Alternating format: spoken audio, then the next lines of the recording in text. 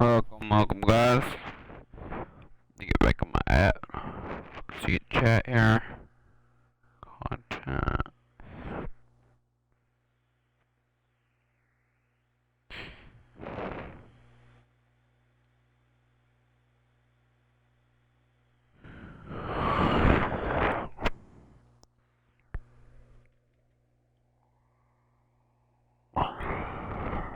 Let's light it, guys. Let's get this going. Never play this game, just to be clear.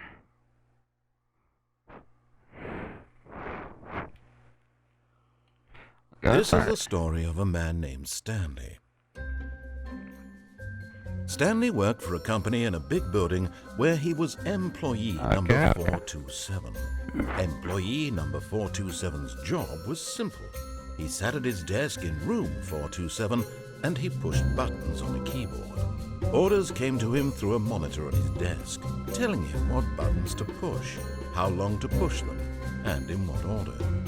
This is what employee 427 did every day of every month of every year.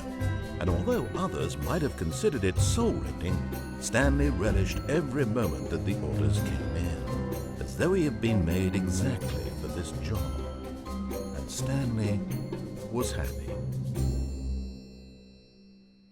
And then one day, something very peculiar happened.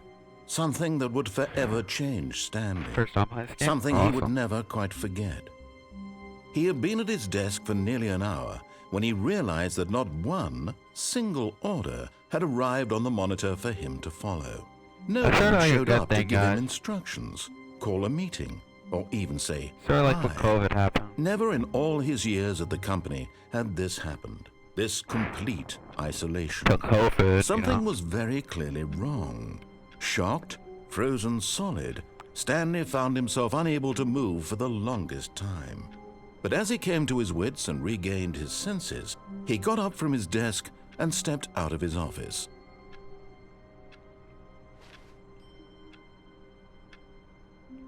Let's see, guys.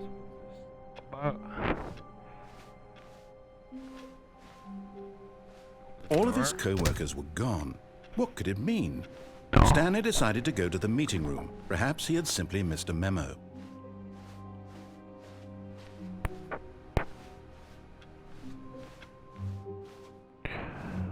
What's going on here? Interesting.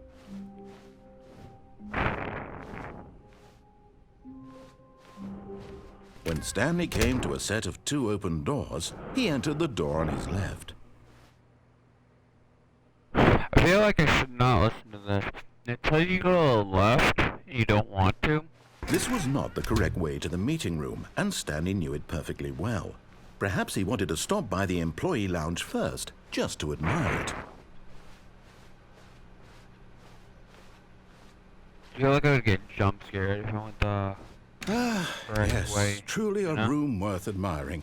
It had really been, but eager to get back to business, Stanley took the first open door on his left. I feel like I should not listen to this dude. Just tell me to go down a long, creepy, and I repeat, creepy way. I don't know. What do you think, chat? What do you think? And so he detoured through the maintenance section, walked straight ahead to the opposite door, and got back on track. I like how that door closes, bro. Like that, it's like... Yet there was not a single person here either. A little bit Feeling a wave of disbelief, Stanley decided to go up to his boss's office, hoping he might find an answer there. How does a dispute with a coworker? What's it brought up inside you? It's like working at McDonald's. Is your employee that everything is okay? Make sure you fine. This is the Matrix, bro. Sure. Yeah, we are. Yeah, we are. I can agree with that. I can agree with that. I can.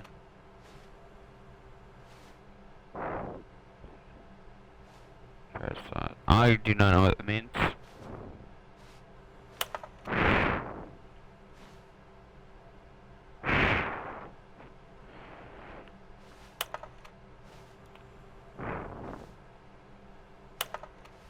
Let's move on. I don't know what that means. Coming to a staircase, Stanley walked upstairs to his boss's office.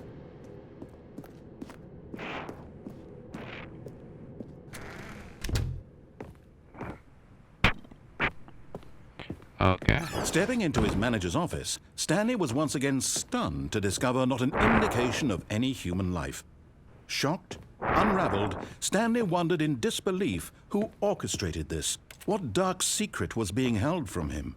What he could not have known was that the keypad behind the boss's desk guarded the terrible truth that his boss had been keeping from him. And so the boss had assigned it an extra secret PIN number, 2845. But of course, Stanley couldn't possibly have known this. Are you types off?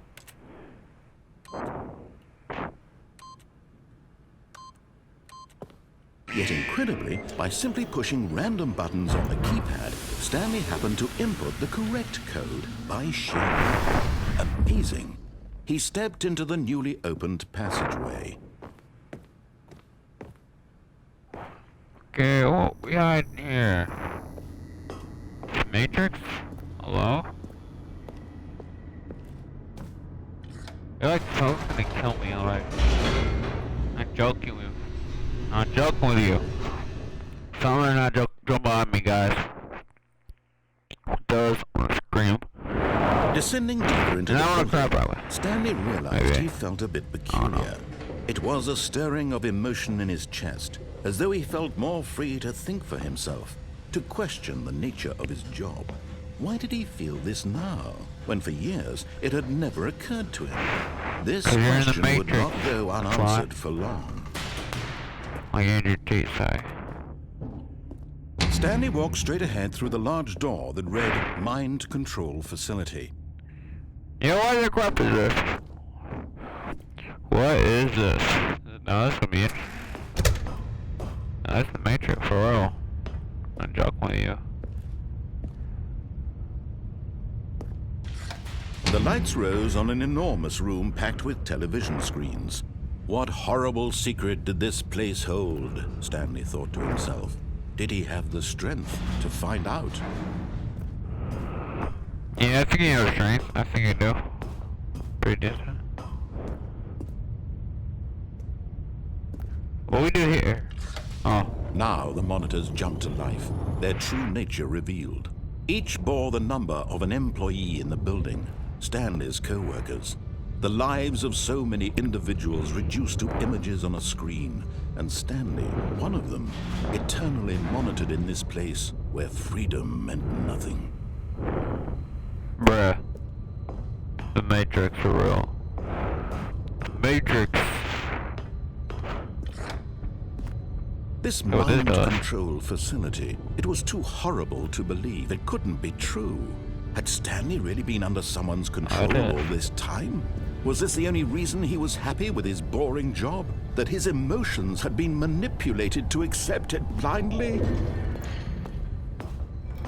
No, he refused to believe it. He couldn't accept it. His own life in someone else's control? Never! It was unthinkable, wasn't it? Was it even possible? Had he truly spent his entire life utterly blind to the world? Not that bad. Here was the proof, the heart of the operation.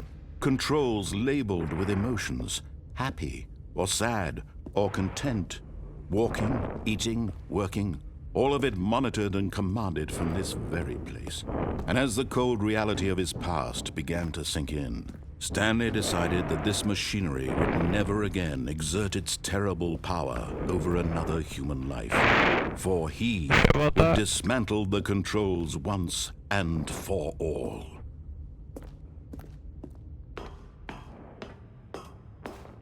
I feel like someone's gonna stop me, because it shouldn't be this easy, you know? Shouldn't be this easy. What?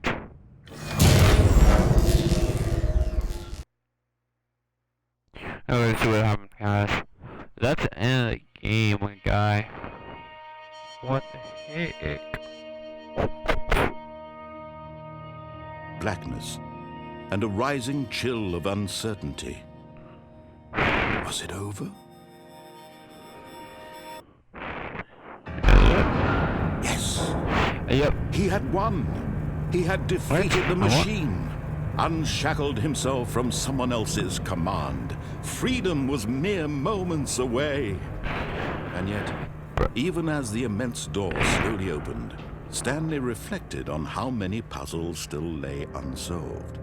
Where had his co-workers gone? How had he been freed from the machine's grasp? What other mysteries did this strange building hold? But as sunlight streamed into the chamber, he realized none of this mattered to him, for it was not knowledge or even power that he had been seeking, but happiness. Perhaps his goal had not been to understand, but to let go. No longer would anyone tell him where to go, what to do, or how to feel. Whatever life he lives, it will be his. And that was all he needed to know. It was perhaps the only thing worth knowing. Stanley stepped through the open door. Stanley felt the cool breeze upon his skin, the feeling of liberation, the immense possibility of the new path before him. This was exactly the way, right now, that things were meant to happen. And Stanley was happy.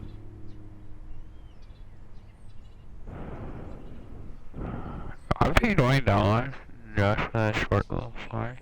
I'm more gonna bust the computer. The computer will be broken. That was it again. Oh, good. I was about to say, that was it. This computer would have been destroyed. I swear I'm alive. All of his co-workers were gone. What could it mean? Stanley decided to go to the meeting room. Perhaps he had simply missed a memo.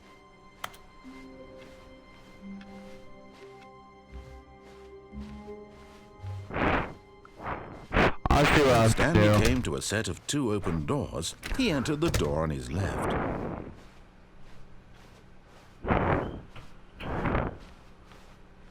Yet there was not a single person here either. Feeling a wave of disbelief, Stanley decided to go up to his boss's office. Coming to a staircase, Stanley walked upstairs to his boss's office. But Stanley just couldn't do it. He considered the possibility of facing his boss. Admitting he had left his post during work hours, he might be fired for that. And in such a competitive economy, why had he taken that risk?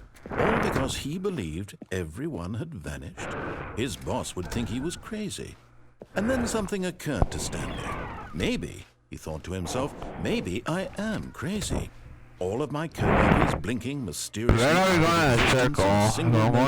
no reason at all. None of it made any logical sense.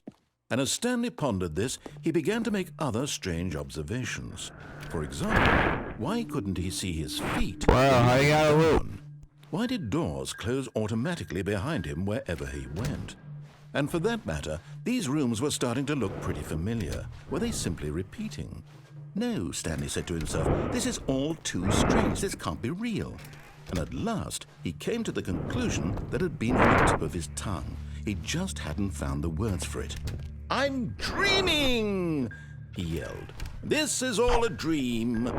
Oh, what a relief Stanley felt. Yeah, I think so, buddy. He found an answer, an explanation. His co-workers weren't actually gone.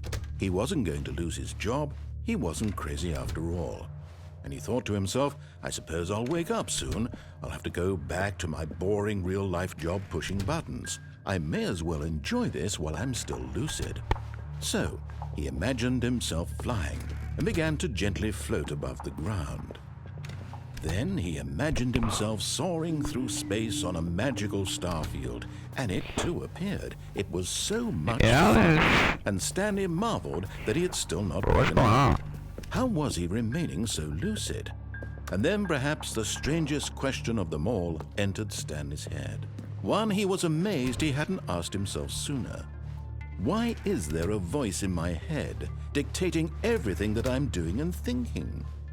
Now the voice was describing itself being considered by Stanley, who found it particularly strange. I'm dreaming about a voice describing me, thinking about how it's describing my thoughts, he thought. And while he thought it all very odd and wondered if this voice spoke to all people in their dreams, the truth was that, of course, this was not a dream. How could it be? Was Stanley simply deceiving himself, believing that if how were you floating? Have to take It wasn't a dream. How you float? After that, Stanley is as awake right now as he's ever been in his life. Yeah, you have the voice common speak sense. these words was quite a shock to Stanley. After all, he knew for certain, beyond a doubt, that this was in fact a dream. Did the voice not see him float and make the magical stars just a moment ago? How else would the voice explain all that? This voice was a part of himself too. Surely, if he could just... He would prove that he was in control, that this was a dream. So he closed his eyes gently, and he invited himself to wake up. He felt the cool weight of the blanket on his skin, the press of the mattress on his back, the fresh air of the world outside this one. Let me wake up, he thought to himself. I'm through with this. Yeah, I like waking up. I wish it to be over. Let me go back to my job. Let me continue pushing the buttons. Please, it's all I want. I want my apartment, and my wife, and my job. All I want is my life exactly the way it's always been. My life is normal. I am normal. Everything will be fine. I am okay.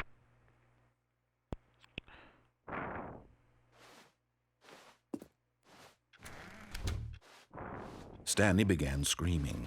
Please, someone, wake me up. My name is Stanley. I have a boss. I have an office. I am real. Please, just someone tell me I am real. I must be real. I must be. Can anyone hear my voice? Who am I? Who am I? And everything went black. Yeah, because it passed out because I was getting too stressed. You know what I mean? This is the story of a woman named Mariella. Mariella woke up on a day like any other. She arose, got dressed, gathered her belongings, and walked to her place of work. But on this particular day, her walk was interrupted by the body of a man who had stumbled through town talking and screaming to himself, and then collapsed dead. Oh, crazy. And although she would soon turn to go call for an ambulance, for just a few brief moments, she considered the strange man. He was obviously crazy. This much she knew. Everyone knows what crazy people look like. And in that moment, she thought to herself how lucky she was to know. I am sane. I am in control of my mind. I know what is real and what isn't. It was comforting to think this, and in a certain way, seeing this man made her feel better.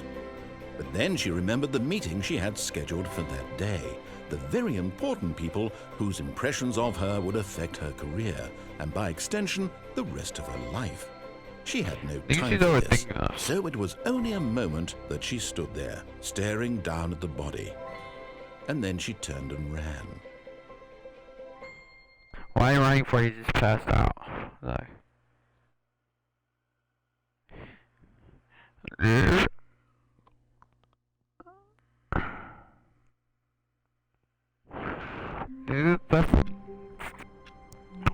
Okay. All of his co-workers were gone. What could it mean? Stanley decided to go to the meeting room. Perhaps he had simply missed a memo. He could.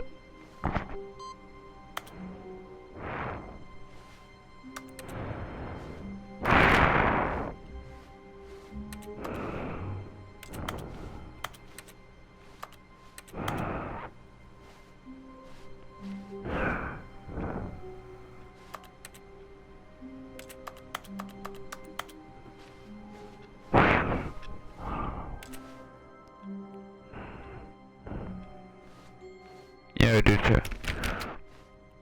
Can't get in there. Can't get in. Why is all these doors locked? When Stanley came to a set of 2 open doors, he entered the door on his left.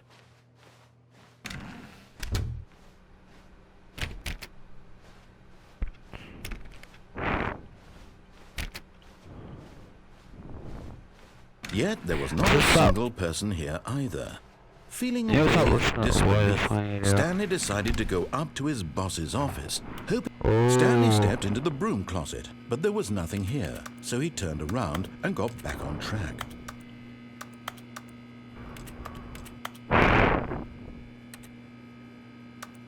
There was nothing here. No choice to make, no path to follow, just an empty broom closet. No reason to still be here.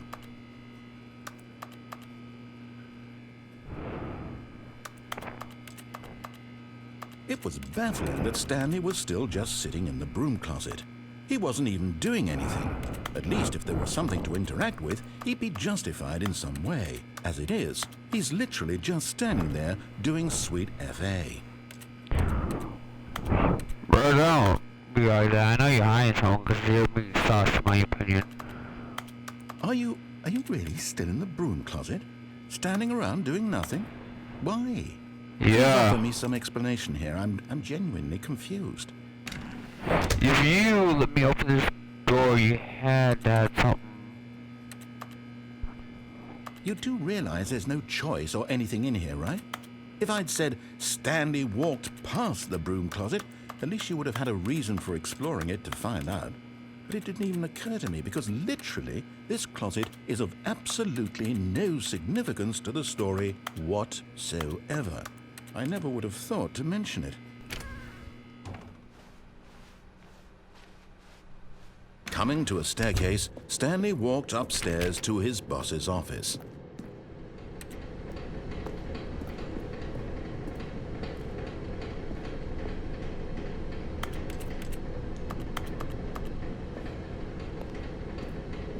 I can read that note.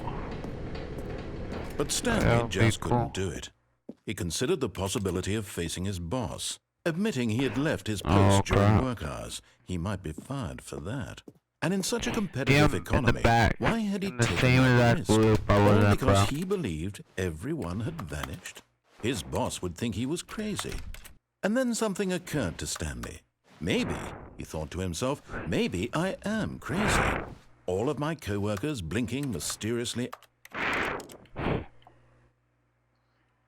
There has to be some type of different, way to go, because multiple endings, I heard there's, hundreds of endings in this game hidden. It's like Zelda, but remixed.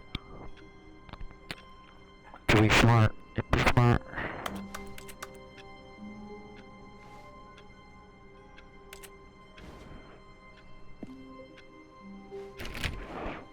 Now this time I'm checking every single door, you know? Were gone. What could it mean? Stanley decided to go to the meeting room. Perhaps he had simply missed a memo. No matter how hard Stanley looked, he couldn't find a trace of his co-workers.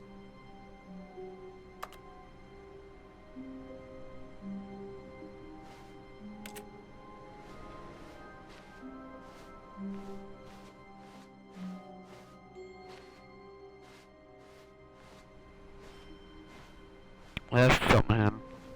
Stanley went around touching every little thing in the office, but it didn't make a single difference, nor did it advance the story in any way.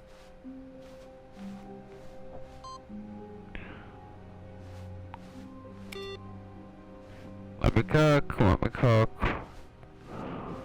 Yeah, there is some difference, buddy. Quit lying to me. I know you're lying. I feel like his voice is up to rig me or something. Just don't mock me out. I'm trying to figure out the riddle. So let's do friend. Dude, to be honest with you.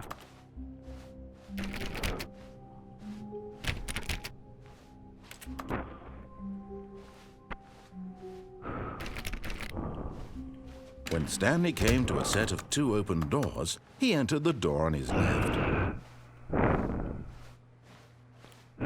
This was not the direct way to the meeting room. The other one is just like a loop. Do I go that way? It's Perhaps a loop. He wanted to stop by the employee lounge first, just to admire it.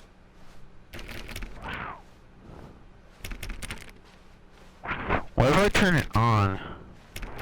And you know, should I turn it off or turn it on? What will happen? Will be like extension to the game per se? This room. What a beautiful room. What a gorgeous, gorgeous room. Thank goodness Stanley had taken this detour on his way, but eager to get back to business, Stanley took the first open door on his left. I'm not doing that. Thanks. It has to be open for a reason. Stanley was so bad at following directions, it's incredible he wasn't fired years ago. You're not lying. If you're lying, right now, stop. No. That's what you want me to do, kid. Exactly what you want me to do. I think there's some way, there has to be some way to find my coworkers. I would think. There would have to be some way. Do not jump on the cargo left while it is in motion. Cause death. Potentially misuse of cargo left $1,000. Jumping off. But you're not gonna make someone pay after they jump to their death. $5,000? Are you serious right now? A little bit messed up.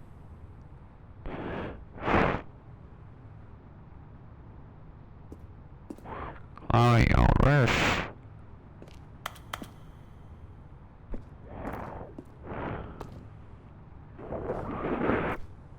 Okay, that makes me suspicious. Look, Stanley, I think perhaps we've gotten off on the wrong foot here. I'm not your enemy, really, I'm not. I realize that investing your trust in someone else that's what they always thought, right? but the fact is that the story has been about nothing but you all this time. There's someone you've been neglecting, Stanley. Someone you've forgotten about. Please, stop. What? Really? I was in the middle of something. Do you have zero consideration for others? Are you that convinced that I want something bad to happen to you? Why, I don't know how to convince you of this, but I really do want to help you, to show you something beautiful. Look, let me prove it. Let me prove that I'm on your side. Give me a chance.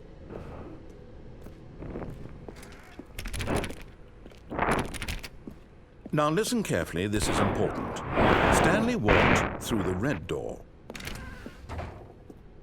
Aha, perhaps you misunderstood. Stanley walked through the red door. I still don't think we're communicating properly. Stanley walked through the red door. All right, fine, go ahead, Stanley. You want to know so badly what's out there? You want to find out what lies at the end of this road you've chosen? Well, don't let me stop you. You see? There's nothing here. I haven't even finished building this section of the map because you were never supposed to be here in the first place. Broken rooms, exposed developer textures. Is this what you had wanted? Was it worth ruining the entire story I had written out specifically for you? Do you not think I put a lot of time into that? Because I did. And in the end, it was all for nothing. Because this is what you wanted to see. Help me here, Stanley. Help elucidate these strange and unknowable desires of yours. What would have made this game better? What did you want to see? Vehicles? Skill trees? Work with me. You've given me absolutely nothing so far. Tell you what. Let me take a stab in the dark at a new design, and you can give me some feedback. There we go. A third option. This already feels leaps ahead of where we were before. Go ahead, Stanley. Take it for a spin. Okay, I'm going to stop you there. Now, tell me about your experience with this new version. Would you say that the game benefited from allowing you more choices? Feel free to be honest. I'm looking for some real critical feedback here. Aha! You see, I knew I was onto something. Where do these flashes of inspiration come from? How did I know the game needed a third door? Well, it's instinct mostly, a calling in your gut. I really couldn't say where the idea came from, except that I felt it in my soul. You can't teach that, Stanley. Don't even try. Here, based on the data from your previous playthrough, I've compiled a new version. And to be perfectly candid, I think I've knocked it out of the park with this one. Let's take a look. Now, would you say that competitive leaderboard helped you feel motivated to keep walking through doors? Again, honest answers, please.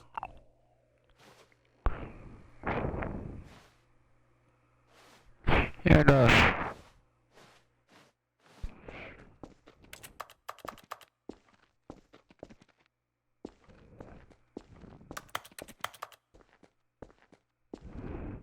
always trap me.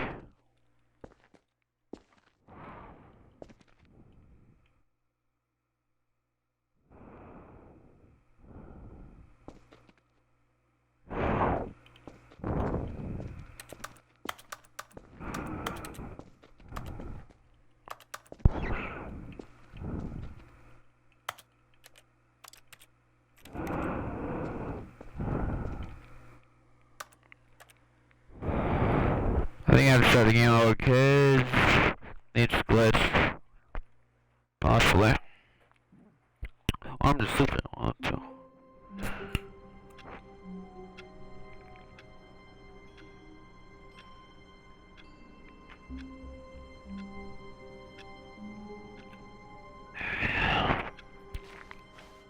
Someone was following Stanley. He was sure of it.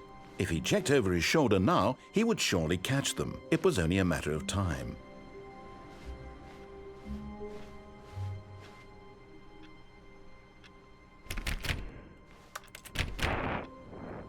They just started changes everything on me play this game. Now I feel like uncomfortable. I know something's gonna get turned on me, bro.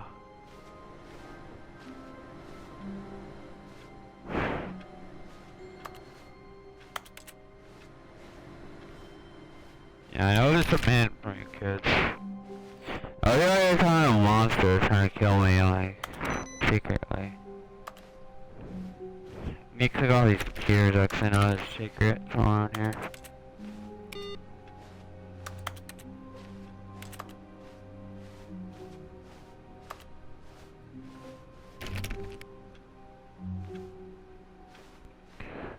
How you get over there?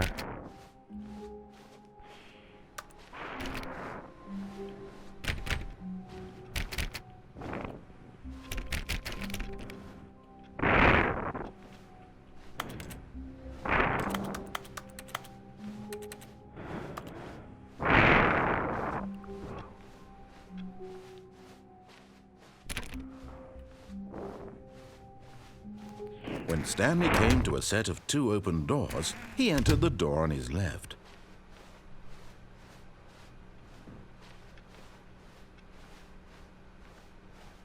Yet there was not a single person here either. Feeling a wave of disbelief, Stanley decided to go up to his boss's. Coming to a staircase, Stanley walked upstairs to his boss's office. But Stanley just couldn't do it. He considered the possibility of facing his boss. Do it again.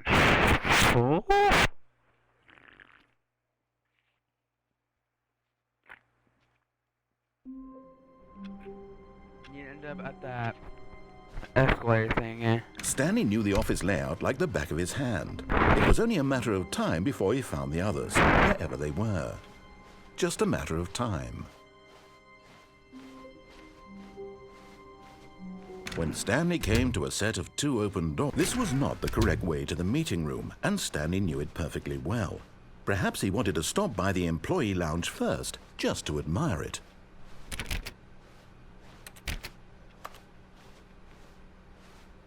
The lounge was sublime, a work of art. But eager to get back to business, Stanley took the first open door on his left.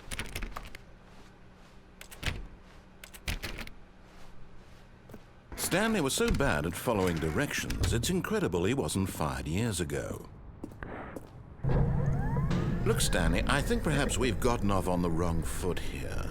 I'm not your enemy, really. I realize that investing your trust in someone else can be difficult, but the fact is that the story has been about nothing but you all this time. There's someone you've been neglecting, Stanley. Someone you've forgotten about. Please, stop trying to make every decision by yourself. Now, I'm not asking for me, I'm asking for her. This is it, Stanley. What are you talking about? Your chance to redeem yourself, to put your work aside, to let her back into your life. She's been waiting. Intimidated by that. That's her, Stanley. You need to be the one to do this, to reach out to her.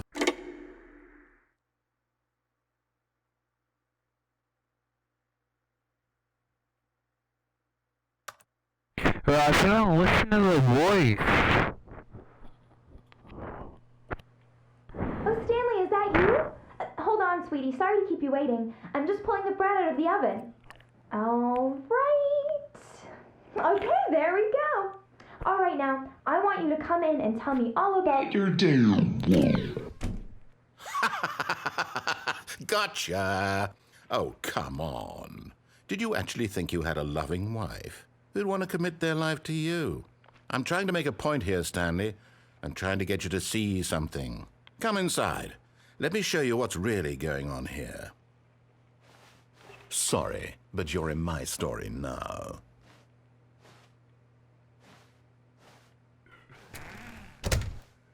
This is a very sad story about the death of a man named Stanley. Stanley is quite a boring fellow. He has a job that demands nothing of him, and every button that he pushes is a reminder of the inconsequential nature of his existence.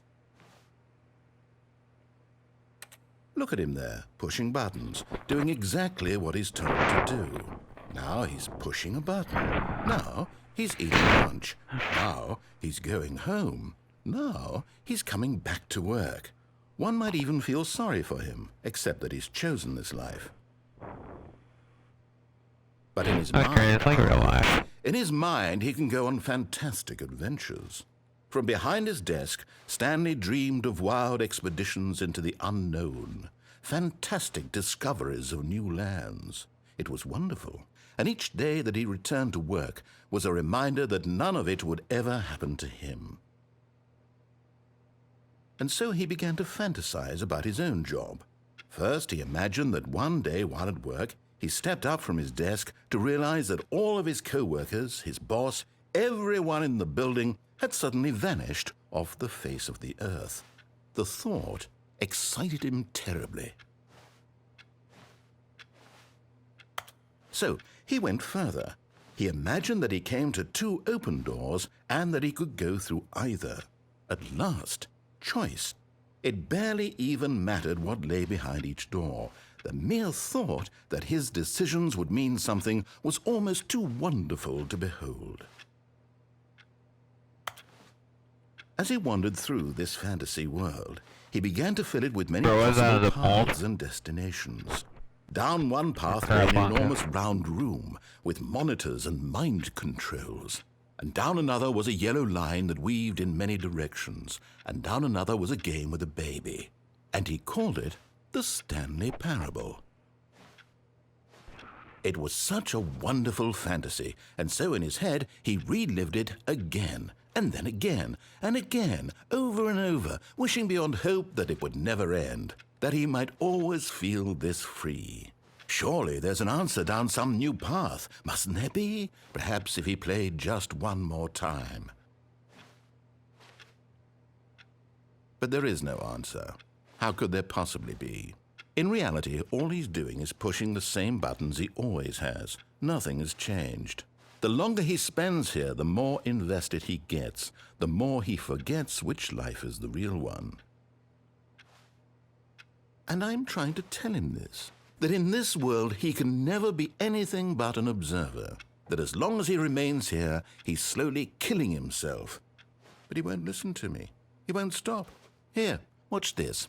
Stanley, the next time the screen asks you to push a button, do not do it.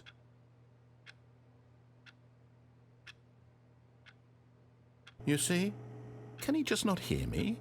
How can I tell him in a way that he'll understand that every second he remains here, he's electing to kill himself? How can I get him to see what I see? How can I make him look at himself? I suppose I can't, not in the way I want him to. But I don't make the rules. I simply play to my intended purpose, the same as Stanley. We're not so different, I suppose. I'll try once more to convey all this to him. I'm compelled to. I must. Perhaps, well, maybe this time he'll see. Maybe this time. And I tried again, and Stanley pushed a button. And I tried again, what do you mean by that? and Stanley pushed a button. And I tried.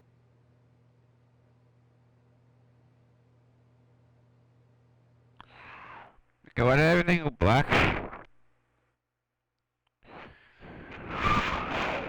Did that game just end like that? Bro killed Even me. now, Stanley's office was a distant memory. What did it look like? There was a computer, perhaps, and a painting. Was it a painting or a photo? He could no longer recall.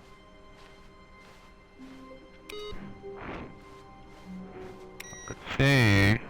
He is about. There's a way out of here. You can figure it out. I think every other way is like a trick, you know? Be that easy. When Stanley came to a set of 2 open doors, this was not the correct way to the meeting room, and Stanley knew it perfectly well. Perhaps he wanted to stop by the employee lounge first, just to admire it. Standing now in this incredible room, Stanley for the first, but eager to get back to business, Stanley took the first open door on his left. Don't listen to you, buddy. Stanley Kill was so me, bad bro. at following directions, it's incredible he wasn't fired years ago.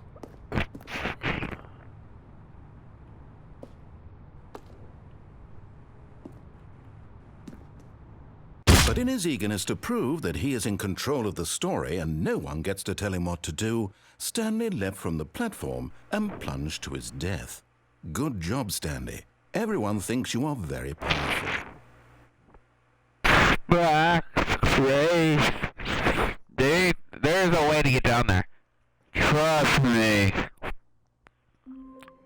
Trust me, I'll figure it out. I'll figure it out good. Someone was I following will Stanley. figure it He out. was sure of it.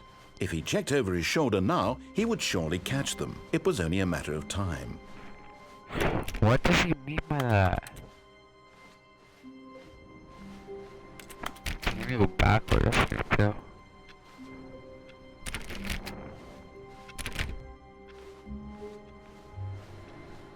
What does he mean, bro? What does he mean by that?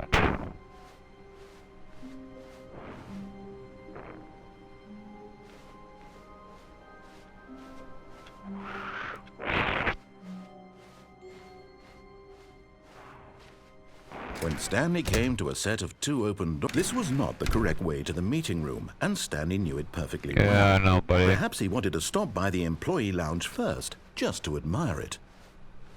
Stanley felt lightheaded, butterflies in his stomach, but eager to get back to business, Stanley took the first open door on his left. Stanley was so bad at following directions, it's incredible he wasn't fired years ago. Okay, there's another possibility. How do you get up there?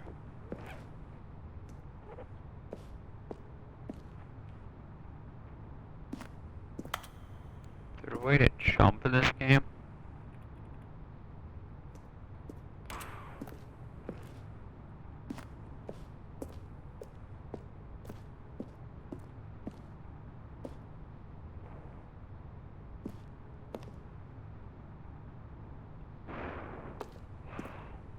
There has to be a way to get down there, I know.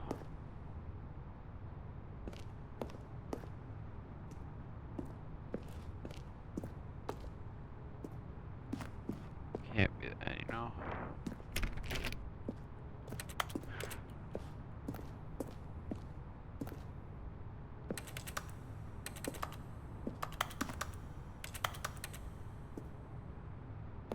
There is two, actually. Look, Stanley, I think perhaps we've gotten off on the wrong foot here. I'm not your enemy, really, I'm not. I realize that investing your trust in someone else can be difficult, but the fact is that the story has been about nothing but you all this time. There's someone you've been... What? Really? I was in the middle of something. Do you have zero consideration for others? Are you that convinced that I want something bad to happen to you? Why, I don't know how to convince you of this, but I really do want to help you, to show you something beautiful. Look, let me prove it. Let me prove that I'm on your side. Give me a chance. That'd be another way, bro. Now listen carefully, this is important. Stanley walked through the red door. Oh, thank God you are willing to listen to me. Do you see that I really have wanted you to be happy all this time? The problem is all these choices. The two of us always trying to get somewhere that isn't here. Running and running and running, just the way you're doing right now. Don't you see that it's killing us, Stanley? I want it to stop. We would both be so much happier if we just stopped. And I think I have a solution. Here, let me show you.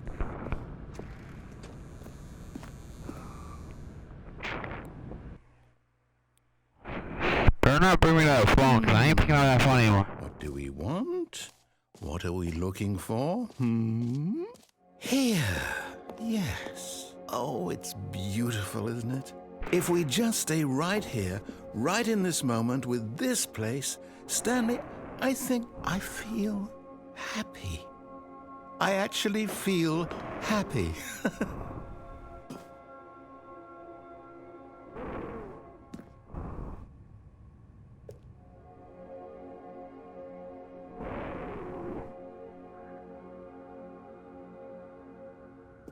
No, wait. Where are you going?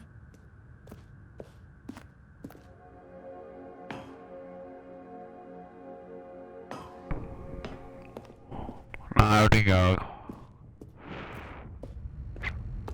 Oh no. Stay away from those stairs. If you hurt yourself, if you die, the game will reset. We'll lose all of this. Please, no, Stanley, let me stay here. Don't take this from me. I'm feeling it. Please, Stanley, think about what you're doing.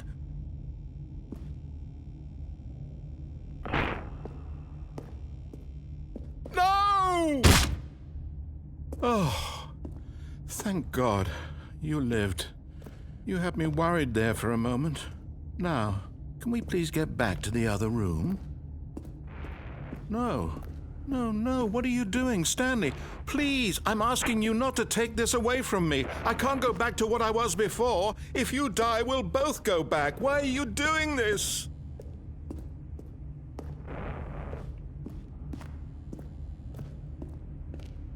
I'm feeling he's trying to trick me, bro, but I don't really know what to do. Stanley? Let's go back to the other room. Can you do that for me? Yes, perhaps you can. Perhaps you finally see what I'm talking about.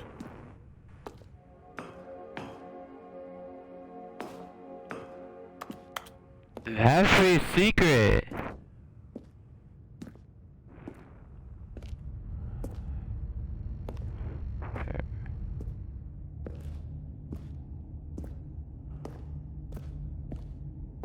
My God, is this really how much you dislike my game?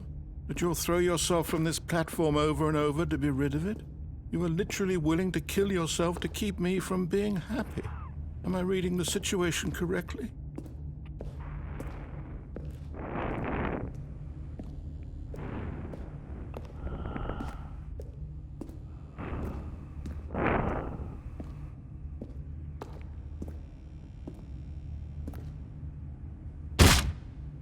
Or maybe you're just getting a kick out of it. I don't know anymore. I just wanted us to get along. But I guess that was too much to ask. It looks like you wanted to make a choice after all. Well, this one is yours.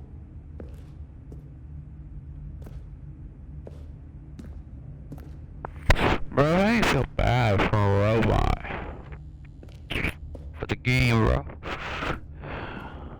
Oh no. I'm gonna choose to do this.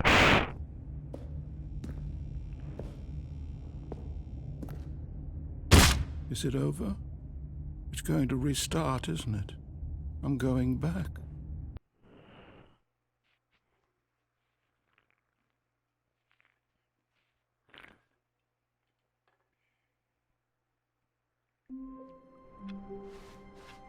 Even now, Stanley's office was a distant memory. What did it look like? There was a computer, perhaps, and a painting. Was it a painting or a photo? He could no longer recall.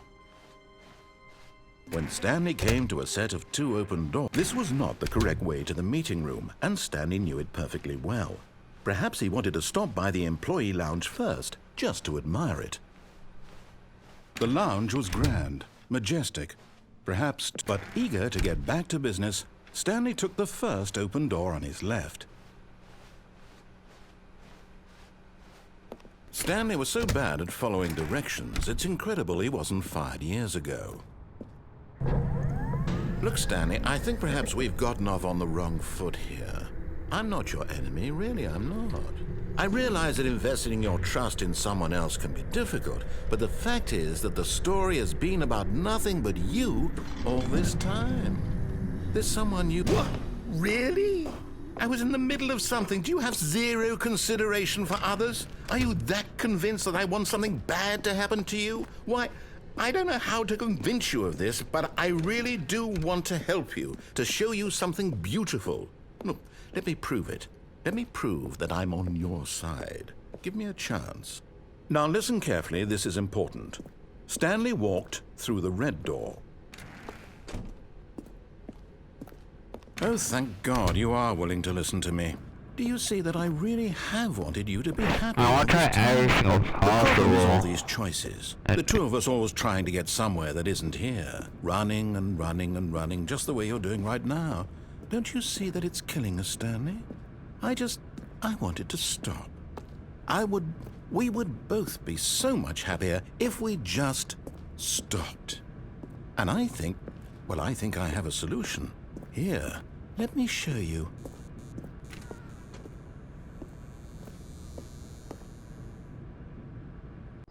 Let's try this, kids. Let's try this. What do we want? What are we looking for? Here. Yes. Oh, it's beautiful, isn't it? If we just stay right here, right in this moment with this place, Stanley, I think they were happy. I actually feel might be the mind happy. control machine.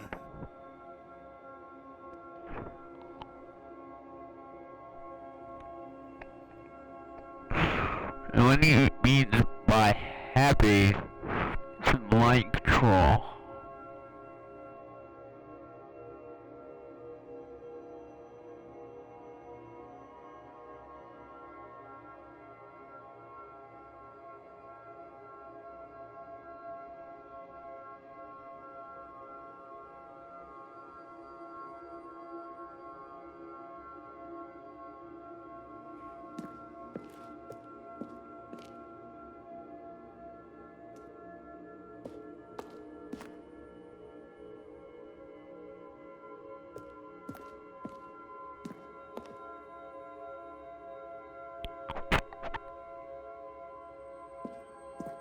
Okay.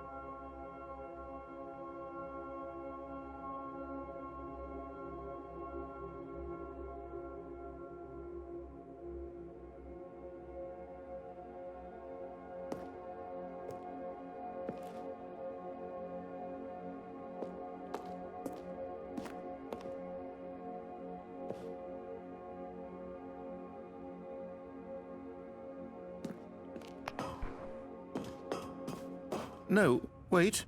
Where are you going? I don't know what I have to do.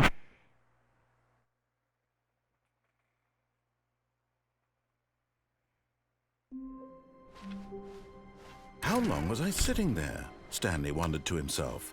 Minutes? Days? Centuries? Did something crucial happen while my senses were turned? He made a note to be more careful with time from when Stanley came to a set of 2 open doors. This was not the correct way to the meeting room, and Stanley knew it perfectly well. Perhaps he wanted to stop by the employee lounge first, just to admire it. And here it was, the lounge. But eager to get back to business, Stanley took the first open door on his left. Stanley was so bad at following directions, it's incredible he wasn't fired years ago. Look, Stanley, I think perhaps we've gotten off on the wrong foot here. I'm not your enemy, really, I'm not. I realize that investing your trust in someone else can be difficult, but the fact is that the story has been about nothing but you all this time. There's someone you've been neglecting, Stanley. Someone you've forgotten about. Please, stop trying to make every decision by yourself. Now, I'm not asking for me. This is it, Stanley. Your chance to redeem yourself. To put your work aside. To let her back into your life. She's been waiting. Yeah, that's a lot, That's her, Andy. Stanley. You need to be the one to do this. To reach out to her. If you can truly place your faith in another, then pick up the phone. As Stanley picked up the phone, a white light engulfed him, filling him not just with radiance, but with hope. Hope for a life reunited one... Wait. Oh, goodness. Stanley, did you just unplug the phone? No, that wasn't supposed to be a choice. How did you do that? You actually chose incorrectly? I didn't even know that was possible. Let me double check. No, it's definitely here, clear as day. Stanley picks up the phone. He's taken to his apartment where he finds his wife, and the two pledge themselves to one another. Music comes in, fade to white, roll credits. Not picking up the phone is actually somehow an incorrect course of action. How is that even possible? None of these decisions were supposed to mean anything. I don't understand. How on earth are you making meaningful choices? What did you... Wait a second. Did I just see... No, that's not possible. I can't believe it. How had I not noticed it sooner? You're not Stanley. You're a real person. I can't believe I was so mistaken. This is why you've been able to make correct and incorrect choices. And to think I've been letting you run around in this game for so long. If you'd made any more wrong choices, you might have negated it entirely. It's as though you completely ignored even the most basic safety protocol for real-world decision-making. Or did you not grasp the severity of the situation? Well, I won't have that kind of risk on my watch. I'm going to stop the game for a moment so we can educate you properly on safe decision-making in the real world. What do you mean by that? Please observe this helpful instructional video. Choice. It's the best part of being a real person. But if used incorrectly, can also be the most dangerous. For example, in this scenario, a hypothetical real person named Rupert has a choice. He could invent a machine that eliminates food shortages across the world to make life better for all people. Or he could spend years of hard work forgetting how to read. Which choice would you make? Remember that unlike here, the real world makes sense, and at no time should you make a choice that does not conform to rational logic. If you find yourself speaking with a person who does not make sense, in all likelihood, that person is not real. We use the restroom quick, guys. Take a short break.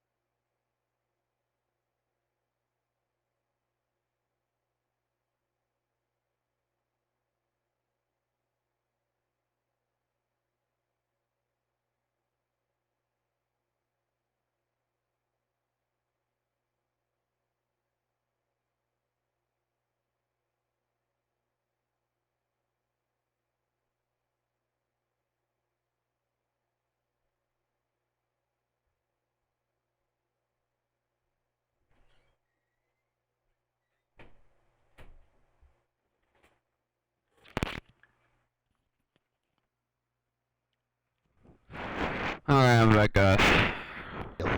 Allow the person to finish their thought, then provide an excuse why you cannot continue talking. Turn to a partner and practice saying, "My goodness, is it 4:30? I'm supposed to be having a back, sack, and crack."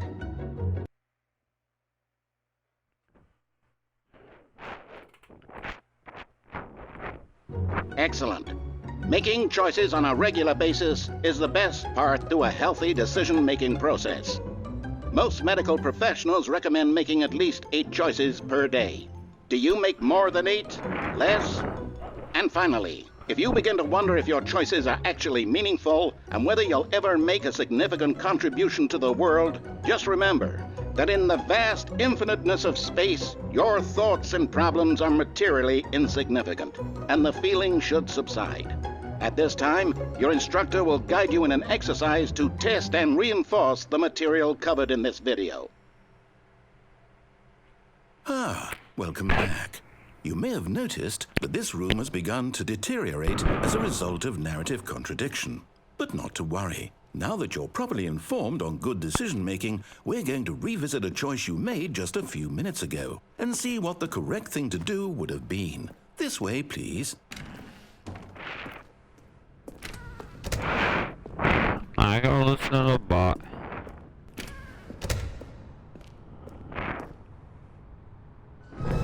Now that we know your choices are meaningful, we can't have you jumping off the platform and dying. Bro. Imagine the main character dying senselessly halfway through the story. That story would make no sense at all. We just need to get you home as soon as possible before the narrative contradiction gets any worse. Unfortunately, it seems this place is not well equipped to deal with reality.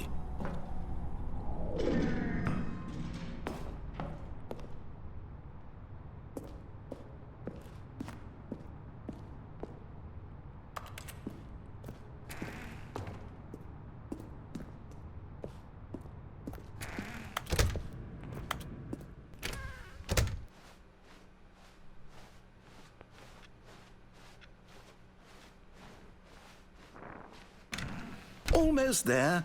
You'll take the door on the left, back to the correct ending, the story will have resolution once again, and you'll be home free in the real world.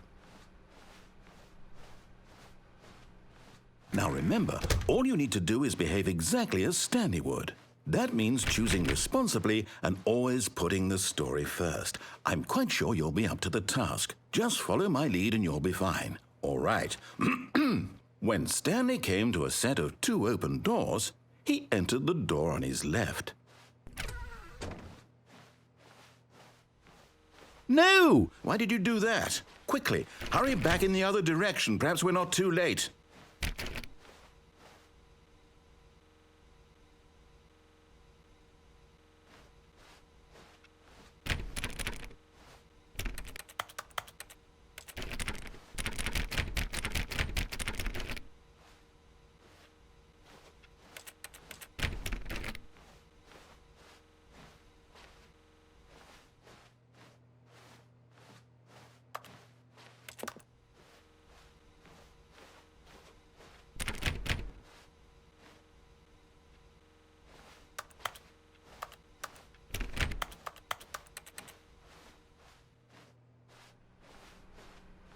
Okay, I think I'm scared. Sure. Oh, it's ruined. I can't believe, after everything we talked about, that my story, you've destroyed my work. Why? For what? What did you get out of that? What did you think was so special about seeing the game undone, left here like so much garbage? It's worthless now. And what am I supposed to do? Even if there were a way to continue, would it be worth it? To know that my story is now incorrect? How can I go back to that? I can't erase that knowledge. I'll have to live with it forever, reliving its impossibility forever. I couldn't live that way. Is it better to shut the game down entirely? To willingly destroy all of my work? I don't know. What's the answer? What do I do? What do I do? What do I... No, I have to. I have to shut the game down. I have to. I have to.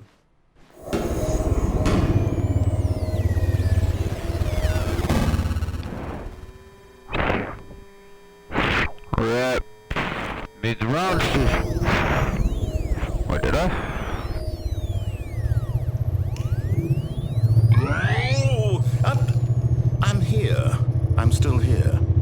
pile of rubbish. With you, who thought you were so clever. Now look where we are. My entire game is destroyed. It was the only thing in the world that was mine, and you've run it into the ground. What, did you think that would be funny? You just had to see? Didn't I impress upon you how important it was to be like Stanley? He actually knows how to do what I tell him to. He understands that if I say to do something, there's a damn good reason for it. That thought hadn't even occurred to you, had it? That there's a world outside of you? You're a child. Oh, my story.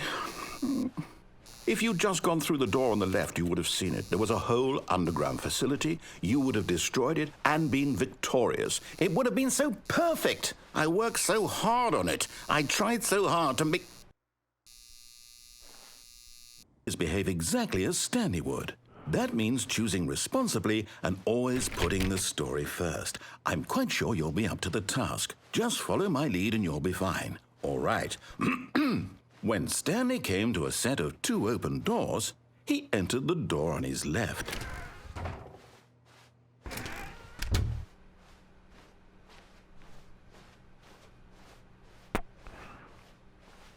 Yet there was not a single person here either. Feeling a wave of disbelief, Stanley decided to go up to his boss's office, hoping he might find it. Coming to a staircase, Stanley walked upstairs to his boss's office.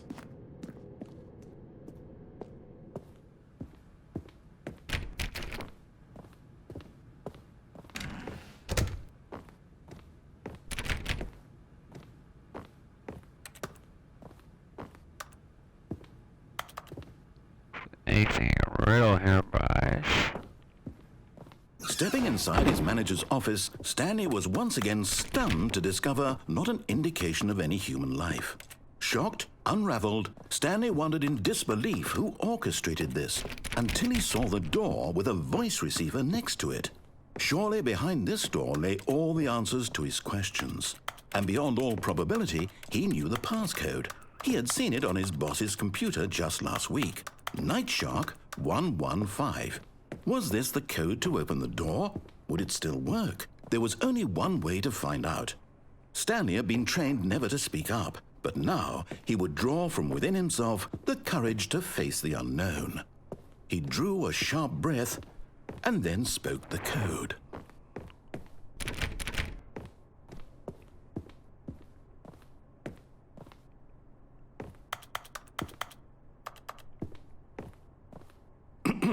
Stanley spoke the code. Night Shark 115. He spoke it into the receiver, right there on the wall.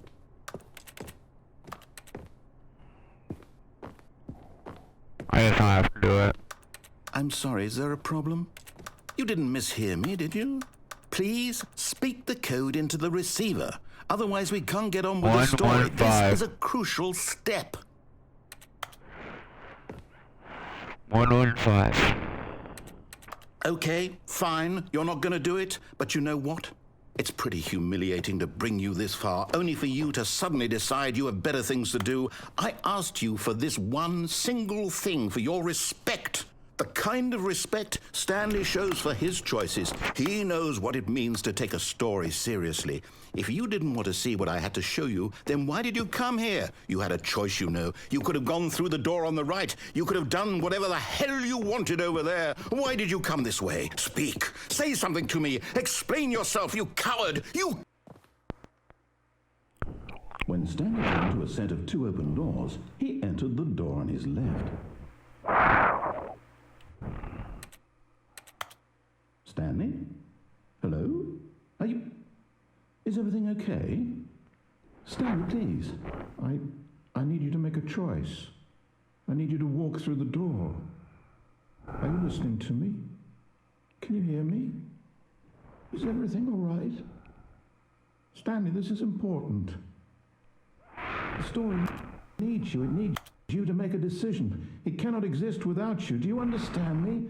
Whatever choice you make is just fine. They're both correct. You cannot be wrong. Together, I'll accept whatever you do. I simply need you to take that step forward, please. Choose. Do something. Anything.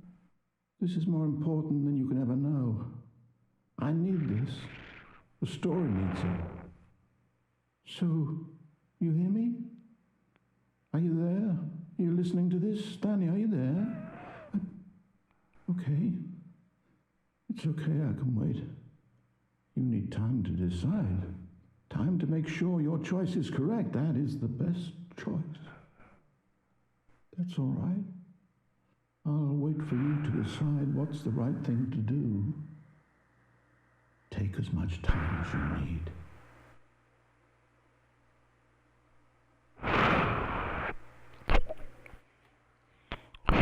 Definitely interesting ending.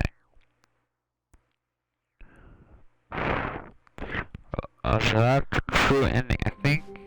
If I respawn here, it's not the true ending, I think. What could it mean? Stanley decided to go to the meeting room. Perhaps he had simply missed a memo.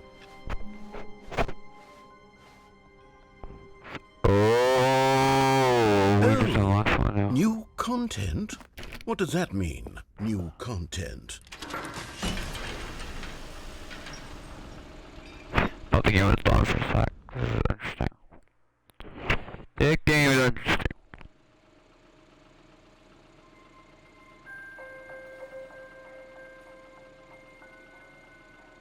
Hello, and thank you for playing the Stanley Parable Ultra Deluxe.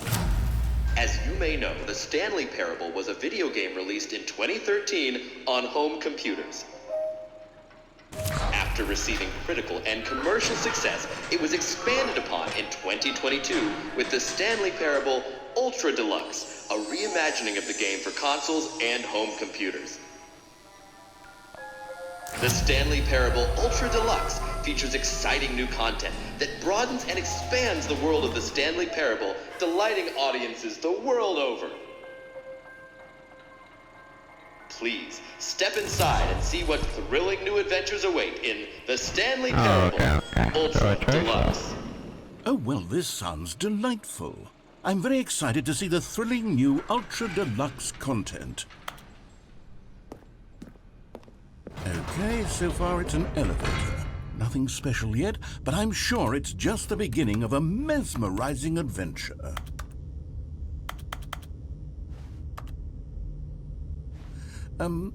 Is it broken? What's going on here? Should we be moving somewhere or... Oh, there we go. All right, finally, at long last, it's on to the new content. I've never been more ready. Let's do it. Okay, welcome viewers. Trying to figure out all the mysteries of the game. To say initial impressions of Stanley Parable Ultra Deluxe, blissfully tedious. It's as if the... okay. Let's see the content. Give me the content, Stanley. Oh, making my list up now. All right, let's see. It's the jump circle.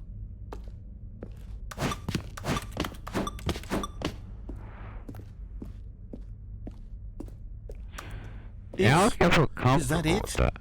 Surely that's not all the new content. There has to be something else, right? Goodness, another elevator. Stanley, I have to say, the initial impressions of this game are not positive. It's just elevators this game and all about jumping. tricks, and I want to start at the beginning again. I want to do that. If this is That'd new be horrible. content, then I could just read you the whole dictionary. There's 20 hours of new content right there. Hell, I could count to 30 trillion. You could put that on the box. The Stanley Parable Ultra Deluxe, now with over 1,000 hours of new content. And oh, wait. There's more. Very good. Yes. I knew there had to be something else. Let's see it. I'm ready for whatever it is. Can I jump anywhere? Because I feel like I'm being led. So I need to dissect this like little pathway to make sure there's no secrets or anything. Maybe. That's Thank it? you for joining the new... Oh, you've got to be kidding me. You see, Stanley? This is what happens when greedy video game developers with no respect for their fan base rush a cheap expansion to market for no reason other than to make an easy dollar. And don't get me started on the level of craftsmanship that's gone into it. In fact, I'm looking right now at the game's achievements, and it's hard to believe one of them actually says, "Test achievement, please ignore." What quality assurance department signed off on this? I'm infuriated and I'm offended, and I intend to hold people on Twitter and hold them personally accountable. For real. That's crazy. It's my fault, Stanley. I built up too much anticipation around the new content, I'm afraid. It could never have lived up to such expectations. If you're still with me, There's always why don't we something else just for reset us, the man. game, and we'll try to get back to what the Stanley Parable is really about. No frills, no gimmicks. Just you and me having a great time together like always. There is escape, I know there is. Friend? Now we suck the game again. No. We have to though. We have to. Push on, you know. Not stopping it. Oh, we got something different here. Real different. Told you the game ain't over. Game ain't over yet. Psst. Stanley, come over here. In the vent. I want to show you something. Okay, my mother always told me if a weird dude says, "Come to the vent with me," don't go in the vent with them. Oh, you don't want to see the cool surprise I made for you? Well, fine. You're a dork anyway, so who cares? Bruh. Oh, never mind. You're not a dork.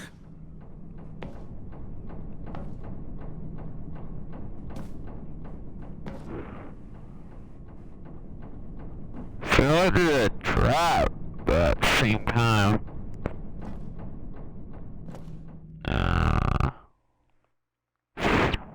we had the scene where I ain't thinking. Woo! No, I know at the same location. Okay, you remember how cheap and unsatisfying the new Ultra Deluxe content turned out to be? Well, it got me thinking about the past, and how much better the Stanley Parable used to be. So I made something special and tucked it away here where the game's developers won't find it.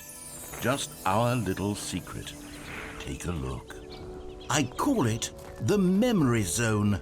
It's where I've been storing all my favorite memories so I can relive the peak experiences of my life whenever I want.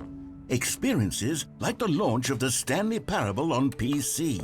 You see, Stanley, doesn't the Memory Zone remind you of how wonderful Stanley Parable was before it was sullied with a cheap Xbox port? Remember back in October of 2013 when the game... And over here is where I keep reviews of the Stanley Parable. Like this stunning triumph of games journalism, 10 out of 10 from Destructoid.com. James Stephanie Sterling writes, and I quote, "Where so many games that aspire to be more than games end up less than any form of art, Stanley Parable strives and then succeeds to be every game ever created." Did you hear that, Stanley? Every game ever created. That's how grand and all-encompassing the original Stanley Parable was. It was literally every game ever created. It was Skyrim, it was Persona 3, it was all of them, and now it's nothing. It's no games at all. It isn't even the Stanley Parable anymore. It's just a husk now. A lifeless husk with an hour of new elevator content.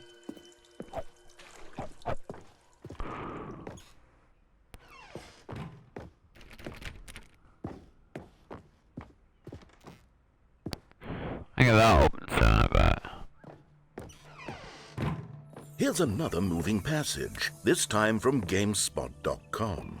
The Stanley Parable is both a richly stimulating commentary on the nature of choice in games and one that offers some of the most enjoyable, surprising, and rewarding choices I've ever been confronted with in a game. 9 out of 10. Don't you get it, Stanley? The game was perfect. It didn't need anything else. It didn't need new content. All they had to do was transport it in pristine condition along to the Xbox. Boom, done. And they couldn't even do that. Couldn't resist the urge to go meddling with a beloved franchise.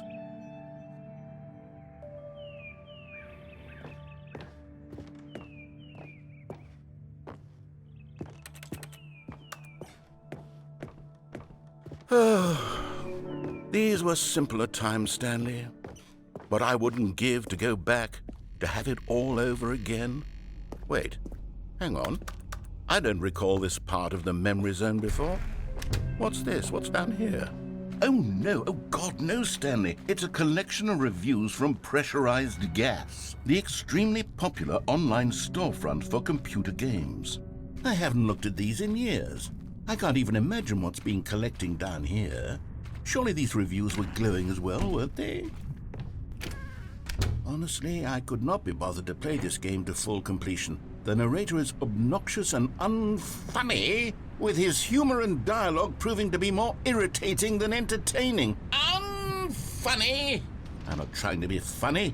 I'm trying to make a serious work of art. I suppose I could write up a handful of gags to insert into the Stanley Parable, but the game is already such a densely layered web of profound philosophical insights that I can't even imagine where I'd have the room to stick them. Okay, let's see what this one says. While the idea for the game is good, for someone who prefers non-linear games, this preachiness gets annoying fast. Preachy? Stanley, I'm not preachy, am I? You can tell me if I'm preachy. Honestly, you can. Oh, goodness. This is actually quite shocking for me. Well, to be honest, I had always thought of the game's dialogue as being rather terse to begin with. You can't know how much fluff I cut from the game to get it to feel as light and airy as it... Well, I always thought it did. But maybe it wasn't. Oh, dear. What an awful memory to have to hold on to. These black marks are my otherwise unimpeachable track record. I feel like a failure. Like I let these people down. Perhaps the Stanley Parable isn't quite as sterling as I... What's this one got to say?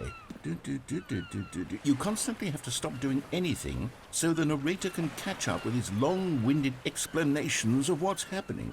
I wish there was a skip... Oh, this is a good game. A skip button. Well, yes.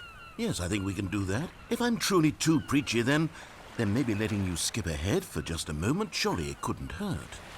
Not if it means we can strike these negative reviews from the record. Only positive reviews of the Stanley Parable. That's my motto today, and it's always been my motto. I'd do anything for the customer, Stanley. Yes, a skip button we shall have. And here it is. Go ahead and give it a shot. I'll pop you forward in time so that the second my incessant droning starts to bore you, with just the push of a button, you'll have zipped right past it. It's what the players have been asking for, and I'm very proud to have delivered.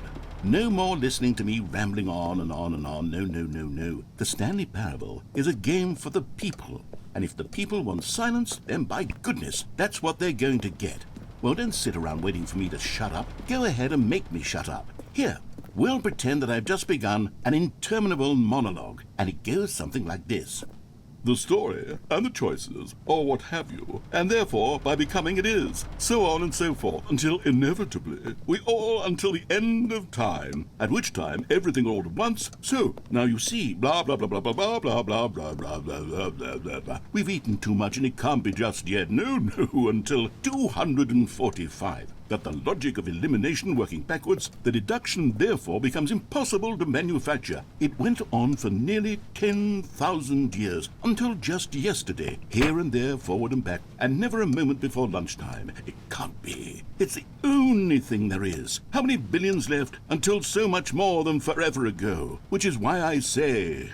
the story and the choices, or what have you, and therefore by becoming it is, so on and so forth, until inevitably we all until the end of time, at which time everything all at once, so now you see, blah blah blah blah blah blah blah blah blah blah blah blah blah blah blah. We've eaten too much and it can't be just yet, no, until 245. Got the logic of elimination working backwards, the deduction therefore becomes impossible to manufacture. It went on for nearly 10,000 years, until just yesterday, here and there, forward and back, and never a moment before lunchtime. It can't be. It's the only thing there is. How many billions left until so much more than forever ago? Which is why I say, the story and the choices, or what have you, and therefore by becoming it is, so on and so forth, until inevitably we all until the end of time, at which time everything all at once. So now you see, blah blah blah blah blah blah blah blah blah blah blah blah blah blah blah. We've eaten too much and it can't be just yet. No, until 200.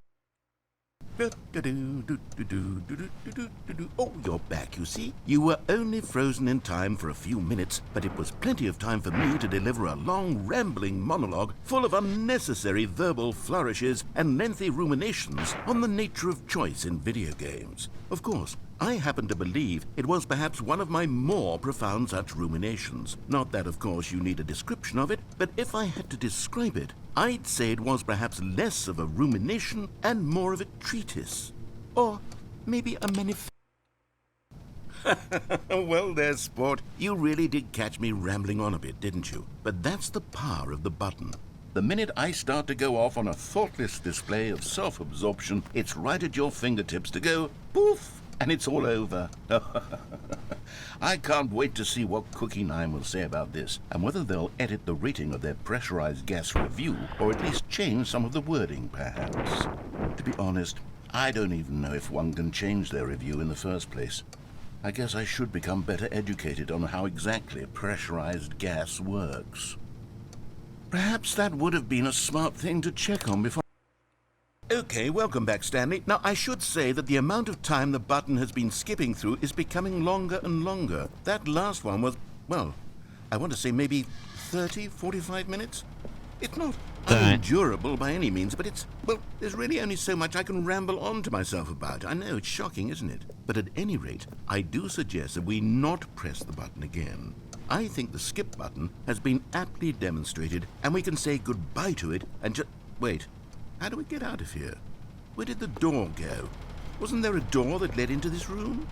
I do feel quite certain that there was one here before. How else would we have gotten into the room in the first place? I don't think one can enter a room without a door of some sort, or a window or something like that. Do you see a window anywhere? A porthole? A sufficiently large crack in the wall? I'll take any of these. All I want is for us to move on and to please step away from the skip button, to go anywhere other than the skip button. There was a door here before, wasn't there? I swear there was. Where did it go? Can you maybe just ram your way through a wall? Is there any possibility that you could, say, slam your body into the wall until enough damage is done for you to be able to leave? Please, I'll take any option at all. I'm asking you to work with me here. We need a door. We need a door of some kind. I can work with any kind of door, as long as it can open and lead from one room to another. I'm going to step away for just a moment, and I'm going to try to find us a door. I don't know how exactly to remove a door and place it in a different wall, but I will find a way, I promise. You just need to not do anything. Don't press the skip button. Please, please, please do not press the skip button. Just wait here for me, and don't press the skip button. Got it? Yes, good. I'll be right back.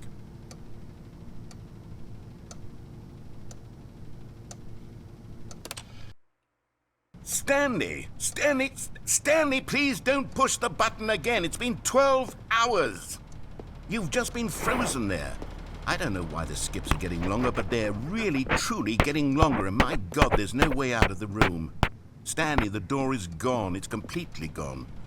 I've looked at it from every angle. I've checked every one of those walls 1,000 times, and there's no door, Stanley. There's no door. There's just you and the button, and if you keep pressing it, I have no idea what will happen. I have no idea how long I'll be made to sit here, and more than anything else, I don't know how to stop you from pressing the button again. I can't control anything in this room, Stanley. I can't touch it, and I have to believe, I have to know that sooner or later, no matter how much I plead with you, you're going to press the button again. Why would you? I've been thinking and I don't know what I can do to convince you otherwise. Oh my God. And it's all because of those reviews. Those reviews that I couldn't get out of my head. I just couldn't ignore the negative feedback. Why was it so important for me to fix the problem? Why did Cookie Nine's opinion matter so much to me? I've never even met Cookie Nine. I have no idea who they are. What would it ever really matter? But here I am. I'm fixating on every tiny negative thing that anyone ever says about me. The merest mention of one of my imperfections, and I become as impetulant as a child, wild and impulsive. I can't help myself. I can't stop myself from lashing out with a vengeful fury to alter and to change and to break anything unbroken, if only it pleases this one person who made a single negative comment. What does such an insult serve? For whose benefit is this? And here I am, now stuck in a room, waiting for you to press this button. I become frozen in time, knowing that you're going to do it, and that I'm going to be stuck all alone, and that I had the power to prevent it all from happening, if only I'd held my tongue. It's all out of my control now. Just you. Just your decision as to exactly when you're going to make me suffer, to leave me all alone. Surely you will. I don't doubt it. Surely you'll press that button again, leaving me here. And surely you'll put your own desire to see what's next ahead of my need for company, for companionship. Surely you'll not be moved by my howls of fitful anxiety, that you sit with me and just stay here. Oh, no, no, no, I know you too well. You'll be leaving me. Oh, my God. And it's all because of those reviews that I couldn't get out of my head. I just couldn't ignore the negative feedback. Why was it so important for me to fix the problem? Why did Cookie Nine's opinion matter so much to me? I've never even met Cookie Nine. I have no idea who they are. Oh, Stanley, you're back. You're back. Oh, my goodness. I have someone to talk to again. Stanley, I think it's been a week. Or 2 weeks. I've been sitting here all that time, just sitting here, not a single person to speak with. And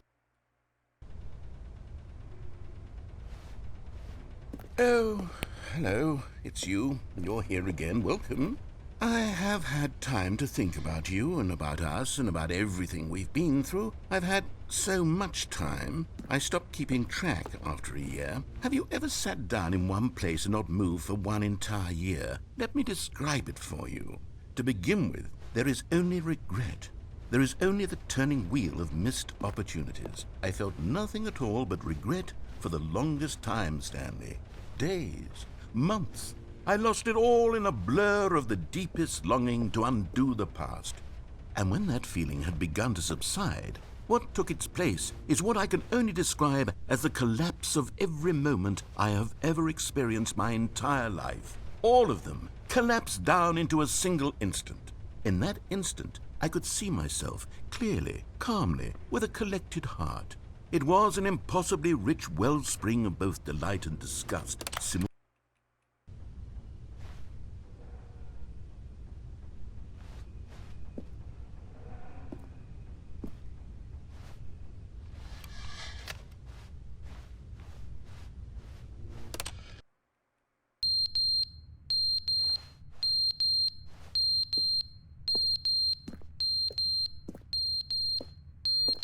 What's going on?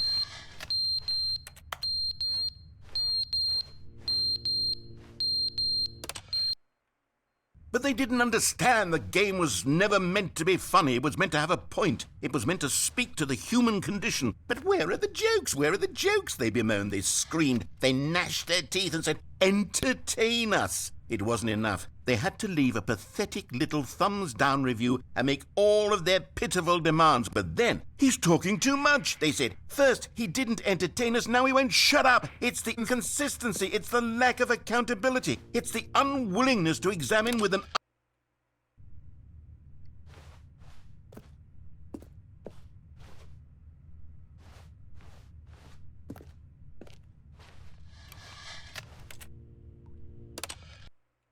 The end is never the end, is never the end, is never the end, is never the end, is never the end, is never the end, is never the end, is never the end, is never the end, is never the end, is never the end.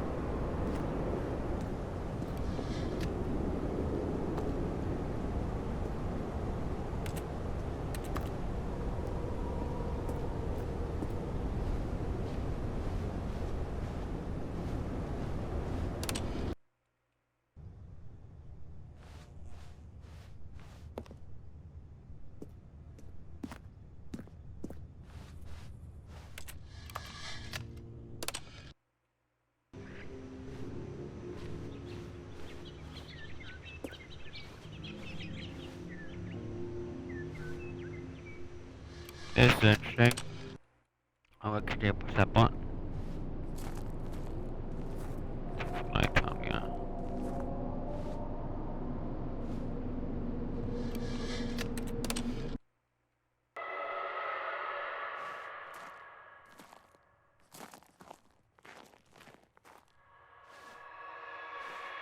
Eventually that's the end, you know?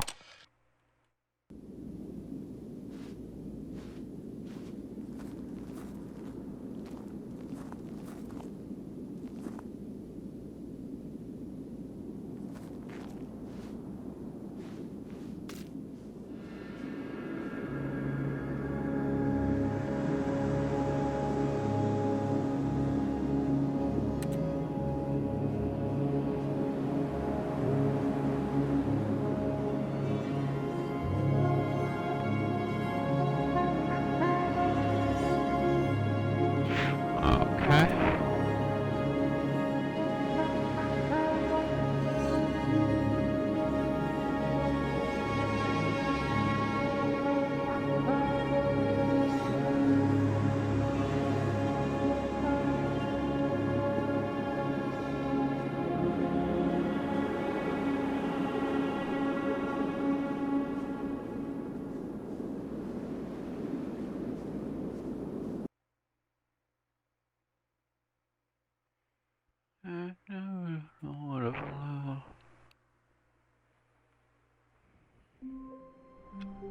Okay, we're back.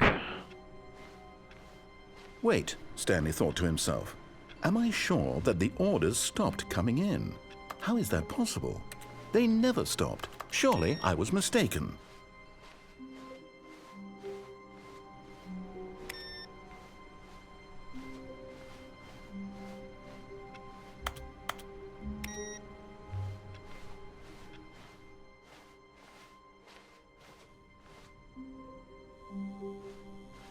Oh, good. You notice my sign. Yes, I have something very exciting to show you.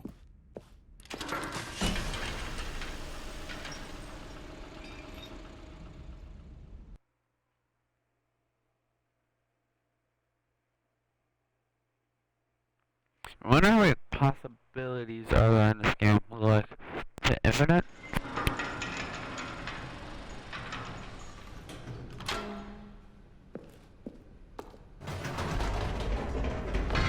You see, Stanley, I've been reflecting on the Stanley Parable and about how roundly disappointing this ultra-deluxe version has turned out to be.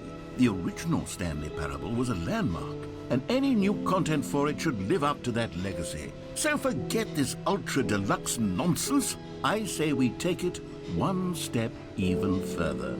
Which is why I'm very proud to announce for the first time ever, the Stanley Parable 2. Oh. Sounds interesting, yeah? Yes, you see, isn't this far superior to a measly port with a few minor additions? Think of all the new territory we'll cover with a fully fledged sequel. An entirely new experience, built from the ground up. Why, there are so many possibilities. It could go in so many different directions. This is what fans have truly been asking for.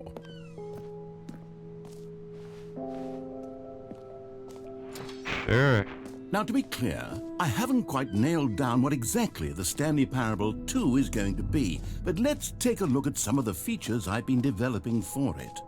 I figure that if I can loosely organize a handful of interesting concepts, that surely the game will sort of naturally spring up around them. It'll all work itself out. Game development is much more of a fuzzy magic than anything scientific or logical, really.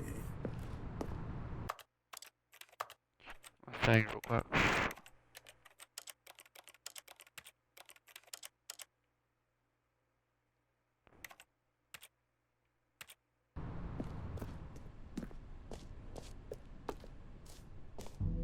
Here we are. Go on, try out some of the new features. Interesting. For the Stanley Parable 2, I asked myself, what do players really want? And of course, the first and most obvious answer is that they want to be individually recognized and validated as people. So with that in mind, my first addition to the game is this button which speaks the name of the person playing the game. Isn't that wonderful? Jim. Sorry, I should have clarified. Right now, the button only says the name Jim. But of course, in the final game, this button will say your name, whatever name that is. Here, let's have you role-play as Jim to really simulate the full experience of this feature. Just play along. I promise you'll love it. Okay, here we go. Let's take a deep breath, clear your mind, forget whoever you are, and simply become a person named Jim. I want you to imagine yourself living as Jim, sleeping and waking as Jim, falling in love and being heartbroken as Jim, seizing all of the world's possibilities as Jim, and as Jim watching your dreams crumble into dust. Do you feel it deeply? Are you really, truly Jim right now? If so, then please step forward and press the button. Jim. Yes, you see? What a thrill, what a rush. That was you. The button described you. Do it again, do it again.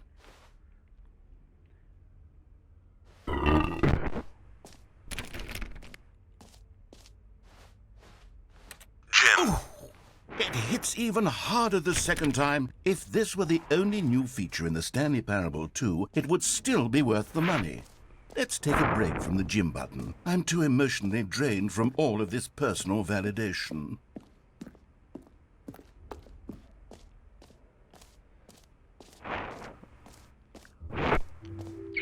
I suppose I could allow only people named Jim to play the Stanley Parable 2.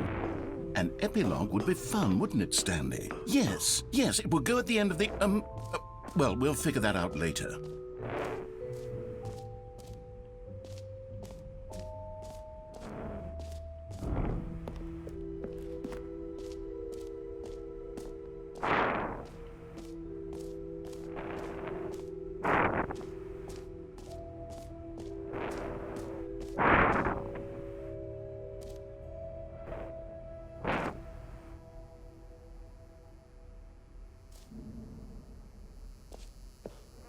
Now, here's something special. You remember that broken test achievement that got left in the game on accident? Well, I'm developing a technology to simply give you the achievement.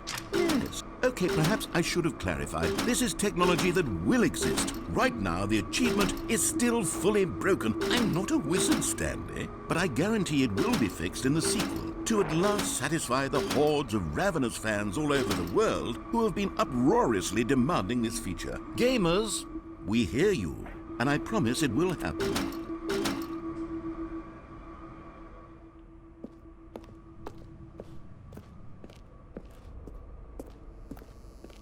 Interesting, for real.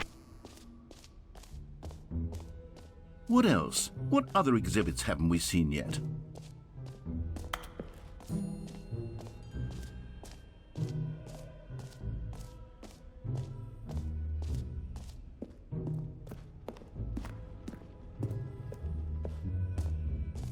Ah, collectibles. Now it's a real video game. In the Stanley Parable 2, you'll run around gathering up these miniature Stanley figurines. And what's truly innovative is that there will be no reward for collecting all of them. I don't want to stifle the intrinsic joy of watching a number go up. You simply collect all of them, and then you move the hell on with your unremarkable life.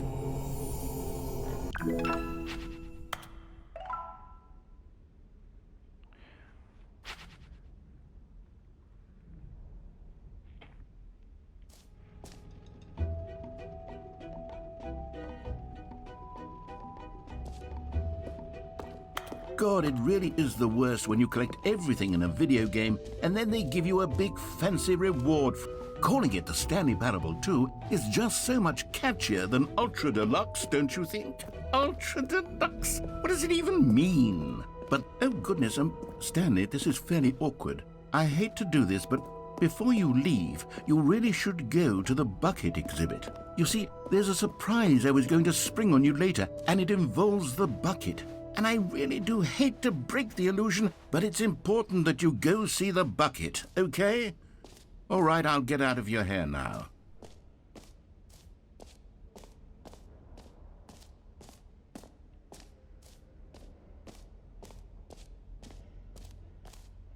I think the bucket is a bit. Let's go. Let's go, guys. See what's going on.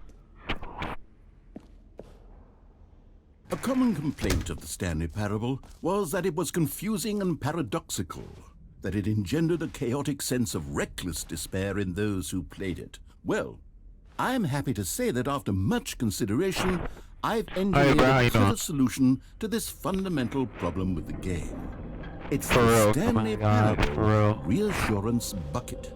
You see, Stanley, anytime you're holding the bucket, a sense of calm and ease will fill your mind and your heart. It's true. As long as you hold on to the bucket, the many disorienting contradictions of the Stanley Parable will feel perfectly normal and perhaps even comforting. You may even come to long for the gentle embrace of jarring cognitive dissonance while the bucket is in your arms. And to be honest, now you're making it sound a little bit sus here. We say you want to hug that bucket. The game to be less the question is, you put the bucket on your head. That's the real question, you know what I mean? Yes, the bucket is the perfect like solution. An avatar. Come on, give it a try. So I do some jigsaw crap or something. A trick or anything. I have to see what it's supposed to do. Why are you laughing like that? Can you feel it? The glow of comfort, even in the face of crushing despair, must already be sweeping through your body. And in fact, can I say that I do believe the bucket lends you an air of charisma as well? I think that just holding it has made you the slightest bit more attractive as a person. That's the question. The benefits of the bucket seem to go on, don't they? All this and more. Yeah, they do. Await you in the Stanley Parable 2. So, did I just get rid of this bucket, or? I think I better just go exit where I was going to. Does anyone give out awards for most enjoyable bucket in a video game? That really should be an award if it isn't already. But I feel some type of weird accomplishment holding this bucket, you know? How you get me, chat? I feel like I achieved something. It's like a brain game, you know? For real. Let's see what the upload the next part of the game. What that does. A little bit sus. Let's just keep on going. At least it lets go this time. That's what this does. So, Stanley, what do you think? Do you like all of the new features? Yes, I know it's not exactly clear yet how exactly these features will come together as one single coherent video game, but I can feel it in my soul. It's going to work. There's definitely a good game in there somewhere. Say, let's do an experiment. I'll arrange these new features together, and we'll see whether or not it coheres into a meaningful gameplay experience. Okay, are you ready? Here it is. I give you the Stanley Parable 2.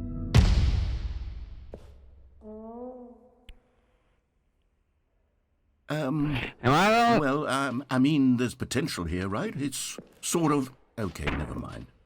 Hold on. Am I the only one who says hello? Yes. Hello? This is much better. I feel good. I feel like this is like a horror game, but I just don't know it yet. Who am I kidding, Stanley? Possibly. This isn't a coherent video game at all. It's a lot of gags. And I do very much enjoy creating gags, but they don't add up to anything. I wanted more than anything to create a sequel that would capture all the magic of the first game. I wanted fans to love it. No matter how good these gags are, they won't stand on their own. They would need the structure and the gameplay of the original. Wait, maybe that's it. Probably. I can take the original Stanley Parable and simply, well, insert a few of my new features into it. Tastefully, of course. With respect. With care for the vision and integrity of the original game. Would it possibly work? I suppose it could. But it would need a really, really tremendous title screen. A title screen that says with bold and uncompromising conviction, "This is the Stanley Parable 2. Let me see if I can whip something up. All right, perfect. Go ahead. Take a look. I Okay, we better not end up back at the, like the spawn point. That'd be crazy. Bro, that's crazy. Let's do this. Let's do this, boy. Let's do this. Let's do this. This is actually so interesting, for real. So the first part was actually not the actual This is game. the story of a man named Stanley. Crazy. Stanley worked for a company in a big building where he was employee number 427. Employee. The eyes end up at the spawn point. This dude actually tricked me. Gone. What could it mean? Stanley decided to go to the meeting room. Perhaps he had simply. But there's missed a the memo. bucket. The only difference is there is a bucket. That's crazy. But we got the bucket though.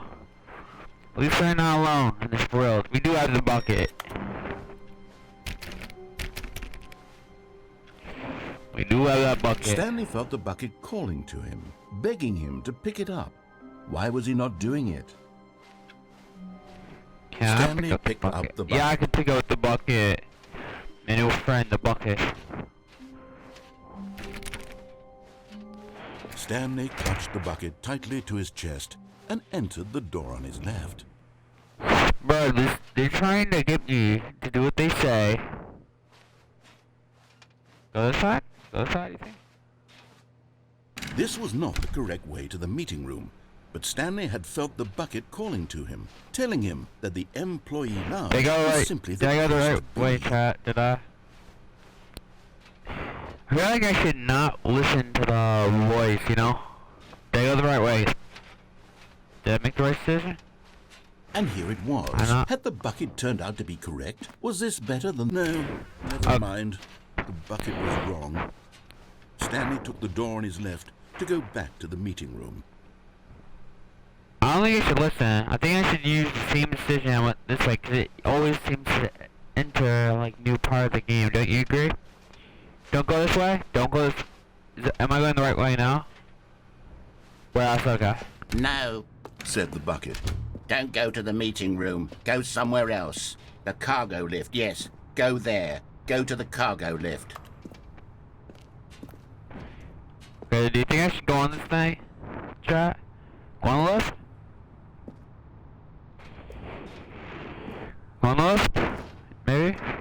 Possibly?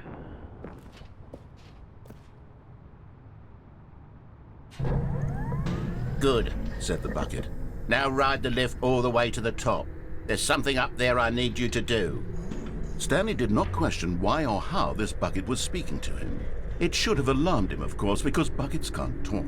But Stanley They jump chose off, not to correct? think about this obvious fact. Something I He do. was firmly convinced that the bucket had spoken to him, and he unthinkingly did whatever the bucket asked. No! I think I need to start the game over. Begin, don't you agree? The other way? This way? Okay. No, okay. I'll make sure. I trust my chat. Trust my chat here.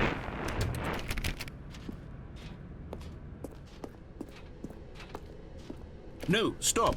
Look there on the wall. You see, there's a sign right there. It says, "No buckets past this point." Stanley, how could you Huh? think it was okay to bring the bucket Oh, here? okay, that. I'm Unless- tripping. What if the problem is that you actually don't know what is a bucket and what isn't a bucket? I suppose that would explain a lot about your behavior up to this point. Which, if that's true, well, my goodness, I think we have to do something about it. This misunderstanding could have dire consequences on the entire rest of the game if not addressed quickly and properly. So I'm keeping much the of the bucket. impact of the story is dependent on your understanding of what is and isn't a bucket. Please, step in here for a moment.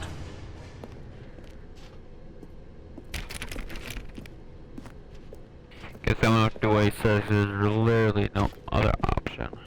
So I was going this way, so I went back. Actually, I can't go back either. There's only one entrance.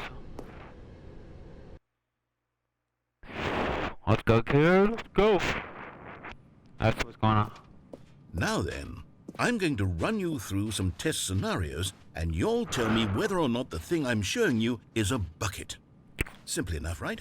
This should tell us everything we'll ever need to know about what is or is not a bucket. Okay, let's begin. For sure. Item 1. Is this a bucket?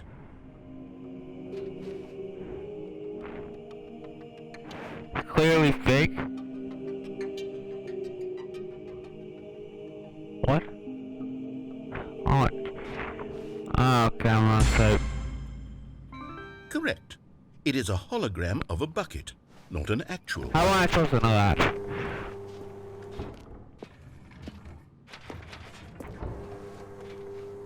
Item 2.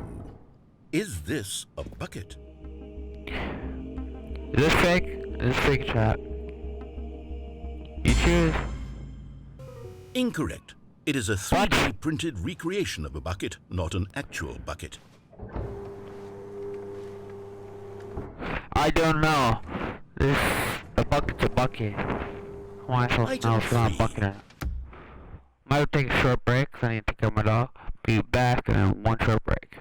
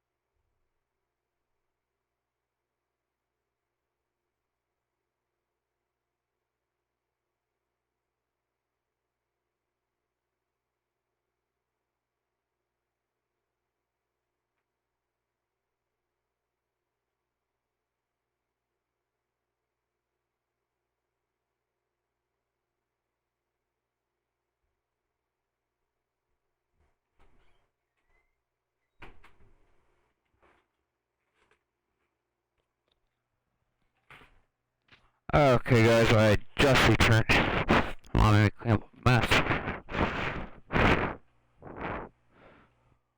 Not Is this what a I bucket? mean. Incorrect. This is What? a bucket. Okay. Item 4. Is this a bucket? Correct. This is a tractor and not a bucket. To be honest, I just sort of put this one in here as a gimme, but I was starting to get concerned You're that capping even right now, this bro. might be too much for you. Thank you for not making me look like an idiot. Okay, next one.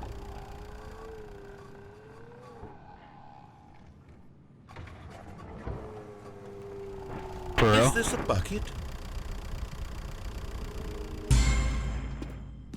Correct. This is a bucket. Big bucket.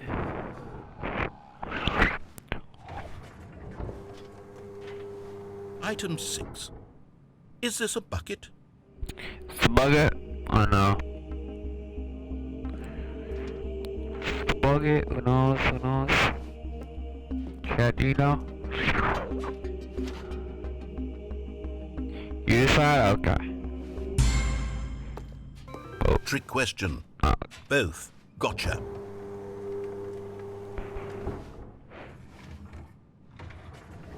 Item... Wait, hold on. I can't find the next one. Let me see. Should be around here somewhere. Do you like these games that are all about luck? Like this bucket challenge or whatever? Okay, you and I both know there isn't anything here. And I don't appreciate the implication that nothing is a bucket when we both clearly know that a bucket is something, and therefore nothing could possibly be something. Unless, in your twisted mind, have you somehow convinced yourself that a bucket is nothing? Answer me straight, sir. Do you believe that nothing is a bucket?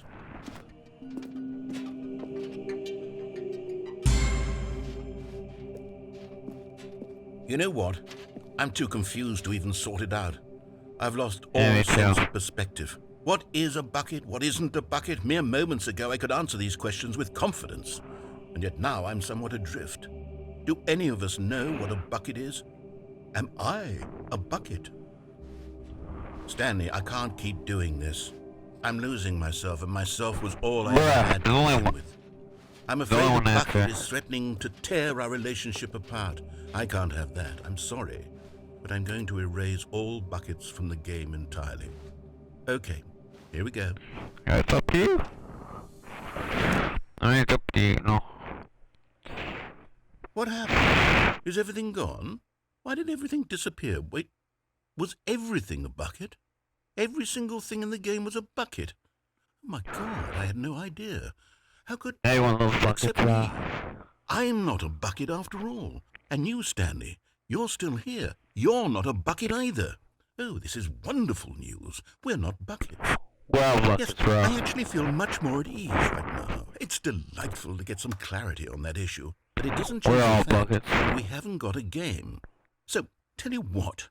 I'll reset everything and we'll put back all of the buckets, okay? And we'll know that it's all a bucket. But if you run into anyone else, maybe don't mention that. Who knows what that information might do to a person. All right, here we go. That's crazy, bro. Somehow I enjoyed talking about buckets. I don't know why. So satisfying a little bit. All of his co-workers were gone. What could it mean?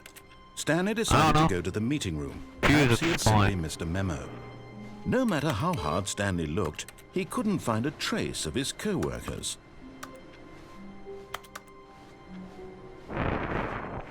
Stanley went around touching every little thing in the office, but it didn't make a single difference, nor did it advance the story in any way. Bro, they said they wanted to add a bucket. There's a bucket. I ain't touching the bucket. Go to 419. Got you, bro. Yeah, where's 419? 420. 417. 460. It just gets... You're going the wrong way, I think. The computer, okay. 419, 419. Oh yeah, I'm at 419. What do I do here?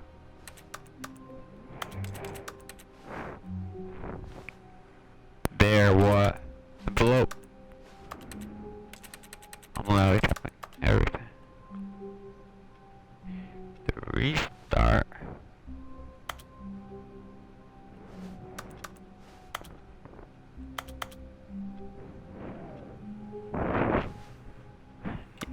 I'm literally spamming the computer right now. There's an A button.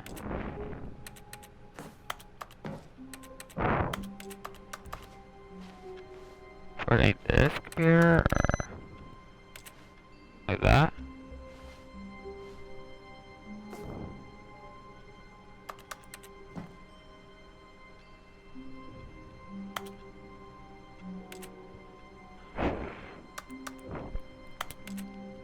I don't know, I'm still really just can't find it.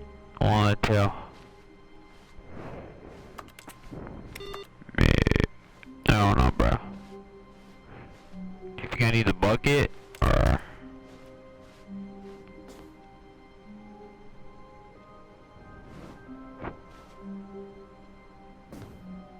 spam it until something's there?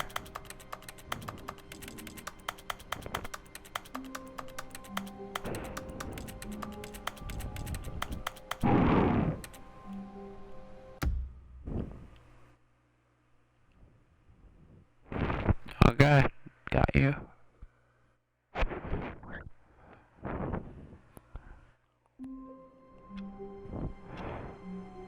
Yeah, that's a little bit All of different. his co-workers were gone. What could it mean? Stanley decided to go to the meeting room. Perhaps he had bucket. simply missed a memo. Stanley went around touching every little thing in the office, but it didn't make a single difference, nor did it advance the story in any. When Stanley came to a set of 2 open doors, he entered the door on his left. Should I do the one on the right or left? Which one? Right or left? We get the big right now. I think I did that earlier, I'm pretty sure, the whiteboard ending. This was not the correct way to the meeting room, and Stanley knew it perfectly well. Perhaps he wanted to stop by the employee lounge first, just to admire it. It was okay. But eager to get back to business, Stanley took the first open door on his left. Bro, I ain't doing that. Trust me. That's the loop. Stanley was so bad at following directions, it's incredible he wasn't fired years ago. I will get new content. Is there any way I can fix this, or... Look, Stanley, I think perhaps we've gotten off on the wrong foot here. I'm not your enemy, really, I'm not. No way I I can fix realize this. that investing your trust in someone else can be difficult, but the fact is that the story has been about nothing but you all this time. There's someone you... What? Really? I was in the middle of something. Do you No way I have can zero fix this. consideration for others? Are you that convinced that I want something bad to happen to you? Why, I don't know how to convince you of this, but I really do want to help you, to show you something beautiful. Let me prove it. Let me prove that I'm on your side. Yeah, Give me a chance. Go for the Now blue listen door, carefully, okay. this is important.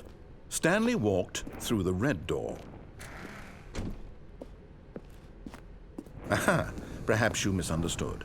Stanley walked through the red door. I still don't think we're communicating properly. Oh, thank God you are willing to listen to me.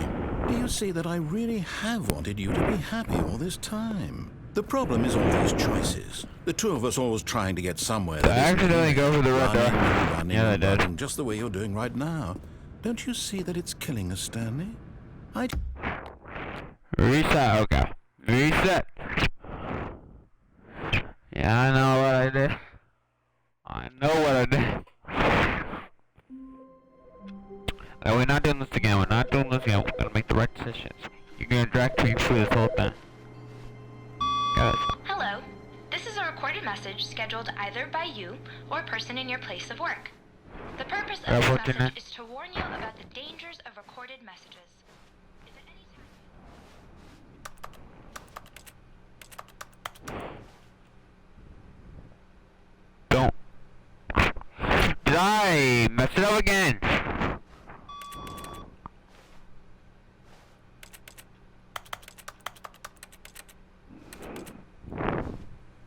Did I mess it up again? Not picking up that bucket. 423, 425, 425.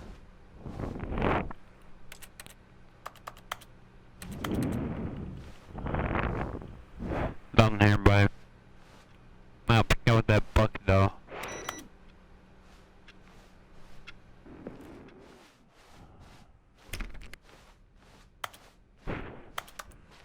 When Stanley came to a set of 2 open doors, he entered the door on his left.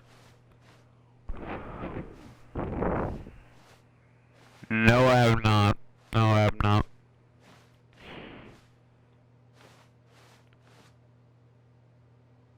This was not the correct way to the meeting room, and Stanley knew it perfectly well. Perhaps he wanted to stop by the employee lounge first, just to admire it. It was okay. But eager to get back to business, Stanley took the first open door on his left. Should I go this way? There is a lift down with a different ending, you know?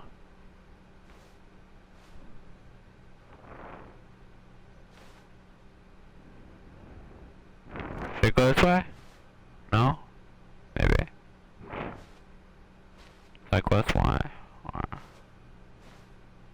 And so he detoured through the maintenance section, walked straight ahead to the opposite door, and got back on track.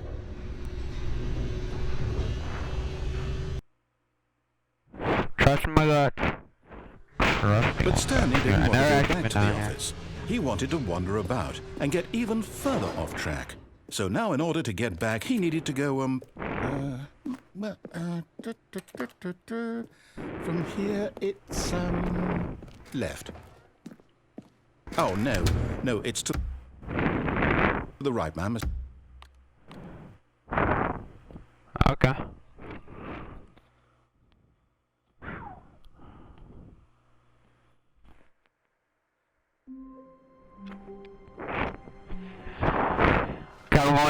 That's what you told me earlier.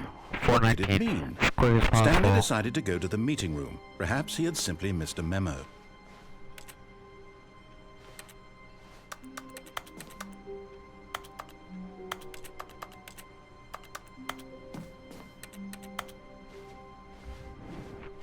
Okay.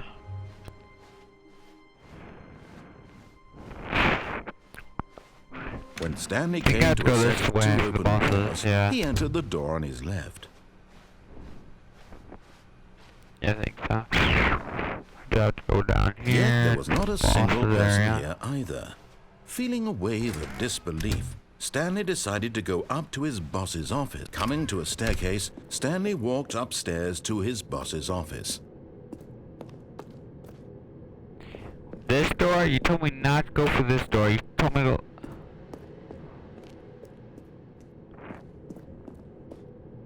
So you don't want me to go for this door? Not this door.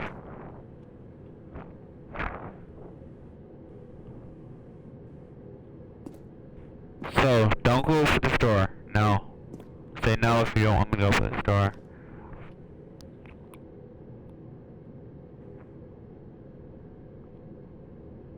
Okay. Where should I go then?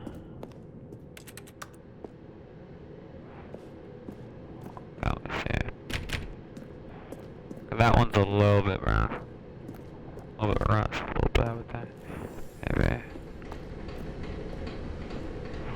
But Stanley just couldn't do it. He considered the possibility of facing his boss. Admitting he had left his post during work hours, he might be fired for that.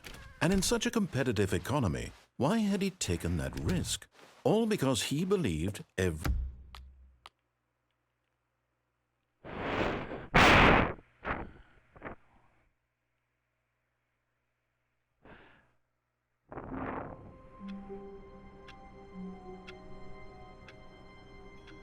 He said don't walk through the boss's door, and I was like, okay. Just a step through this door, Stanley thought to himself, that's all I need. If I can make it through this door, I can make it through them all.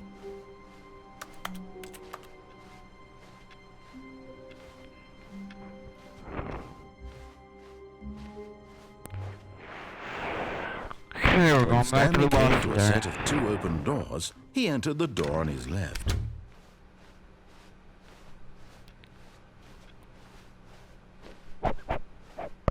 Yet there was not a single person here either.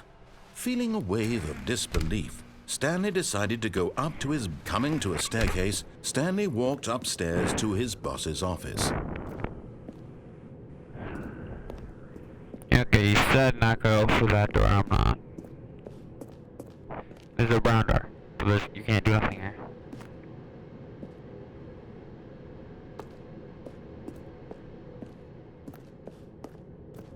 Okay.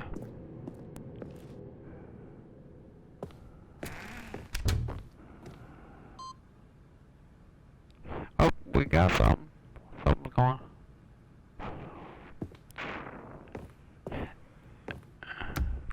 Okay. 433, okay. Thank you.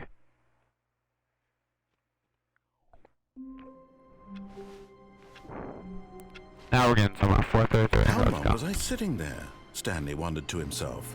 Minutes? Days? Centuries? It's four Did something for me at crucial the- happen while my senses were turned?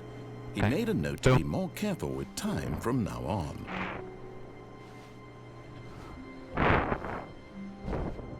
Okay, reset. Okay. Let's do this.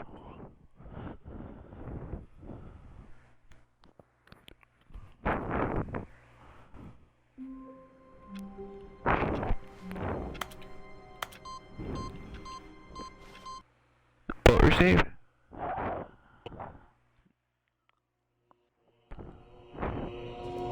Welcome to Stanley Heaven.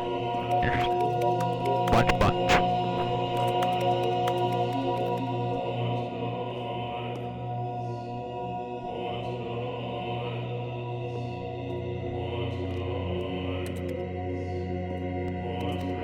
I'm supposed to push all these buttons there.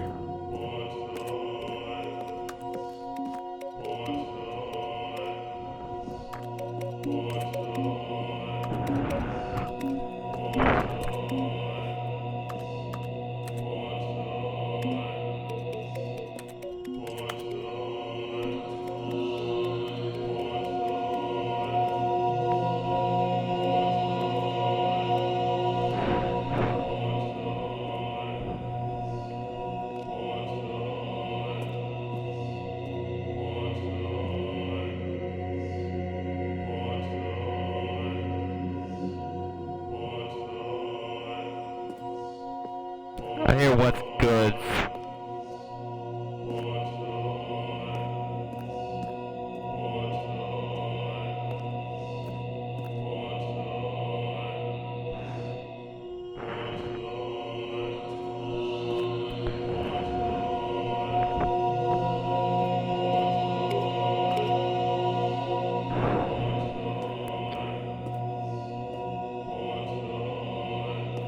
Okay.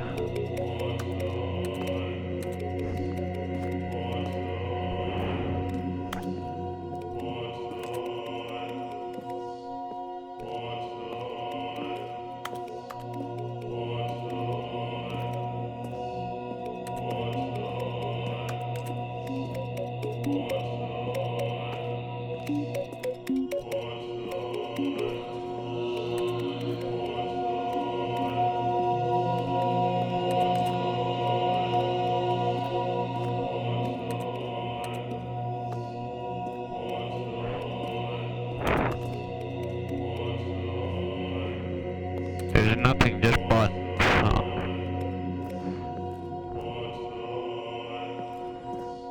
Shit. Okay, they should be set.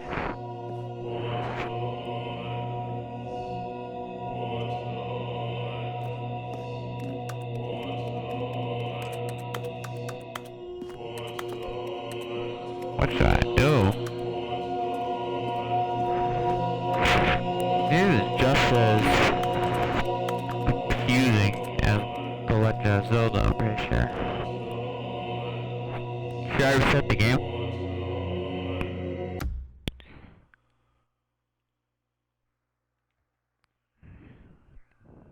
Okay, I'll reset.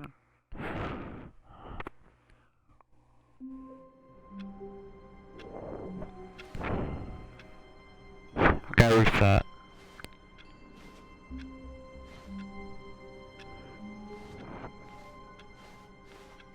All of his co-workers were gone. What could it mean? Stanley decided to go to the meeting room.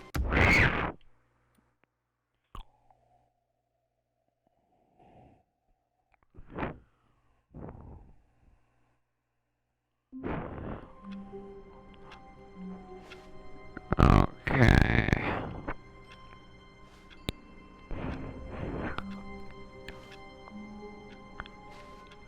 Should I push the button though?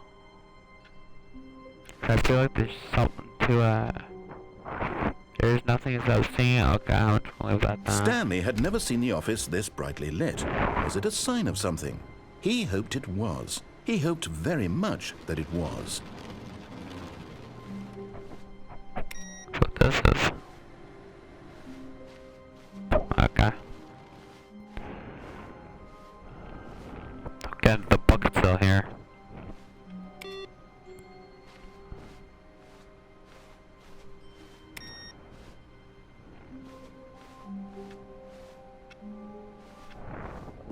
I don't know.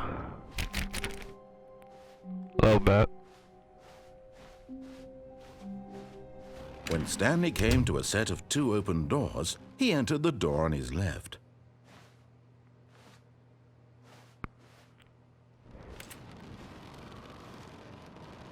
You wanted me to grab the bucket, didn't you?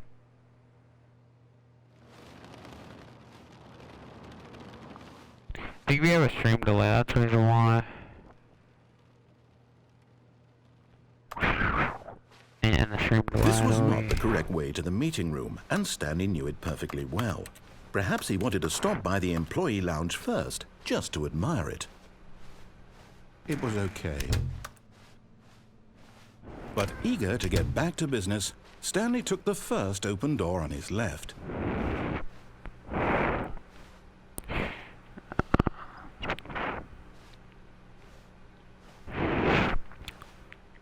Oh boy. I think I'm gonna choose the long. I'm gonna have to just choose the long one because that's really the only way I know. And so he What I haven't detoured already through done. the maintenance section, walked straight ahead to the opposite door, and got back on track.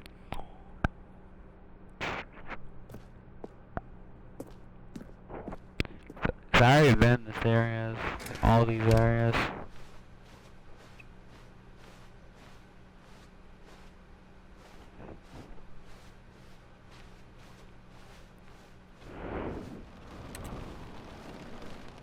Yet there was not a single person here either.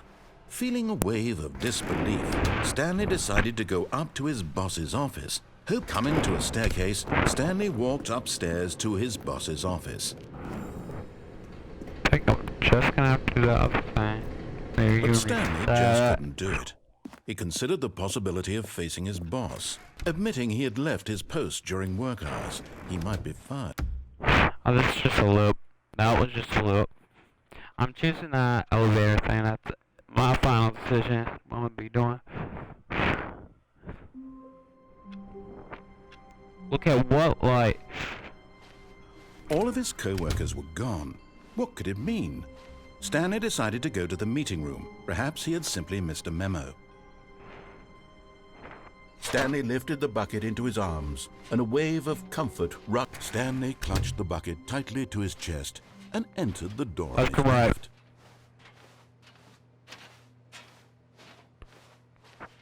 Get up less than I wanna.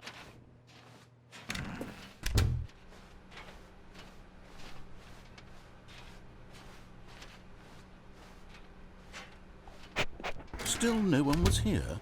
Stanley needed the bucket's warmth and comfort now more than ever. Perhaps his boss's office was where... Coming to a Oh, going down. staircase, Stanley and the bucket walked upstairs to the boss's office.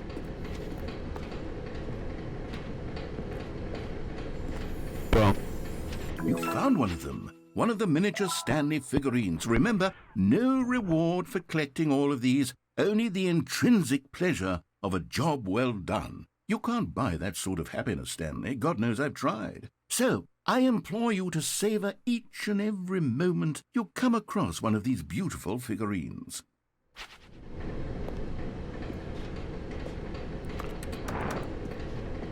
That's all.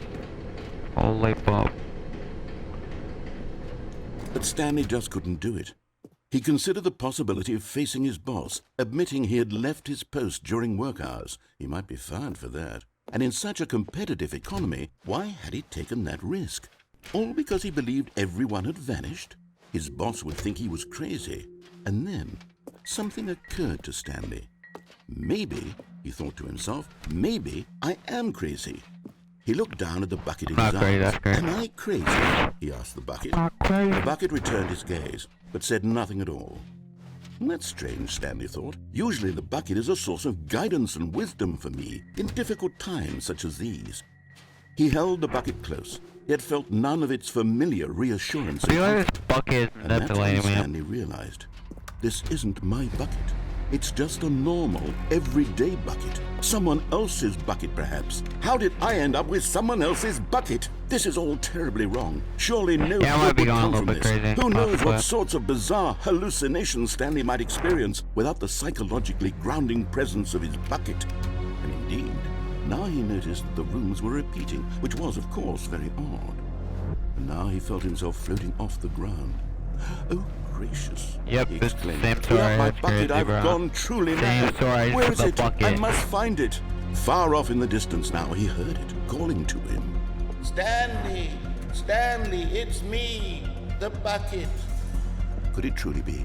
He rushed forward from room to room, passing by one bucket after the next. None of them were his. None of them were his special bucket.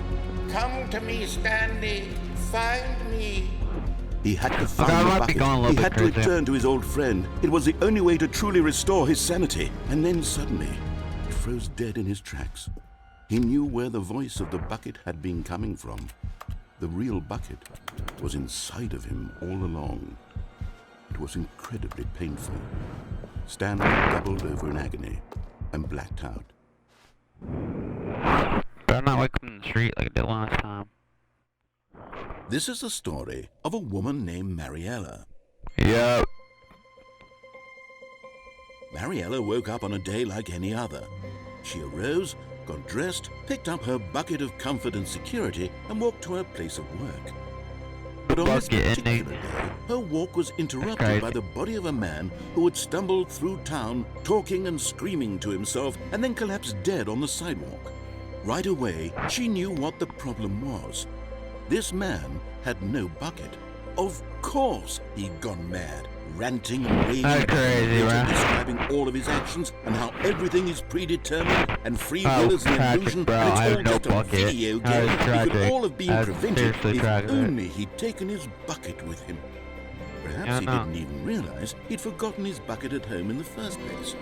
How cruel the world can be, Mariella thought, and she hugged her own bucket even tighter. But of course, she had no time for this. There were a myriad of confusing problems she would soon have to confront at work, for which her bucket would provide absolute guidance and total clarity on everything. Excellent, she thought to herself. My life kicks ass.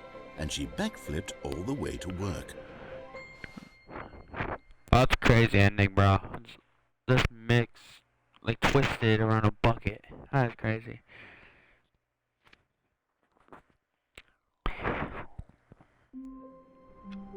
Okay, we're back here. We're back here. I ain't going to bucket heaven. All of his co-workers were gone. What could it mean? Stanley decided to go to the meeting room. Perhaps he had simply missed a memo. Sorry, sir. I messed something up. Oh, I don't know what you're doing. Meeting today. Okay. I'm not taking the bucket though. It makes me feel crazy. The end is never the end. The end is never the end. Okay. Go to 427. Okay. I can do that. When Stanley came to a set of 2 open doors, he entered the door on his left.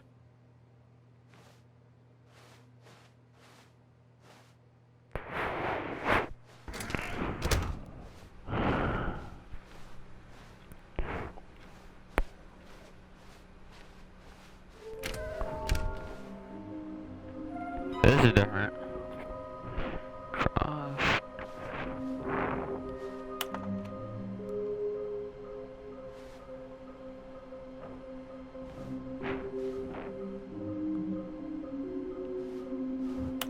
Okay.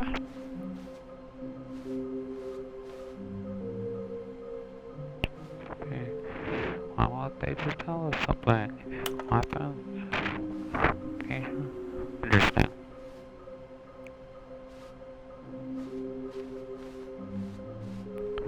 we got a list here. Looks like we only completed like 2. A large room. Lots of boxes. Some were both red and blue. Nearly a fireplace. Private but smelly place for an important person. What does that even mean? Is this some kind of game? Yeah.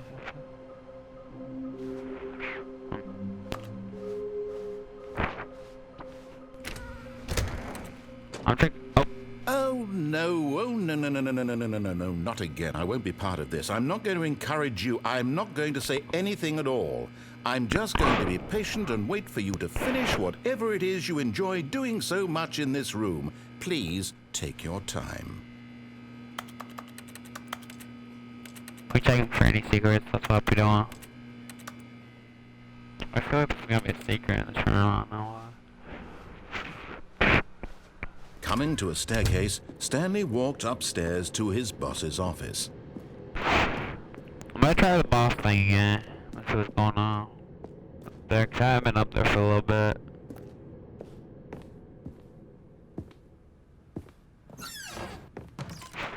That did not happen before. I told you. Told you. Another miniature Stanley figurine.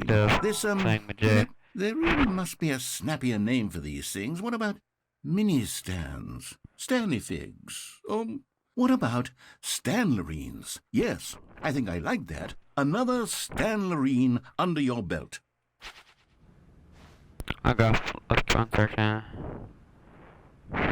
Money in the morning. Money in the evening. Money for the breakfast. Morning crash. Let's see how this ending goes.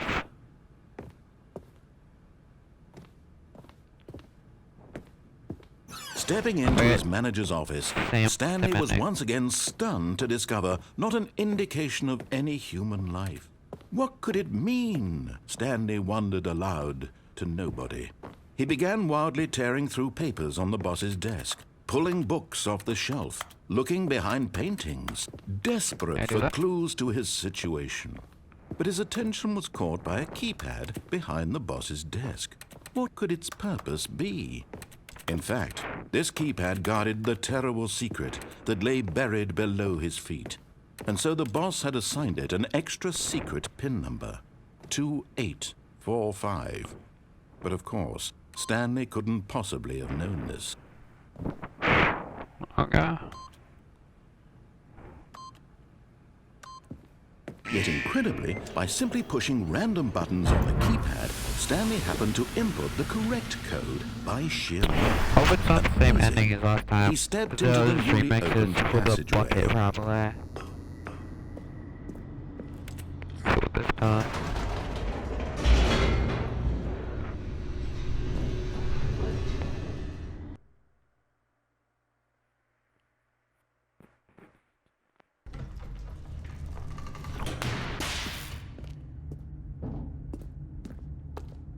Stanley walked straight ahead through the large door that read Mind Control Facility.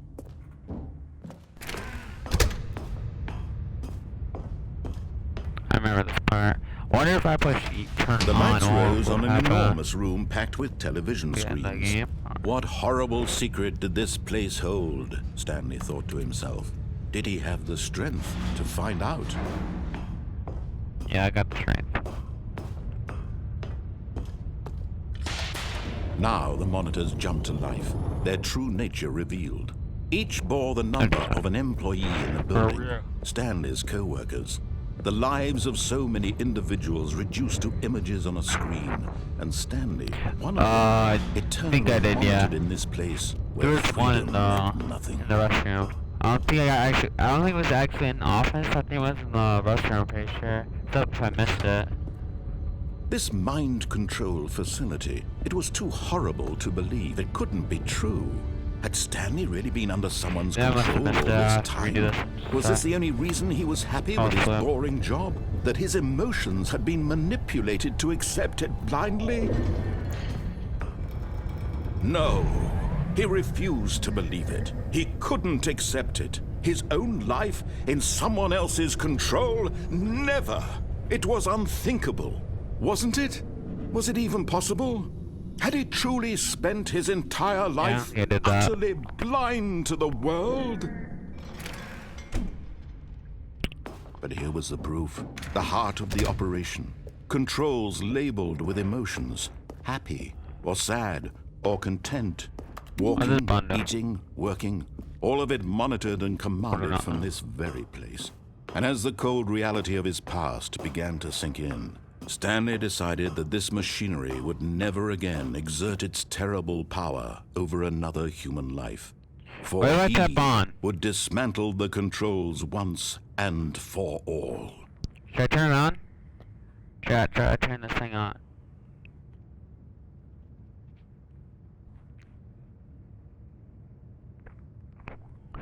Shit. Okay. There's no bucket around.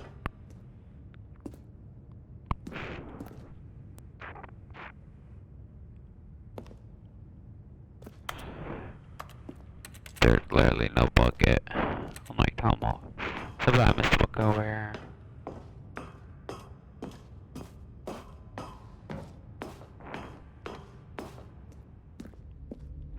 Is there a bucket over here, possibly? Maybe. I'm just gonna put it on.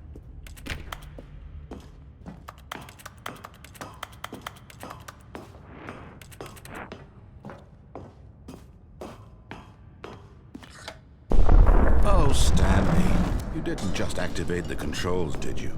After they kept you enslaved all these years, you go and you try to take control of the machine for yourself. Is that what you wanted? Control? Oh, Stanley, I applaud your effort, I really do. But you need to understand, there's only so much that machine can do. You were supposed to let it go, turn the controls off, and leave. If you want to throw my story off track, you're going to have to do much better than that.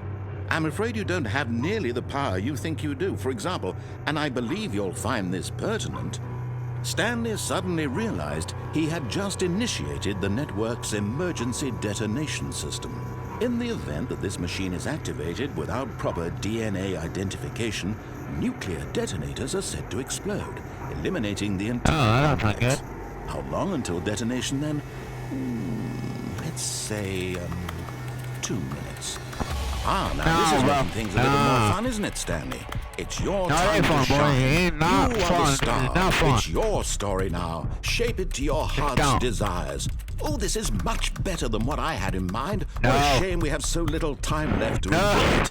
Mere moments until the bomb goes off. What precious moments is one of them is. More time to talk about you, about me, where we're going. Can't kill me like this. What this means, I barely know where to kill me like this.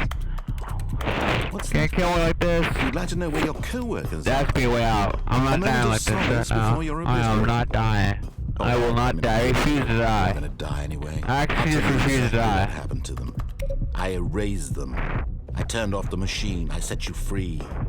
Of course, that was merely in this instance. So violent. Sometimes when I tell it, I simply let you sit there in your office forever, pushing buttons endlessly and then dying alone. Other times, I let the office sink into the ground, swallowing everyone inside, or I let it burn to a crisp. I have to say this, though, this version of events has been rather amusing. Watching you try to make sense of everything and take back the control wrested away from you, it's quite rich. Return here with the bucket, but I'm dead for now.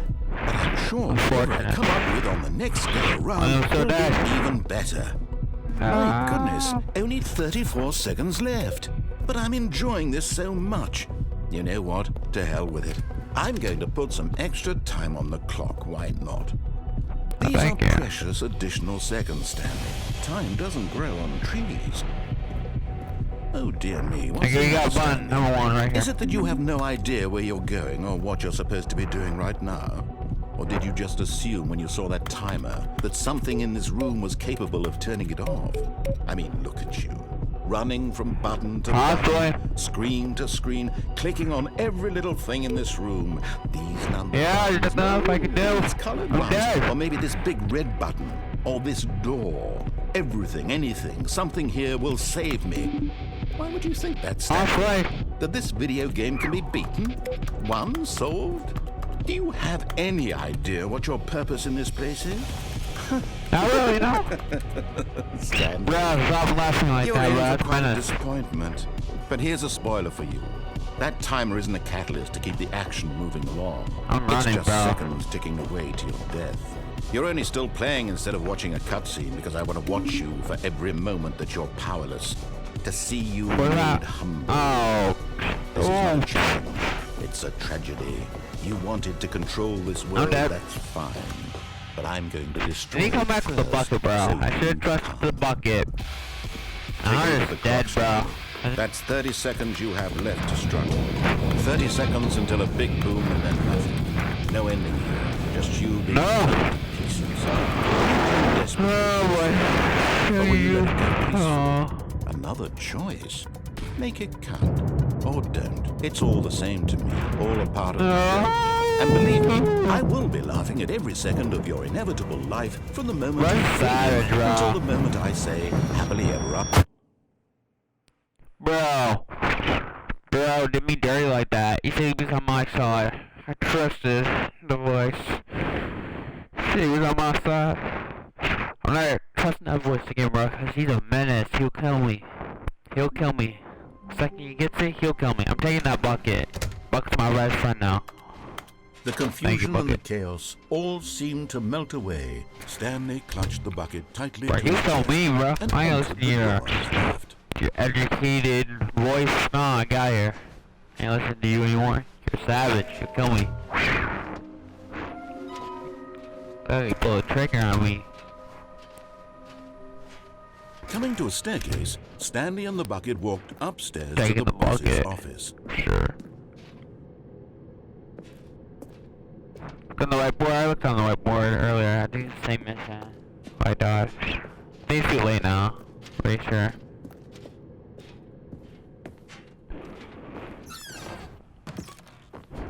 Yeah, I got that achievement.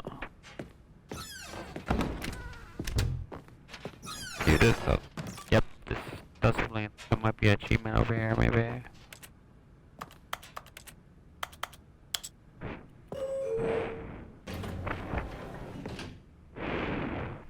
Shit, can I choose co-op, maybe?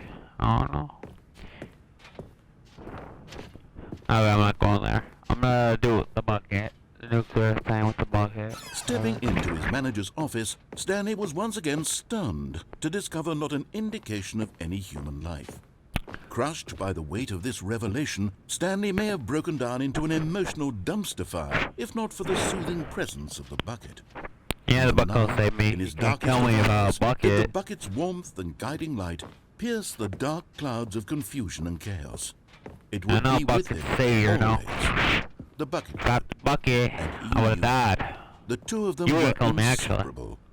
At this point, Stanley was so Voice will absorbed kill in the me, bro. tender spiritual connection he shared with the bucket that he didn't notice the keypad behind the boss's desk. Nor in his bliss of simply being near the bucket did he have any I actually notion got the that code. the PIN number for the Get keypad 4. was 2845.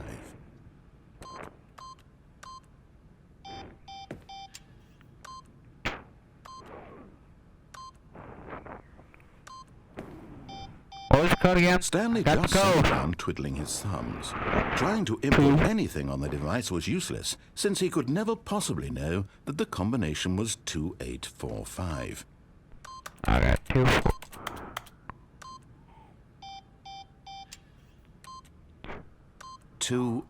2845. Raw. 2. 8.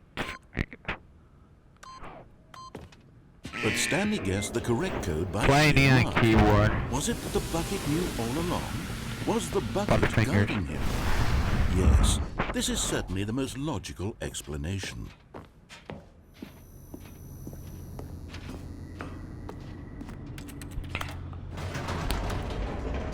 He kill us this time.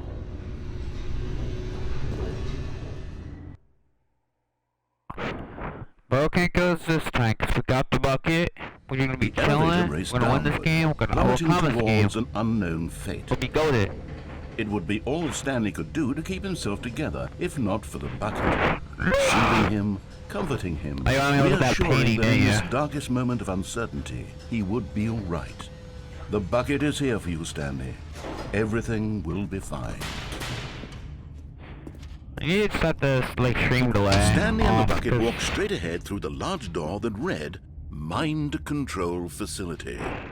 I escape. Normally when things say escape, it's not escape. Did I actually go? No. I'm going to the bomb thing, whatever. With the bucket, so I won't die. The lights rose on an enormous room packed with television screens. What horrible secret did this place hold? Stanley and the bucket both wondered to themselves.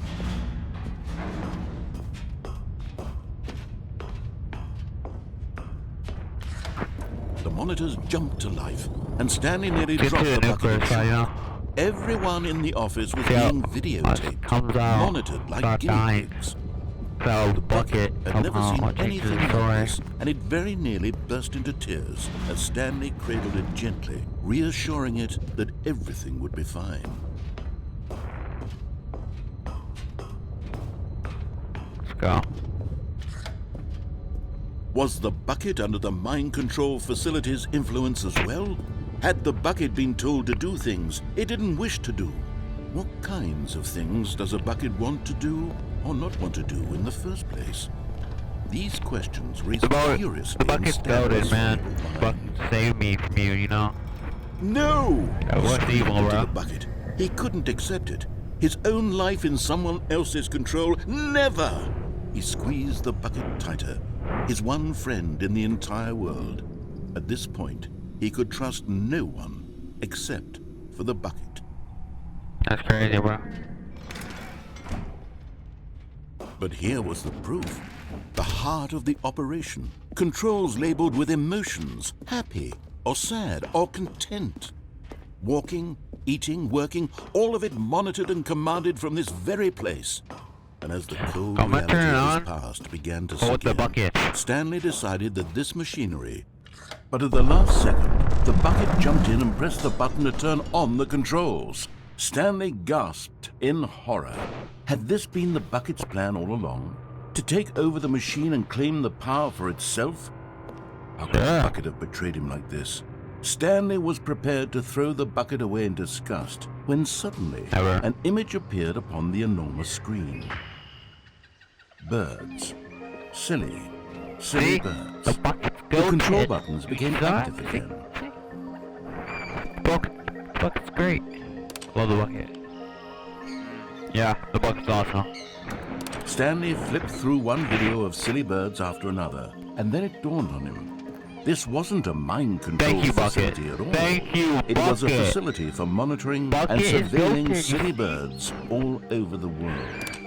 The mind controls were only a facade to disguise its true intentions. Had the bucket known this all? See, the bucket knows right. Stanley marveled at the metal genius in his hands, the one who had pointed him towards this incredible discovery. Stanley and the bucket never found freedom because they spent the rest of their lives here in this place, flipping through live streams of the silliest birds imaginable. Of all the possible paths his life could have taken, this one was surely the best. And Stanley was happy.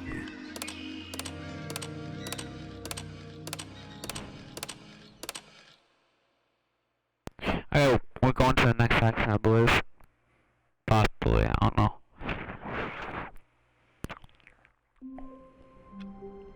We're back at the office. We're back at this office.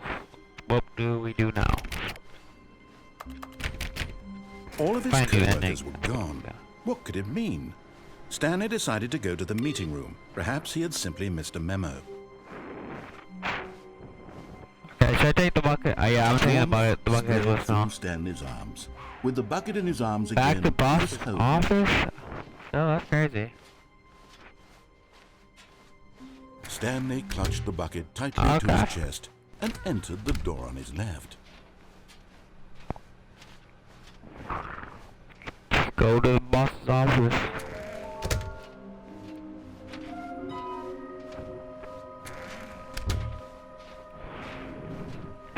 Coming to a staircase, Stanley and the bucket walked upstairs to the boss's office. Let's go, okay. Okay.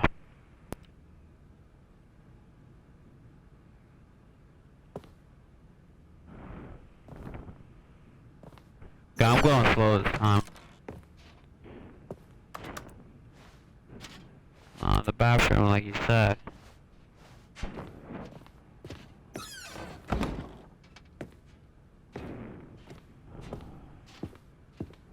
Gotta dissect this slowly. I don't miss anything.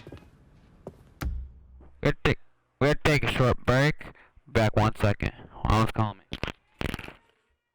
What, Mom?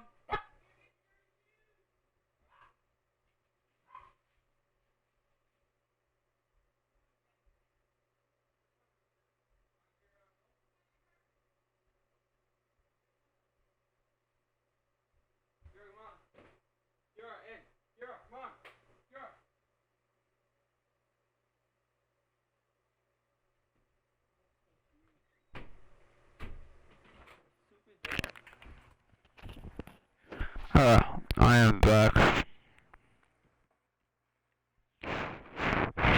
Now let's go. I'm checking every part right now. Spam everything here. I know you told me not to go in here last time, so I'm not gonna, so, yeah.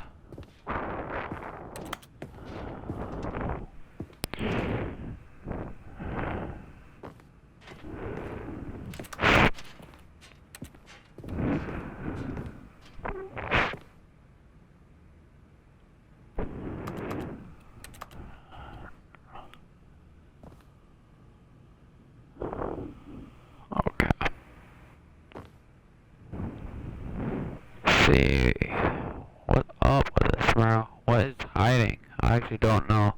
To be honest with you.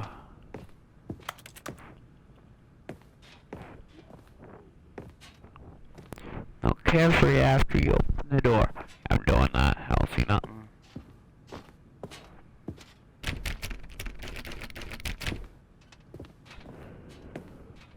Okay, you said it was the boss's office.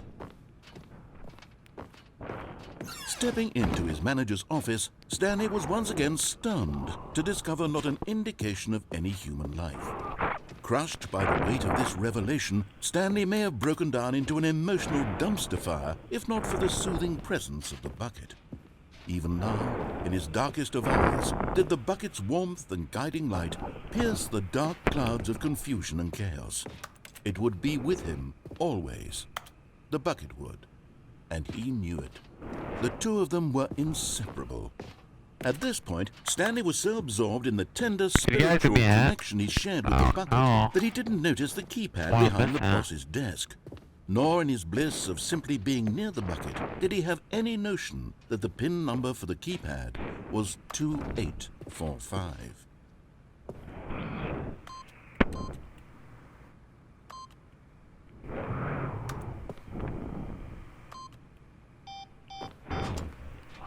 Stanley just sat around twiddling his thumbs. Trying to input anything on the device was useless, since he could never possibly know that the combination was 2845.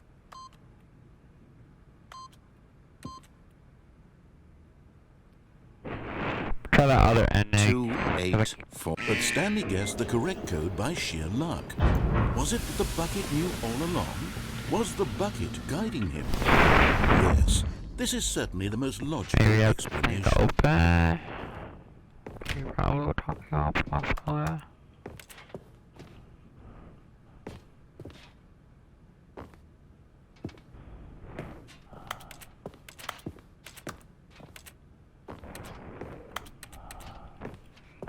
Yeah, look, bro.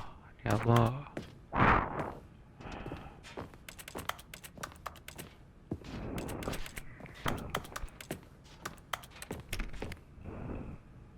Yeah, I'll do it.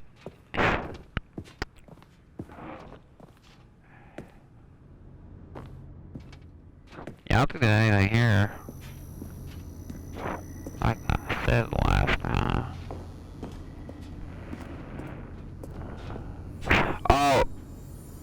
is what you were talking about, wasn't it?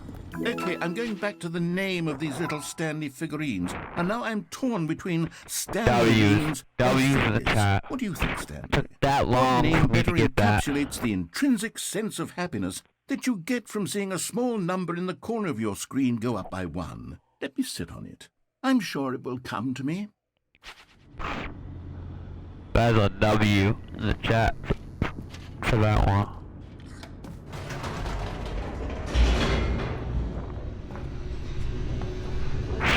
Yeah, I thought you were actually talking about like some kind of painting you were saying. Like in the offense, I couldn't find it. So I turned around before I entered the elevator. Stanley and the bucket walked straight ahead through the large door that read, Mind Control Facility. Should I do the mind control facility again, or try this weird escape thing, what may or may not be a trap?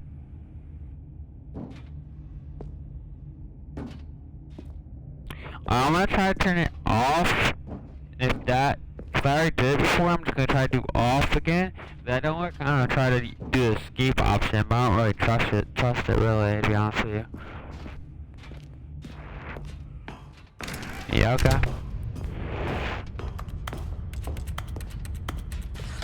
The lights rose on an enormous room packed with television screens. What horrible secret did this place hold? Stanley and the bucket both wondered to themselves.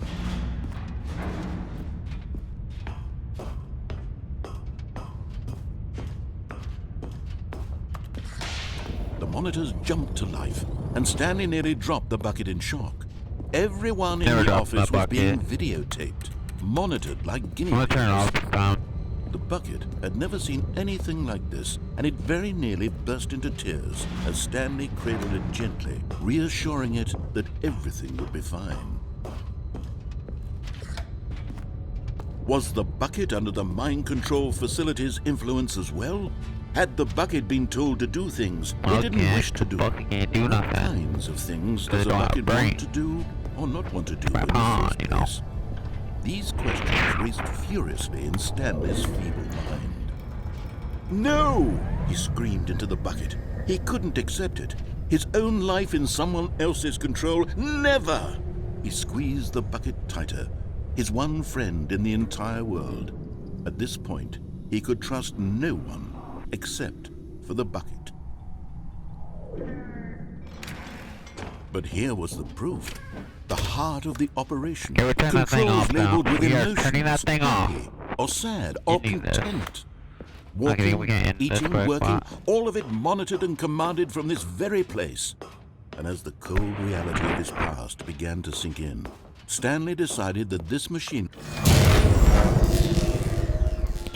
Okay, we got turned off. That's what happened. Stanley and the bucket waited in blackness. Was it over? No, probably not. Yes, they had done it.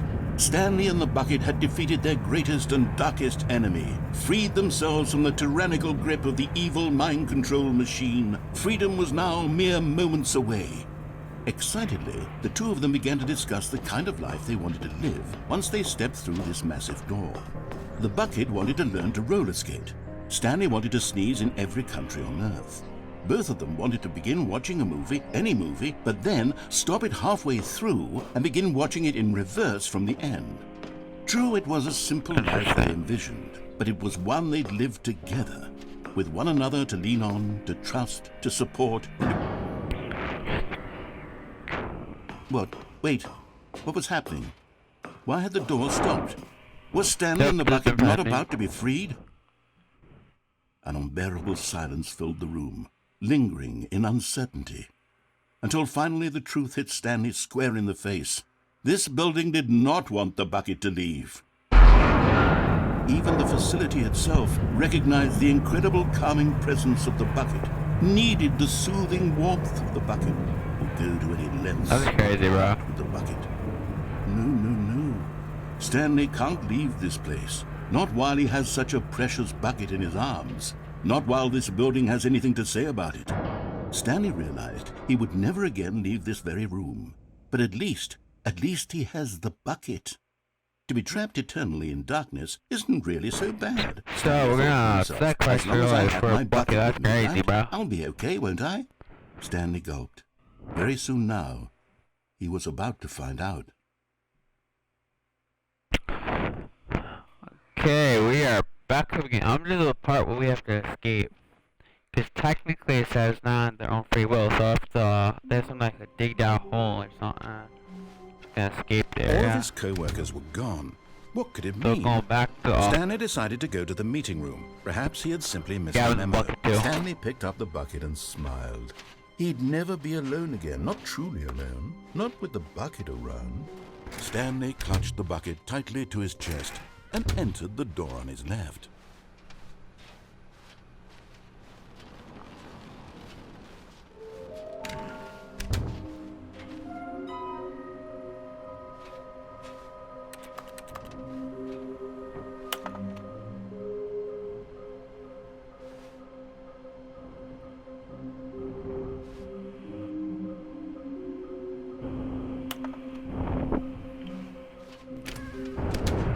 Okay.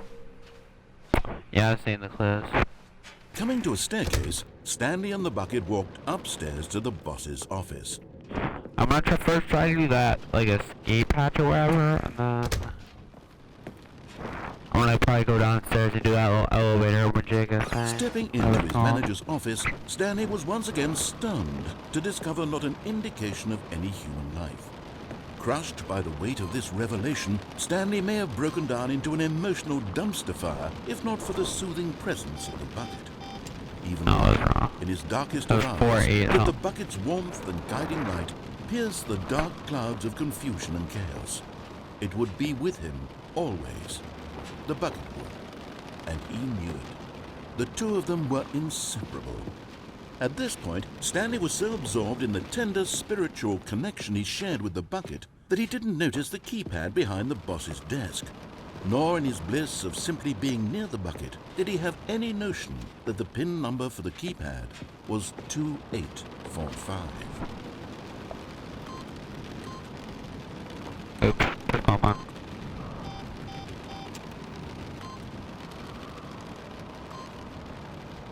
Stanley just sat around twiddling his thumbs. Trying to input anything on the device was useless, since he could never, but Stanley guessed the correct code by sheer luck. Was it that the bucket knew all along? Was the bucket guiding him? Yes, this is certainly the most logical explanation.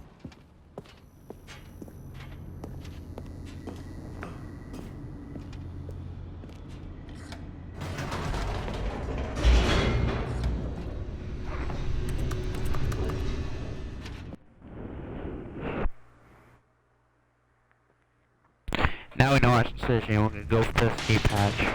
If that don't work, you do that downstairs. Stanley and the bucket walked straight ahead through the large door that read Mind Control. Although this passageway had the word escape written on it, the truth was that at the end of this hall, Stanley and the bucket would both meet a violent death.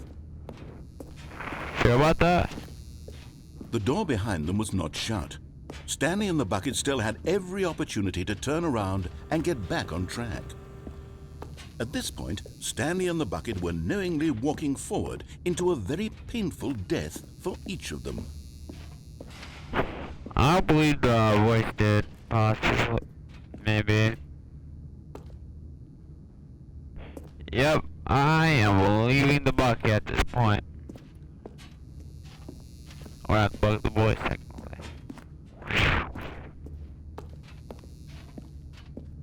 Okay. Yeah, I started listening to my chat instead of dumb voice. He always told me to do the wrong things. He's like trying to detour me from actually doing the right thing. But did I die? That's fine.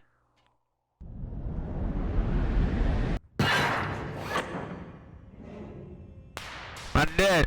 Am I dead?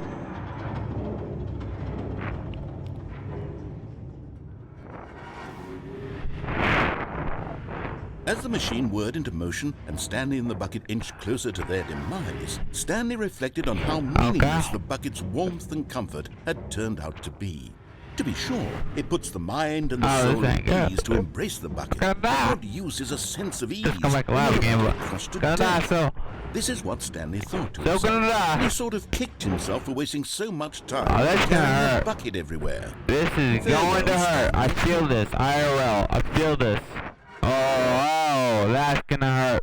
What? Farewell, Stanley, cried the narrator, as Stanley and the bucket were led helplessly into the enormous metal jaws. In a single visceral instant, the bucket's life came to an end, as it was crushed violently to death. Don't talk about me. What? What happened? That's crazy. It leads to the museum, he said? It was a shame, the death of such a magnificent bucket. It's true that all buckets are radiant in their own way, but this one stood above the rest. It was a glorious bucket to behold. Rip bucket in the chat. That was a noble bucket. Bucket is all even more frequently empty within a floor. But the equals in front of you. The more, oh, yeah, well, the bucket is very interesting.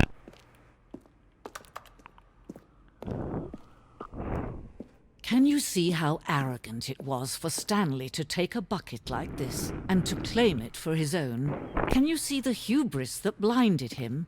Can you see that the bucket is far more noble than Stanley will ever be in his short life?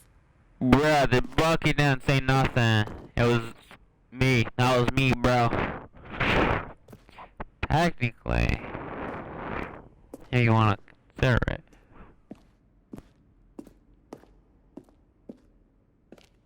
Taking out two handles such as design have never been created in real life. I actually need to go.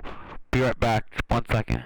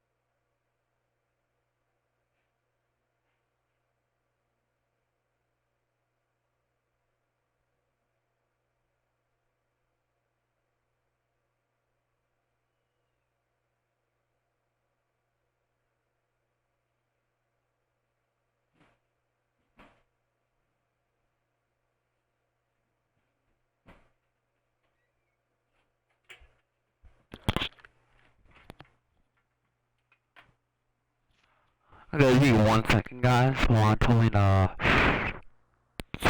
vacuum the mats. So wait 1 second. Save the years.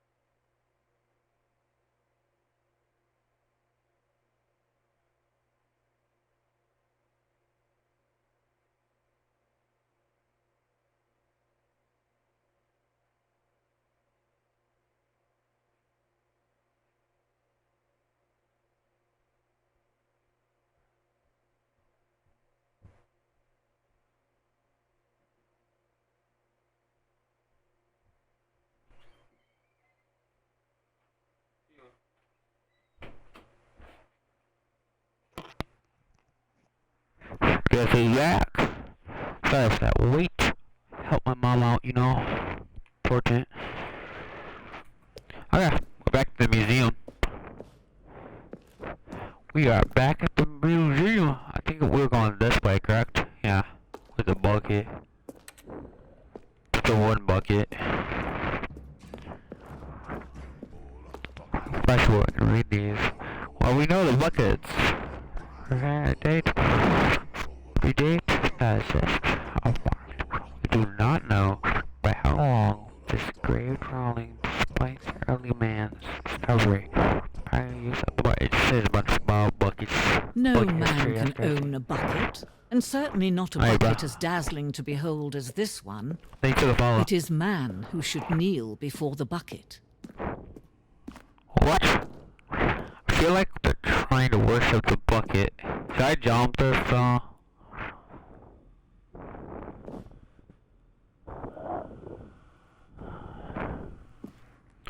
don't know. I'm just gonna jump it. There's literally nothing else to do. Guess the point is to trust the bucket, maybe.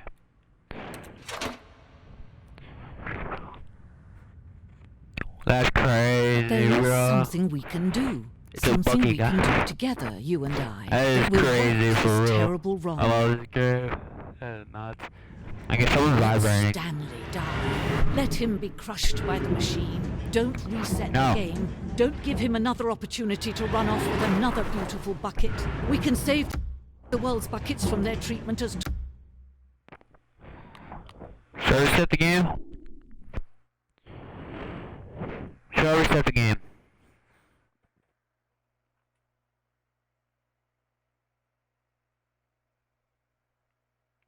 If I reset the game, I'll be in a repetition. I think I'm resetting the game. I don't want the bucket to die. I don't want the bucket to die. I'm sort of addicted to the bucket.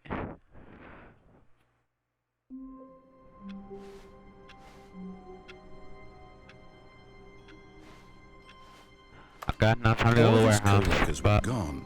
What could it mean? Stanley my decided to bucket, go to though. the meeting room. Oh, there it is. Perhaps he had simply missed Yeah, my good old bucket. bucket. The W. Just Stanley and the bucket, off on another thrilling I love the adventure bucket. together. Stanley clutched the bucket tightly to his Pretty sure chest. this way was off. Yeah, This it was was. not the correct way to the meeting room, but Stanley had felt the bucket calling to Wait, him, telling him warehouse, that the whatever. employee lounge was simply the place to be. And here it was. Had the bucket turned out to be correct? I ain't that Was good this at play better than the lounge, meeting bro. I room? got better at Yes, McDonald's, Stanley you thought know? to himself. No, never mind. The bucket was wrong. Mid. Stanley took the door on his left to go back to the meeting room. At least it depends on which McDonald's you're at. Like, said the at the main bucket. location. Don't go to the Be meeting chilling. room. Go somewhere else. The cargo lift, yes. Go there. Go to the cargo lift. Okay, there's nothing down there. I feel like we should... Oh, there's something now. Probably you can jump. Oh, yeah, that's different.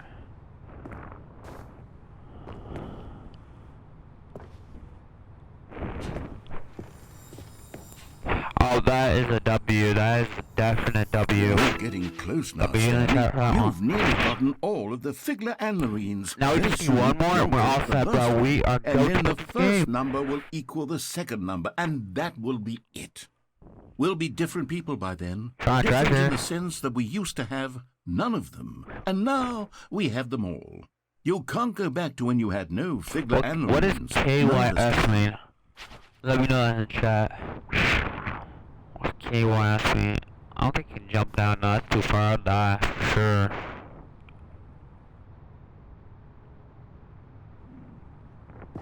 Yeah, there's nowhere else to go.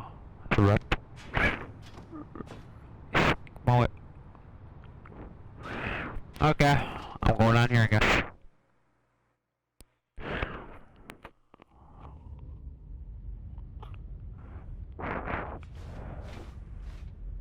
Definitely no.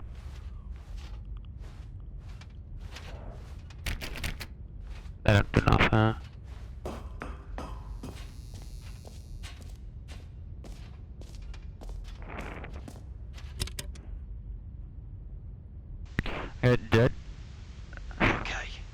This is day number 295. Tape number... I don't even know. I've lost track. Nothing feels real anymore. That's interesting. The longer I study this bucket, the less sense anything makes. The sheer euphoria I feel every time I pick it up. No matter how many times I've done it, it's always the same feeling. And the emptiness in my chest when I set it down. It doesn't make sense.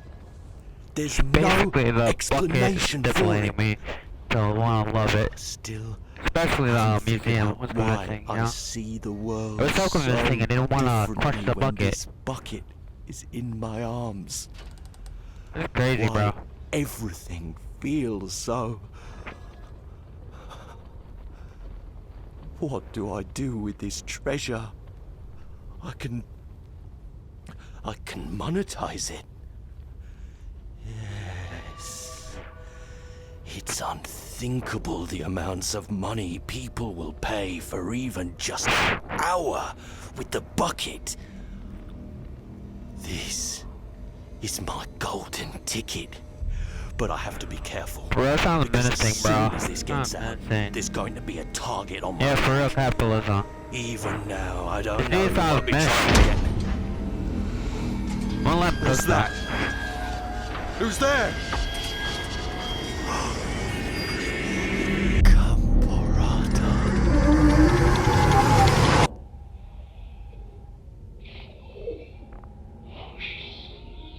Bro, what is that, bro?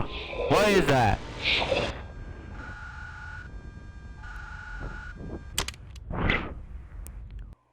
Okay, that was disturbing. I probably should have smashed that bucket when I had a chance now. The bucket might be alive and trying to kill me all along, bro. My best friend, my ally, trying to kill me.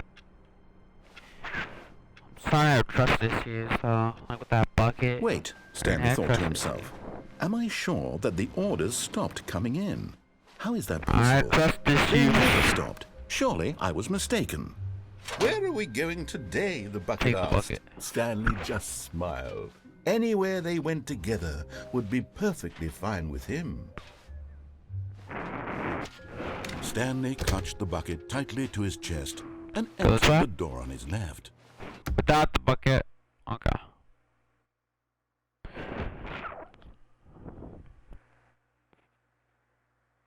We have to reset the game so we lose the bucket.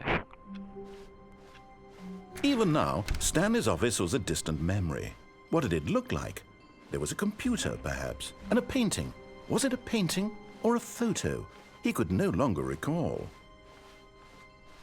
When Stanley came to a set of two open doors, this was not the correct way to the meeting room, and Stanley knew it perfectly well. Yeah, okay. Perhaps he wanted to Sounds stop good. by the employee lounge first, just to admire it. It was okay. But eager to get Go to back that to warehouse. business, Stanley took the first open door on his left. Stanley we're was at so the bad warehouse. at following directions, it's incredible he wasn't fired years ago. I'm assuming you mean by the catwalk, is that thing? I'm assuming.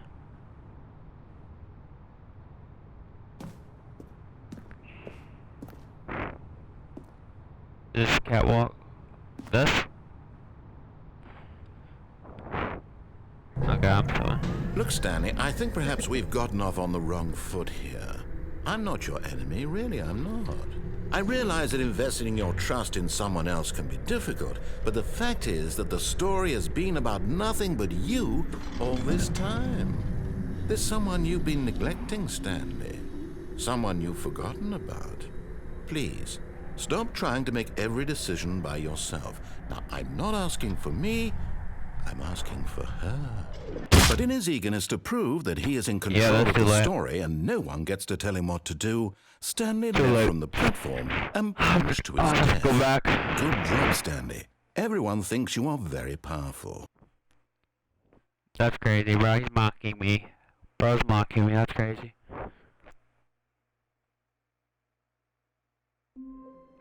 Yeah, let's go back without the bucket. Without the bucket. Meeting room. Yes, that's where everyone That would warehouse, go to the Stanley catwalk, just needed to chilling. get to the meeting room, and from then on, he would never be alone ever again. Bucket.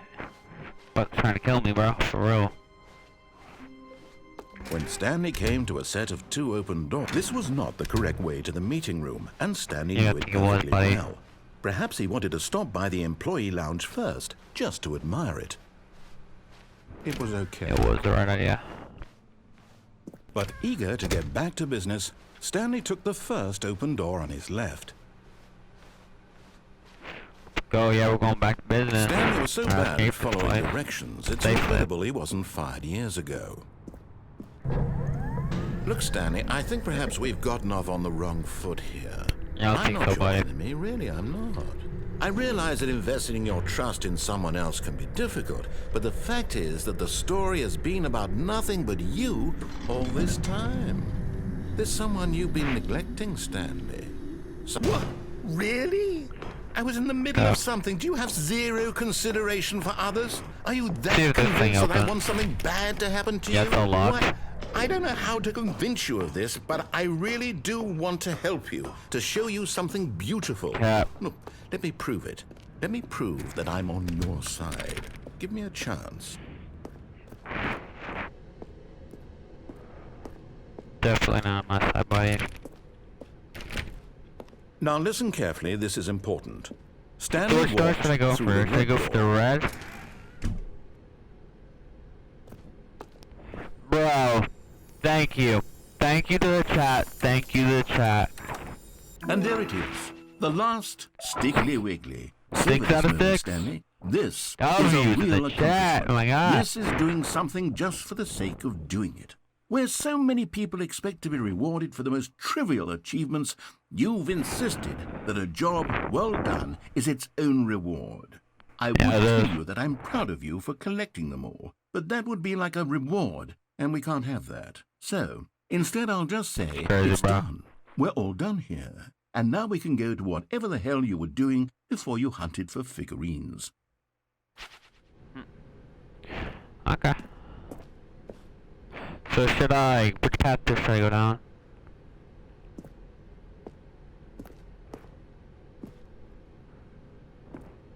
Okay, I'm going with blue then, that's fine.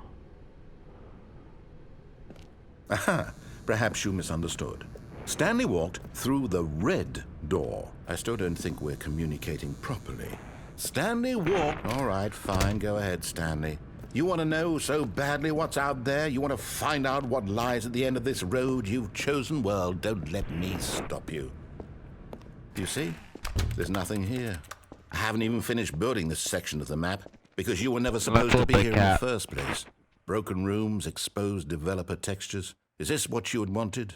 Was it worth ruining the entire story I had written out specifically for you? Do you not think I put a lot of time into that? Because I did. And in the end, it was all for nothing, because this is what you wanted to see. Help me here, Stanley. Help elucidate these strange and unknowable desires of yours. What would have made this game better? What did you want to see? Vehicles? Skill trees? Work with me. You've given me absolutely nothing so far. Tell you what, let me take a stab in the dark at a new design, and you can give me some feedback. There we go. A third option. This already feels leaps ahead of where we were before. I ain't picking a third option because I've been there before, so I'm picking a different option. For real. Go with this. Okay, I'm going to stop you. Same area. Now, tell me about your experience with this new version. Would you say that the game benefited from allowing you more choices? Feel free to be honest. I'm looking for some real critical feedback here. What should I put? 'Cause I feel like last time I put a 5, I think it shows different options probably. If I pick a different number. If I pick 1, 2, 3, or 5. I have a feeling it's gonna pick different options. If I just pick 5, it's gonna show the same option probably.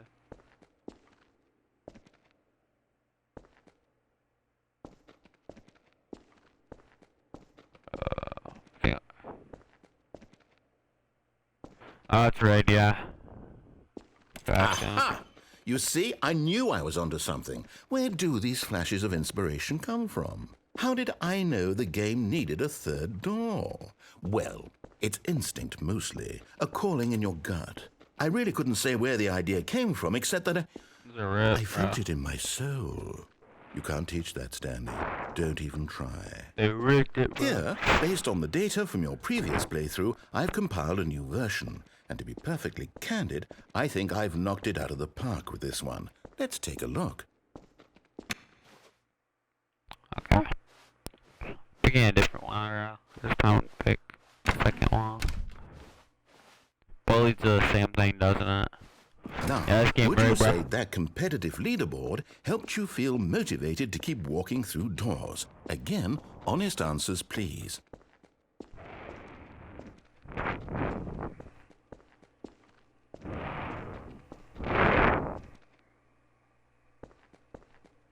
Hey, I nearly forgot. I've got a prototype of a new game I've been working on. Yeah, I and actually now looked would at be the a lovely leaderboard opportunity earlier in the to give it some stream. play testing. My You wouldn't mind taking a jumbo. look at it, would you?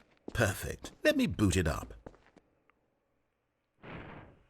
In this game, the baby crawls left towards danger. You click the button to move him back to the right, and if he reaches the fire, you fail. It's a very meaningful But game. if I push All this about the button, the desperation baby and goes all the way tedium into of the endlessly fire. confronting the demands of Bruh. life. I think the art world will really take notice. But of course, the message of the game only becomes clear once you've been playing it for about 4 hours. So why don't you give it 4 hours of play to make sure it's effective? Be sure to keep notes on your experience.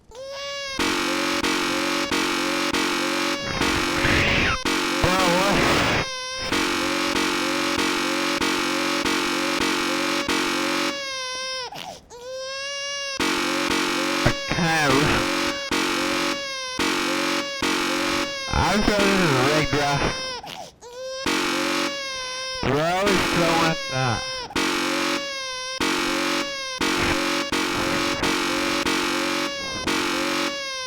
I would never know you like smoke, kid.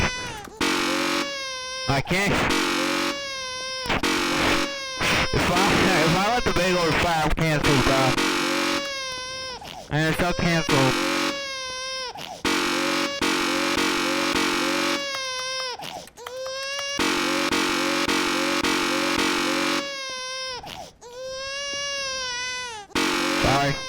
Sorry, I have to do this, kid. To do this.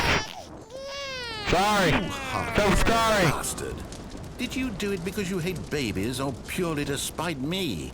Because if it's the latter, well, I don't know what to do. I'm completely confused. I can't think of a single thing that might improve the experience for me. I'm not even going to try. I got canceled, bro. It's over. Thank you for playing. Your input was extremely valuable. Oh, hey, since my game was so awful, why don't we play someone else's game? Just to ease the pain. Let's see. I have a monster, bro. That's crazy. Yes, this seems like it'll work. Let's give it a shot.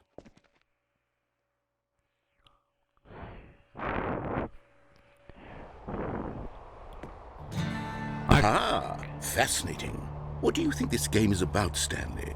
What's our backstory? I don't know. What is our motivation? Well, it seems obvious to me that you are meant to play as a creepy man spying on innocent civilians below you from up high in your creep tower, perhaps for some sort of twisted, erotic purpose. Yes, that must be it. What a fascinating venture into the experience of total mental depravity. So far, I love everything about this game, Stanley. And it seems there's even more. Come, let's venture outward and see what else is out there.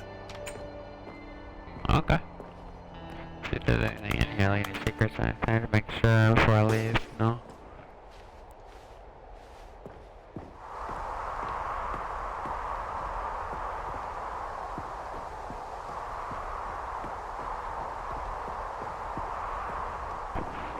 Oh, no. No, it can't be.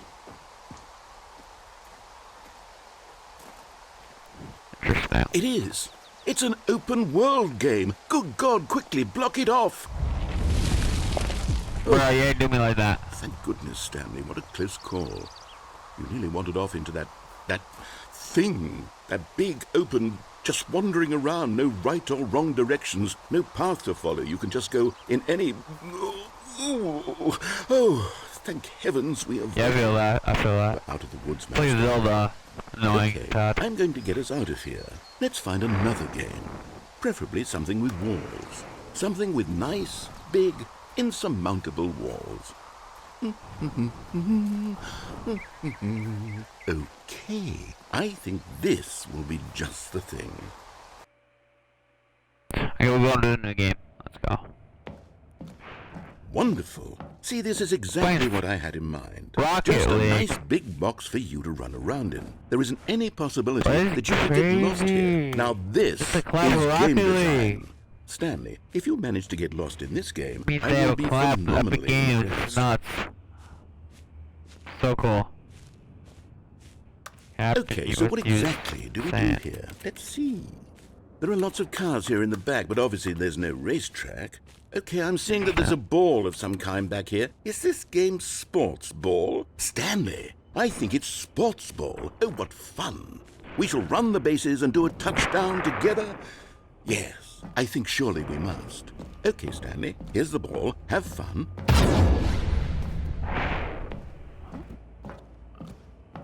Oh, we're going a lot faster now.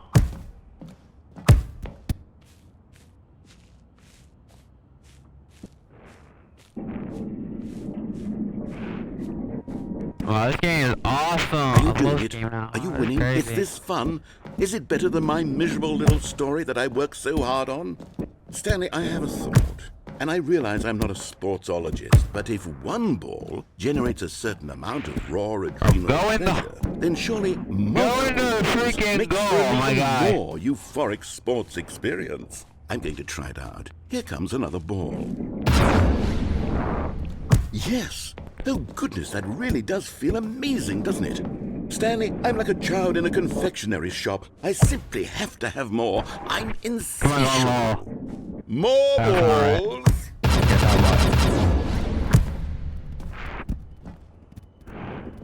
We got it in the goal. Now there's a bunch of balls. They're like telling you all that now. That don't sound right. I ain't talking about it. Are you enjoying this, Stanley? Are you having fun? Dad, yeah. Is this a real video game? Well, I sure hope you're having a good time, because guess what? It's over. That's What? right. Your little fun You comes to an sick, end. bro. This is my game, and what I say goes. You get to have fun when I let you, Stanley. Besides, you need someone like me to Bro, set so boundaries sick. for you. Without rules Bro, or it's so boundaries, video sick. games are nothing. Yes, Right now. that's what I It's am. sick. I'm structure. I'm your sense of purpose. And since you decided you didn't want to play my game, now I don't want to play with you either. So, goodbye, Stanley. Wait, what? I'm leaving. See how you like it when I'm not around to set the rules. Somehow, I don't think you'll enjoy it as much. But who knows? You're an inventive kid. You'll come up with something. After all, you're the one who knows best. Take care, Stanley. So what am I supposed to do now? Hold on. What are you doing?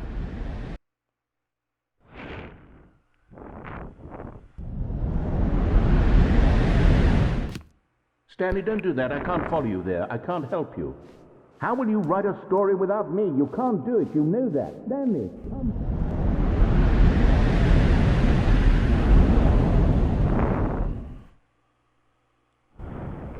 Okay, well, what is this?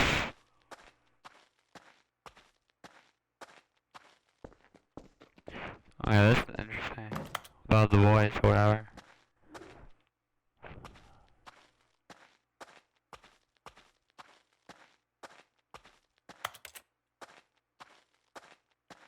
It's like... Okay. I played it once, yeah.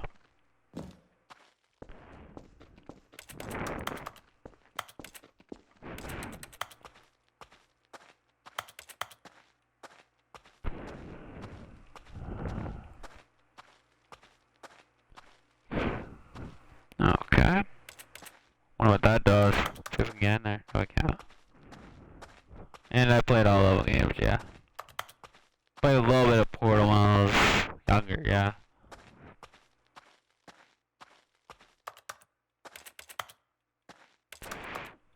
So what are we doing here? There's nothing to do. You figure it out.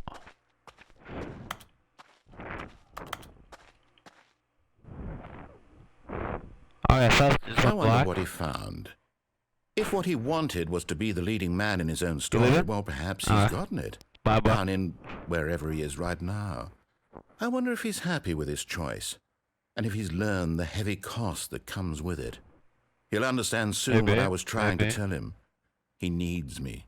Someone who will wrap everything up at the end, to make sense out of the chaos and the fear and the confusion. That's who I am. I don't feel much That is chaos. what I need Well, to this world. that's okay, it's mid. Yes. Yes, I'll be back. Yeah, okay, bro. There's no other That's fine. way. Once this ends, after it all comes to a close, then I'll be back. The end will be here soon. Very soon. I can wait. About that.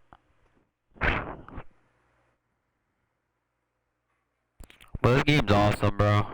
Best game I ever downloaded. Fortnite in this is like best. Okay, we're back at the station. We can't go to heaven anymore, so. What is that? Stanley, I'm sorry, but I have to put a pause on things. It's those figurines. Pause. No, I know what you mean by pause. I haven't Crazy. stopped thinking about them since you nabbed every last one. Wasn't it just the most intrinsically fulfilling moment of your entire life? Didn't it fill you to the brim with inner richness? Yes, I know we're supposed to be telling a story, but won't you please indulge me with one more trip back to the memory zone? I would love nothing more than to revisit the figurines. Just one more time.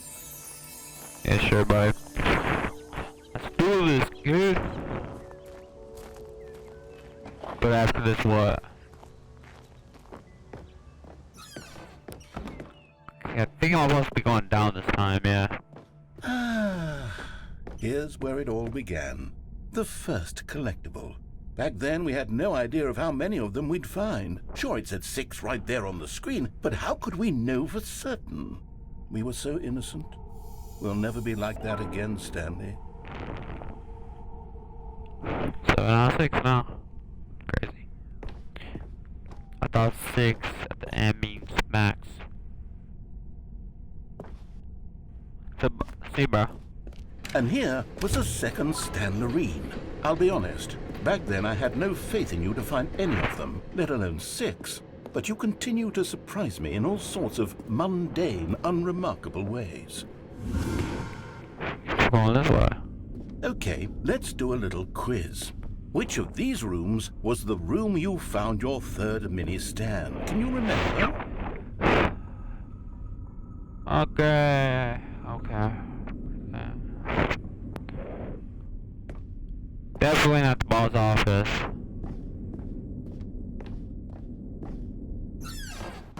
Hey, that's exactly right. It was here in the boss's bathroom. It was the third one. You picked it up, and then after that, you had 3 of them. I'm glad these moments are so crystal clear in your memory, but I shouldn't be surprised. After all, science tells us that it's impossible to forget your third time doing anything. It's crazy, bro. What came Even next? awesome. Oh yes, we found a Figley in this pink room. Oh well, I can't actually say I remember being in this room, but it's here in the memory zone, so it must have happened.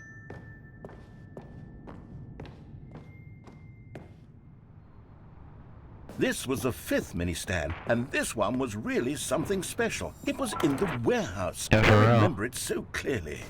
In fact, because this one is particularly special to me, I made a little video to commemorate the occasion. Enjoy. How you found it? By the narrator.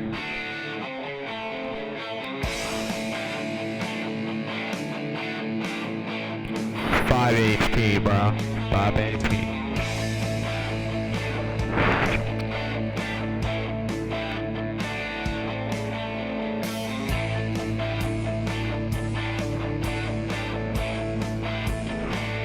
Crazy, bro.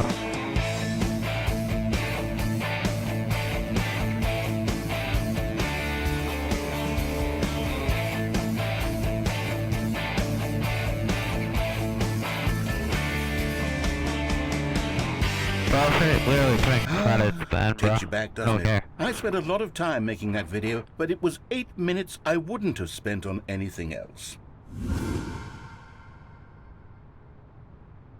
Okay, I think we should be going for the tunnel now, for sure. Then going this way. Actually, yeah, I mean, force goes this way, I think.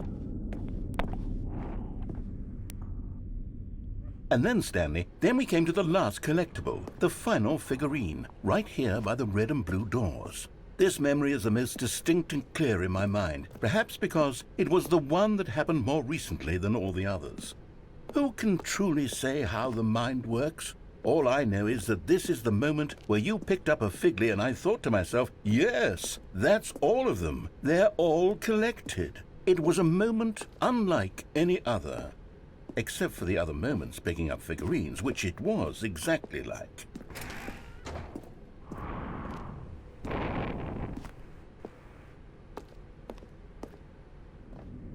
I think they're both the same, the doors are the same, so we're chilling. And then there was no more.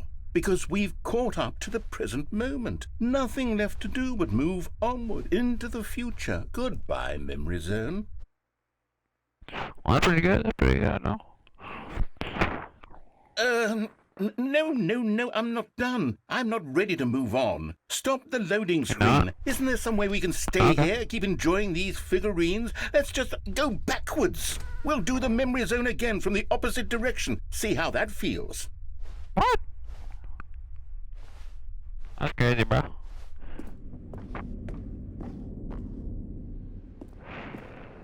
Okay, yes, the room with the red and blue doors. I remember this. I must say, of all the figurines we looked at in our initial tour of the Memory Zone, this one is the most distinct and clear in my mind. Let's keep going, I want more. And here's where I made that video. Don't you remember the video we watched? Yeah.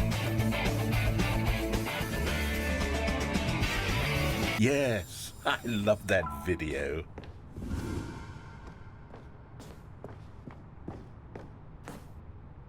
Let's go, guys. Let's go. Still don't remember the pink room, Stanley. Still no memory of this one. Good room, though. A solid room.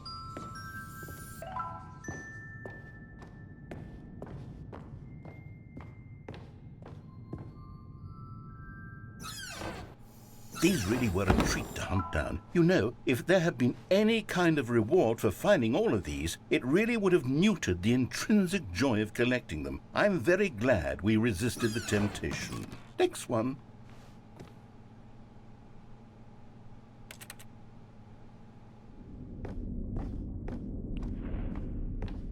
Okay, what be going on? This way, I think. Yeah, we're going this way. This was our second Figley. Don't you remember? Yes, I remember it too. The It was past under is the truly a staircase. wonderful thing. Why does anyone ever choose to leave it? Keep going.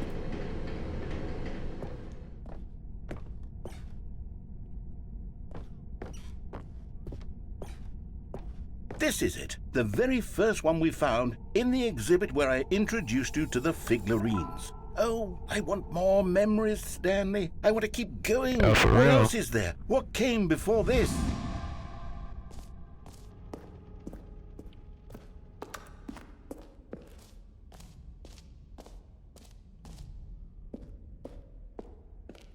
Look, it's the terrible new content that we were originally sold on. I remember hating it back then, but time does put a rosy filter on everything. In fact, I dare say I'm actually quite fond of it now. Look how much fun the past is. I want more memories.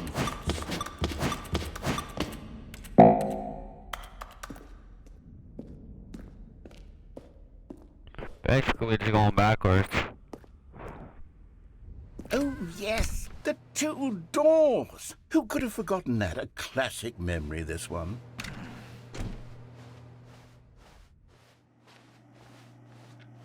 And before everything else, there was your office. Yeah, for real. Is there anything else? Was there something that came before your office? There's something I feel I can remember. I can remember.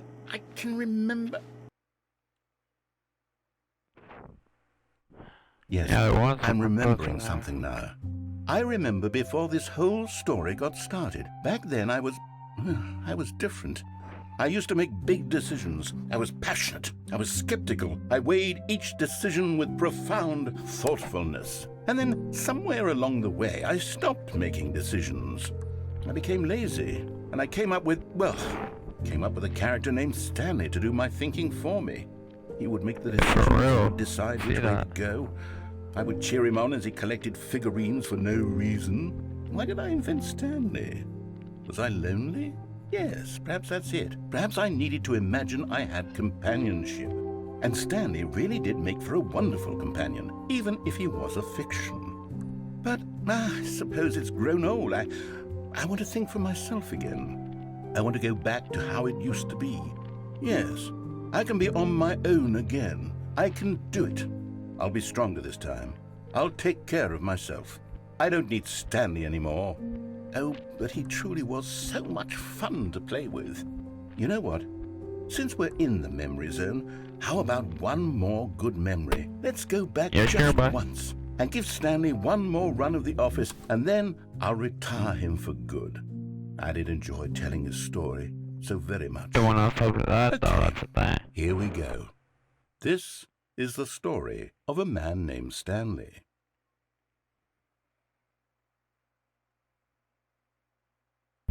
I heard this from like a Minecraft game or whatever. This game is like unending, I think. What do we do after this? Someone was following Stanley. He was sure of it. If he checked over his shoulder now, he would surely catch them. It was only a matter of time. What do they mean by that? It's not like 10 times for now.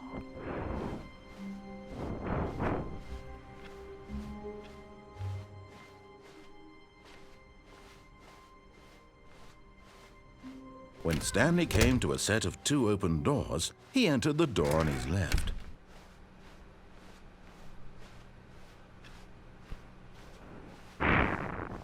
Yet there was not a single person here either.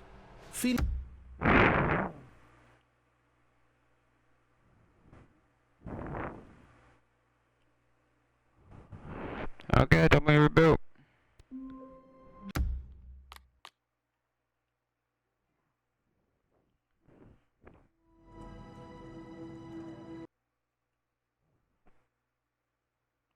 This is the most crazy game I ever played, bro. Tell me reboot the game entirely. This is the story of a man named Stanley.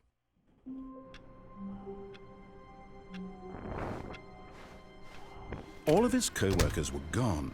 What could it mean? Stanley decided to go to the meeting room. Perhaps he had simply missed a memo.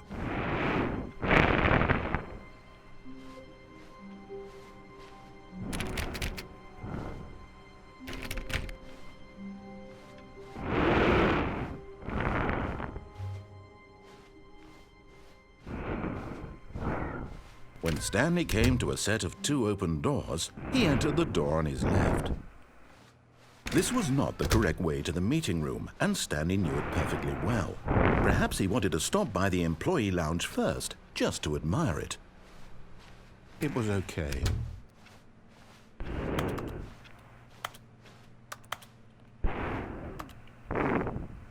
But eager to get back to business, Stanley took the first open door on his left.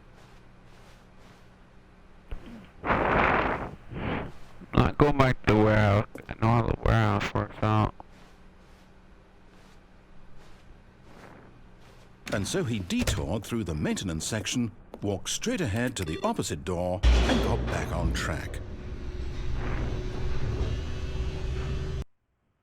I'm going down to the basement, finally. But Stanley didn't want to go back to the office. He wanted to wander about and get even further off track. So now in order to get back, he needed to go,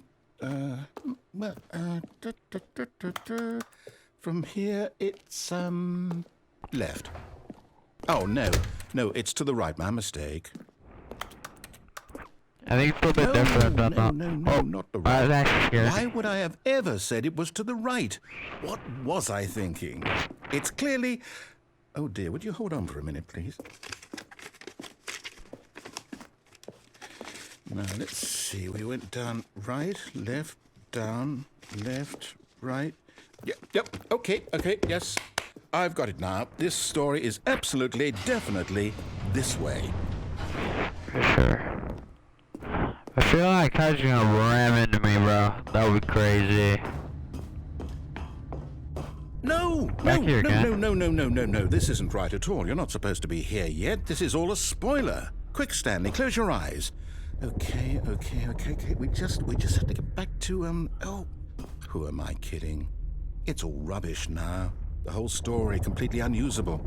How about, rather than waste my time trying to salvage this nonsense, we'll just restart the game from the beginning. And this time, suppose we don't wander so far off track, Okay, from the top. Oh, waste of time.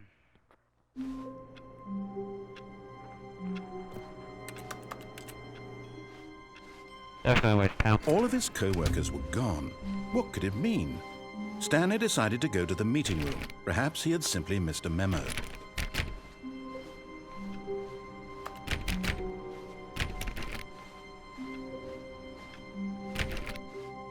I think I might have to take the wait, oh, no. With my bucket. That is my bucket. Oh no, I love a bucket. I seriously just lost a bucket. It's crazy, bro. When Stanley... Wait, what? No, It is I different. restarted. I swear, I definitely restarted the game over, completely fresh. Everything should be... Oh, did something change? Stanley, did you change anything when we were back in that room with all the monitors? Did you move the story somewhere, or... Hold on. Why am I asking you? I'm the one who wrote the story. It was right here just a minute ago. I know for sure that it's here somewhere. Okay, then. It's an adventure. Let's find the story then. Come, Stanley. Let's find the story.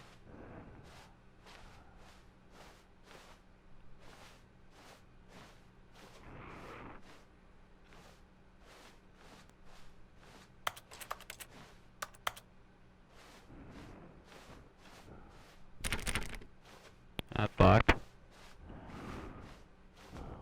Just check over here, just see if there's anything going on over here. I don't think so. Is there?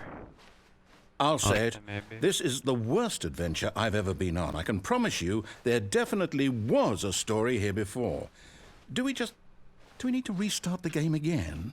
Well, I find it unlikely that we'll ever progress by starting over and over again, but it's got to be better than this. Okay, let's give it a shot. Why not?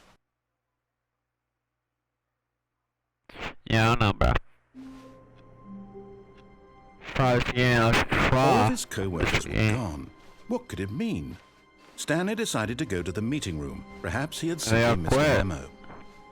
You're muting him. Okay, yeah, It was not it's door at worse. all. I might be remembering this wrong. It's possible the story is back where we just came from. Why don't we go back the other direction and see if we missed anything? Possibly. Possibly.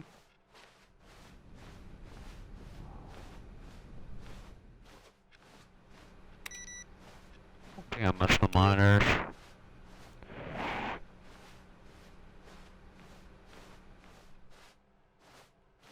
Aha! I knew we'd missed something. The story. Here it comes. No, wait, never mind. Not the story. Yeah. Okay, let's head back the other way and retrace our steps. Yeah, okay. Let's do that then. Now this... Okay, this is Well, I'll be definitely honest, I different. don't recognize this place at all.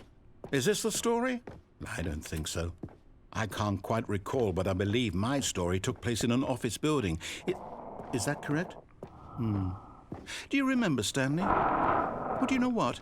Since I've completely forgotten what we were supposed to be doing, how about this? You win! Congratulations! I know you've done a lot of hard work, and it really paid off, so good job. Oh, no. No, I don't feel right about this at all. We both know you didn't put in any actual work for that win. Some people win fair and square, and this was not one of those situations. Bro. I'm getting weirded out by whatever this place is. I don't care what might happen this time. I have to restart. That's crazy, right? You just started us like that. And you just started us like that. All right, I've got a solution. This time, to make sure we don't get lost, I've employed the help of the Stanley Parable Adventure Line. Just follow the Easy line. enough. How simple is that?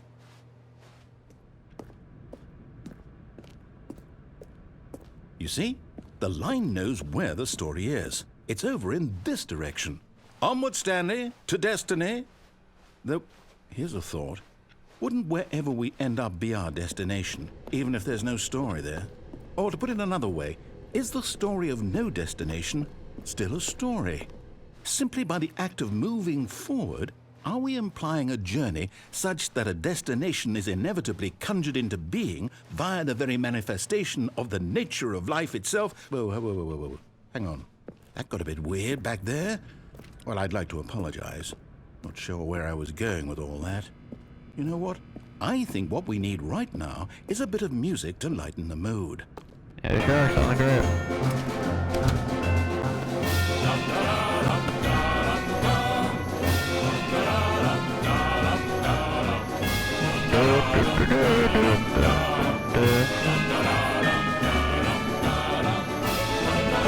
Cut the music, go back and look at that fern.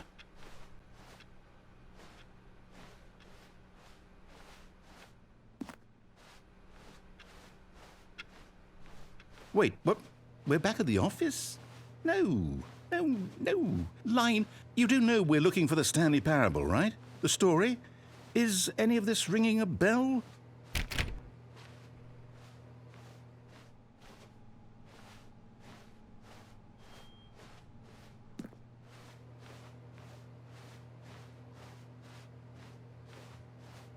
A little bit different, yeah, maybe.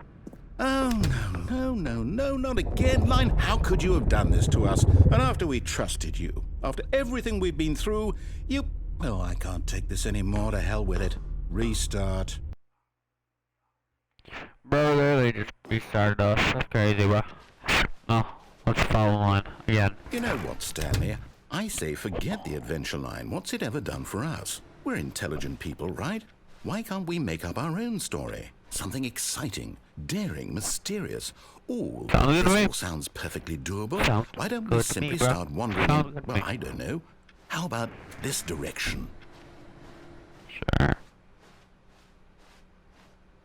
Now, yes, this is exciting. Just me and Stanley forging a new path, a new story. Well, it could be anything. What do you want our story to be? Go Minecraft. on. Use your imagination. Whatever it might be, Stanley, I'm ready for it. Best game in the world. Oh, no, not you again. Stanley, I'd also like to veto the line from having any role in our awesome new story. No lines or monitor rooms. Just don't acknowledge it, and we should be fine.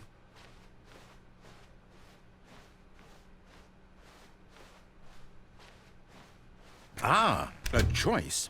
We get to make a decision. From here, the story is in our control. How important we mustn't squander the opportunity. In fact, I believe I need a minute to think here. Just walk in circles for a minute. Okay. So I know that each door has to lead somewhere, which means that somewhere, the place where we're trying to go, there must be a reverse door that leads here. And that in turn means that our destination corresponds with the counter-inverted reverse door's origin. So starting from the right, let us ask, will taking the right door lead us to where we're going? And since the answer is clearly yes, then by all accounts, the door on the right is the correct one. Another victory for logic. Come, Stanley, our destiny awaits. Oh, hold up, what's this? The confusion ending. You're telling me that's what this is? It's all one giant ending? And we're supposed to restart the game, what, eight times? That's really how all this goes? It's all determined? So now, according to the schedule, I restart again. Then what? Am I just supposed to forget? Well, what if I don't want to forget? My mind goes blank simply because it's written here on this thing, wall. Well, who consulted me?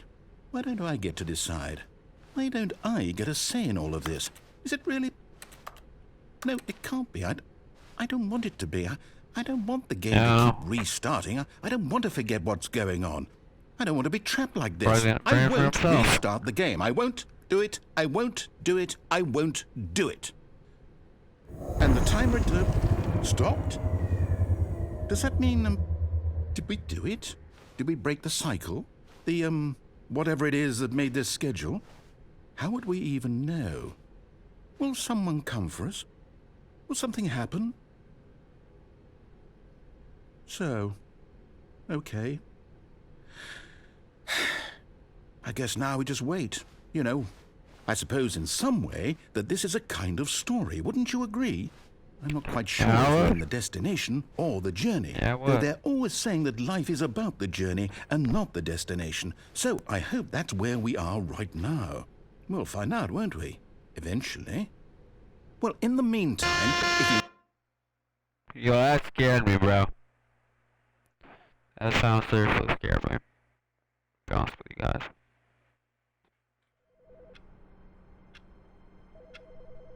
Okay. We got a call.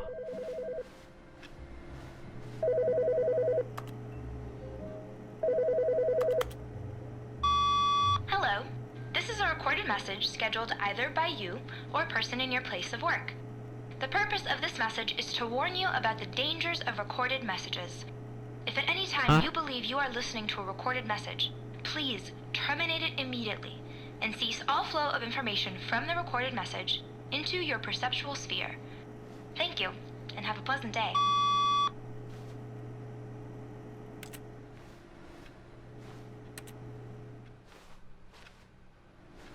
What's so dangerous about a recorded message, to be honest with you guys? The bucket's here.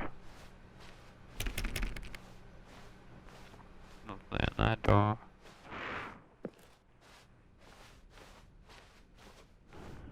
When Stanley came to a set of 2 open doors, he entered the door on his left.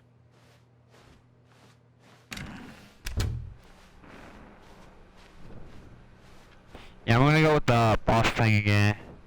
Yet there was not a single person here either. Feeling a wave of disbelief, Stanley decided to go up to his boss's office, hoping he might find an answer there. Coming to a staircase, Stanley walked upstairs to his boss's office.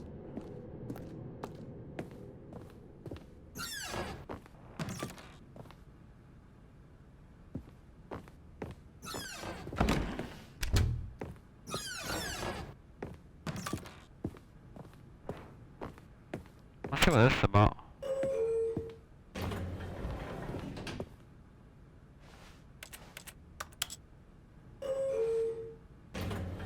Let's see what this is about, guys. Let's do this.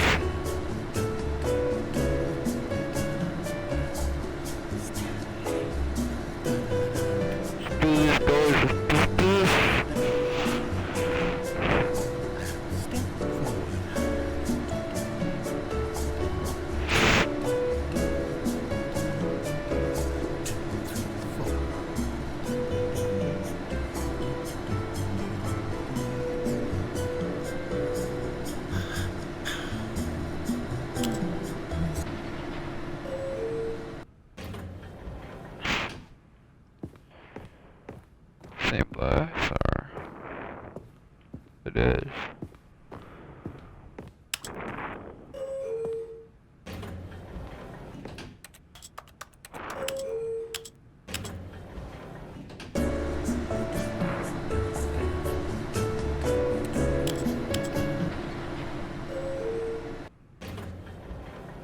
I think these are nothing.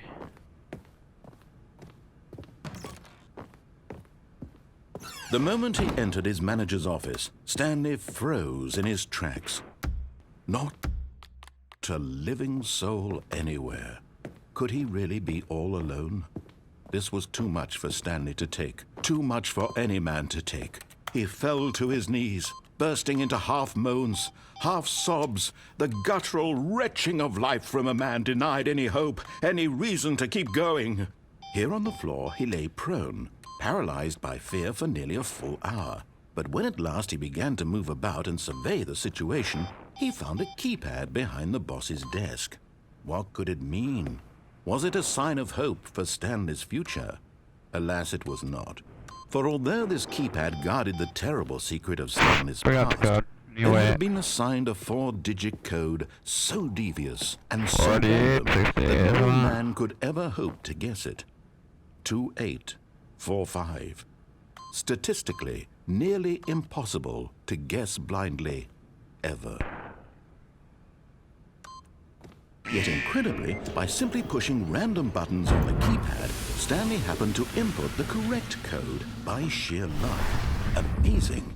He stepped into the newly opened passageway.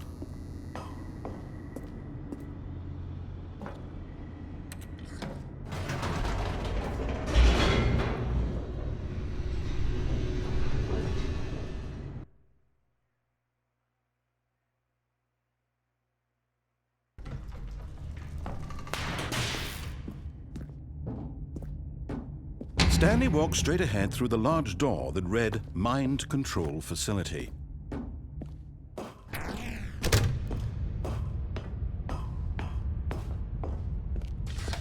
The lights rose on an enormous room packed with television screens.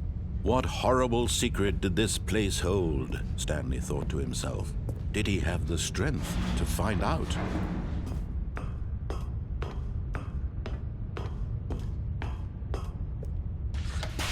Now the monitors jumped to life, their true nature revealed. Each bore the number of an employee in the building, Stanley's co-workers. The lives of so many individuals reduced to images on a screen, and Stanley, one of them, eternally monitored in this place where freedom meant nothing.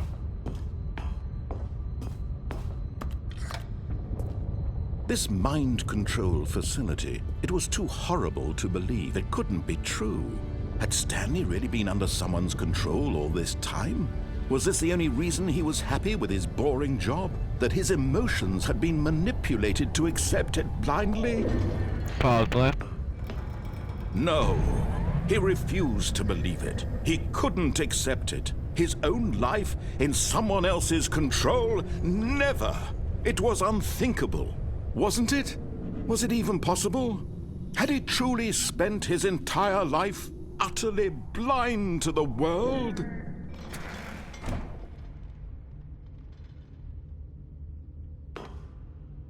But here was the proof, the heart of the operation. Controls labeled with emotions, happy or sad or content, walking, eating, working, all of it monitored and commanded from this very place. And as the cold reality of his past began to sink in, Stanley decided that this machinery would never again exert its terrible power over another human life. For he...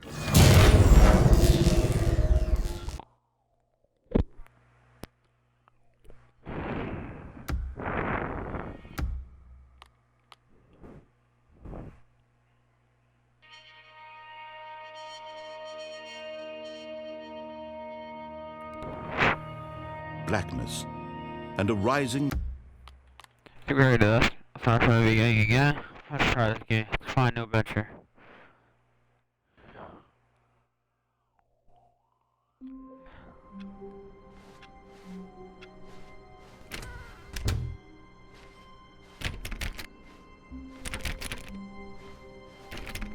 A good bucket, a strong bucket, a humble bucket, a committed bucket. Stanley clutched the bucket tightly to his chest and entered. This was not the correct way to the meeting room, but Stanley had felt the bucket calling to him, telling him that the employee lounge was simply the place to be.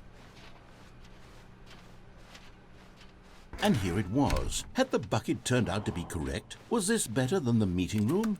Yes, Stanley thought to himself. Yes, perhaps it truly was. No, never mind.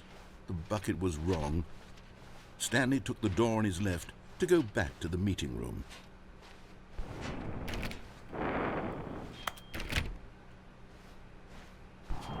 And so the two of them detoured through the maintenance section and walked straight ahead to the opposite door.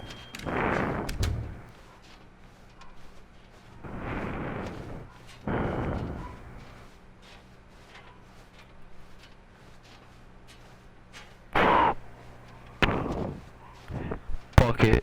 Okay. Still no one was here. Stanley needed the bucket's warmth and comfort now more.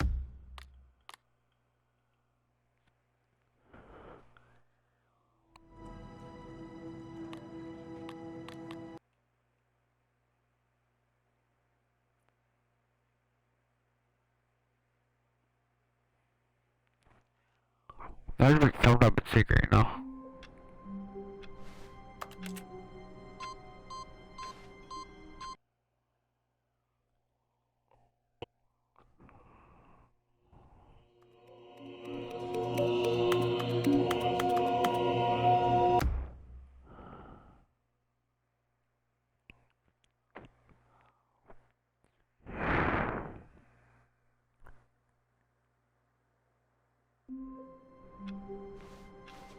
All of his co-workers were gone. What could it mean? Stanley decided to go to the meeting room. Perhaps he had simply missed a memo.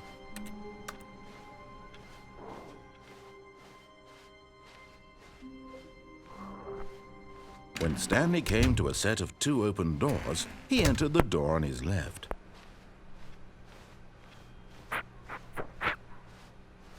Yet there was not a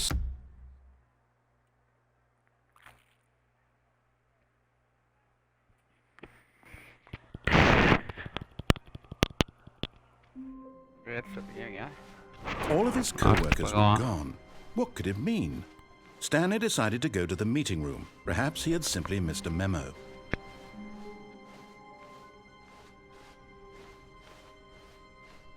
When Stanley came to a set of 2 open doors, this was not the correct meeting room, and Stanley knew it perfectly well. Perhaps he wanted to stop by the employee lounge first, just to admire it. It was okay. But eager to get back to business, Stanley took the first open door on his left. Stanley was so bad at following directions, it's incredible he wasn't fired years ago.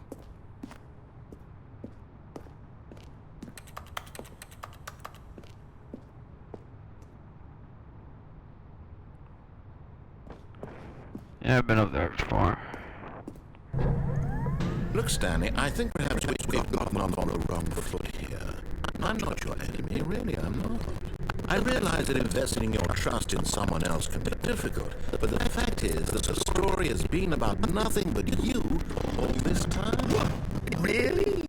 I was in the middle of something. Do you have 0 consideration for others? Are you that convinced that I want something bad to happen to you? Why? I don't know how to convince you of this, but I really do want to help you, to show you something beautiful. Look, let me prove it. Let me prove that I'm on your side. Give me a chance. Now listen carefully, this is important. Stanley walked through the red door. Oh, thank God you are willing to listen to me. Do you see that I really have wanted you to be happy all this time? The problem is all these choices. The two of us always trying to get somewhere that isn't here. Running and running and running, just the way you're doing right now. Don't you see that it's killing us, Stanley? I wanted to stop. We would both be so much happier if we just stopped. And I think I have a solution. Here, let me show you.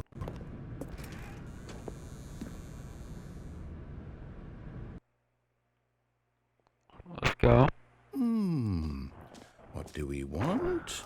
What are we looking for? Here. Yes. Can we take a short break real quick? I'll go If we some just water. stay right here, right in this moment with this place, Stanley, I think I feel happy. I actually feel happy.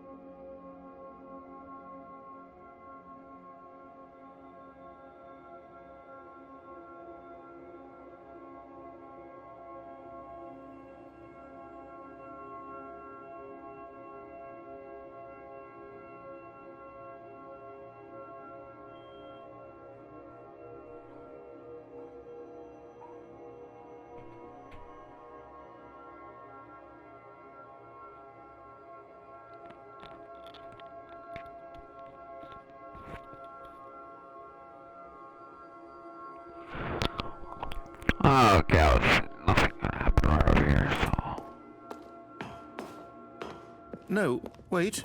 Where are you going? Oh, no. Stay away from those stairs. If you hurt yourself, if you die, the game will reset. We'll lose.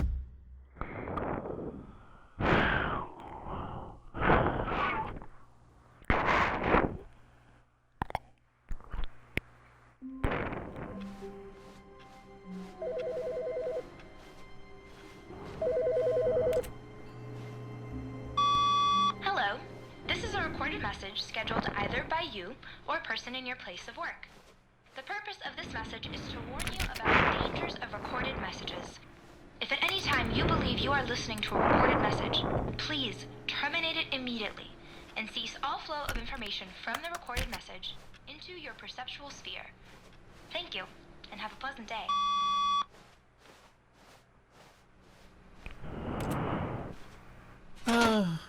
The embrace of an old friend, a weathered companionship that stands the test of time. Stanley clutched the bucket tightly to his chest. This was not the correct way to the meeting room, but Stanley had felt the bucket calling to him, telling him that the employee lounge was simply the place to be. And here it was. Had the bucket turned out to be correct? No, never mind. The bucket was wrong. Stanley took the door on his left to go back to the meet, and so the two of them detoured through the maintenance section and walked straight ahead to the opposite door.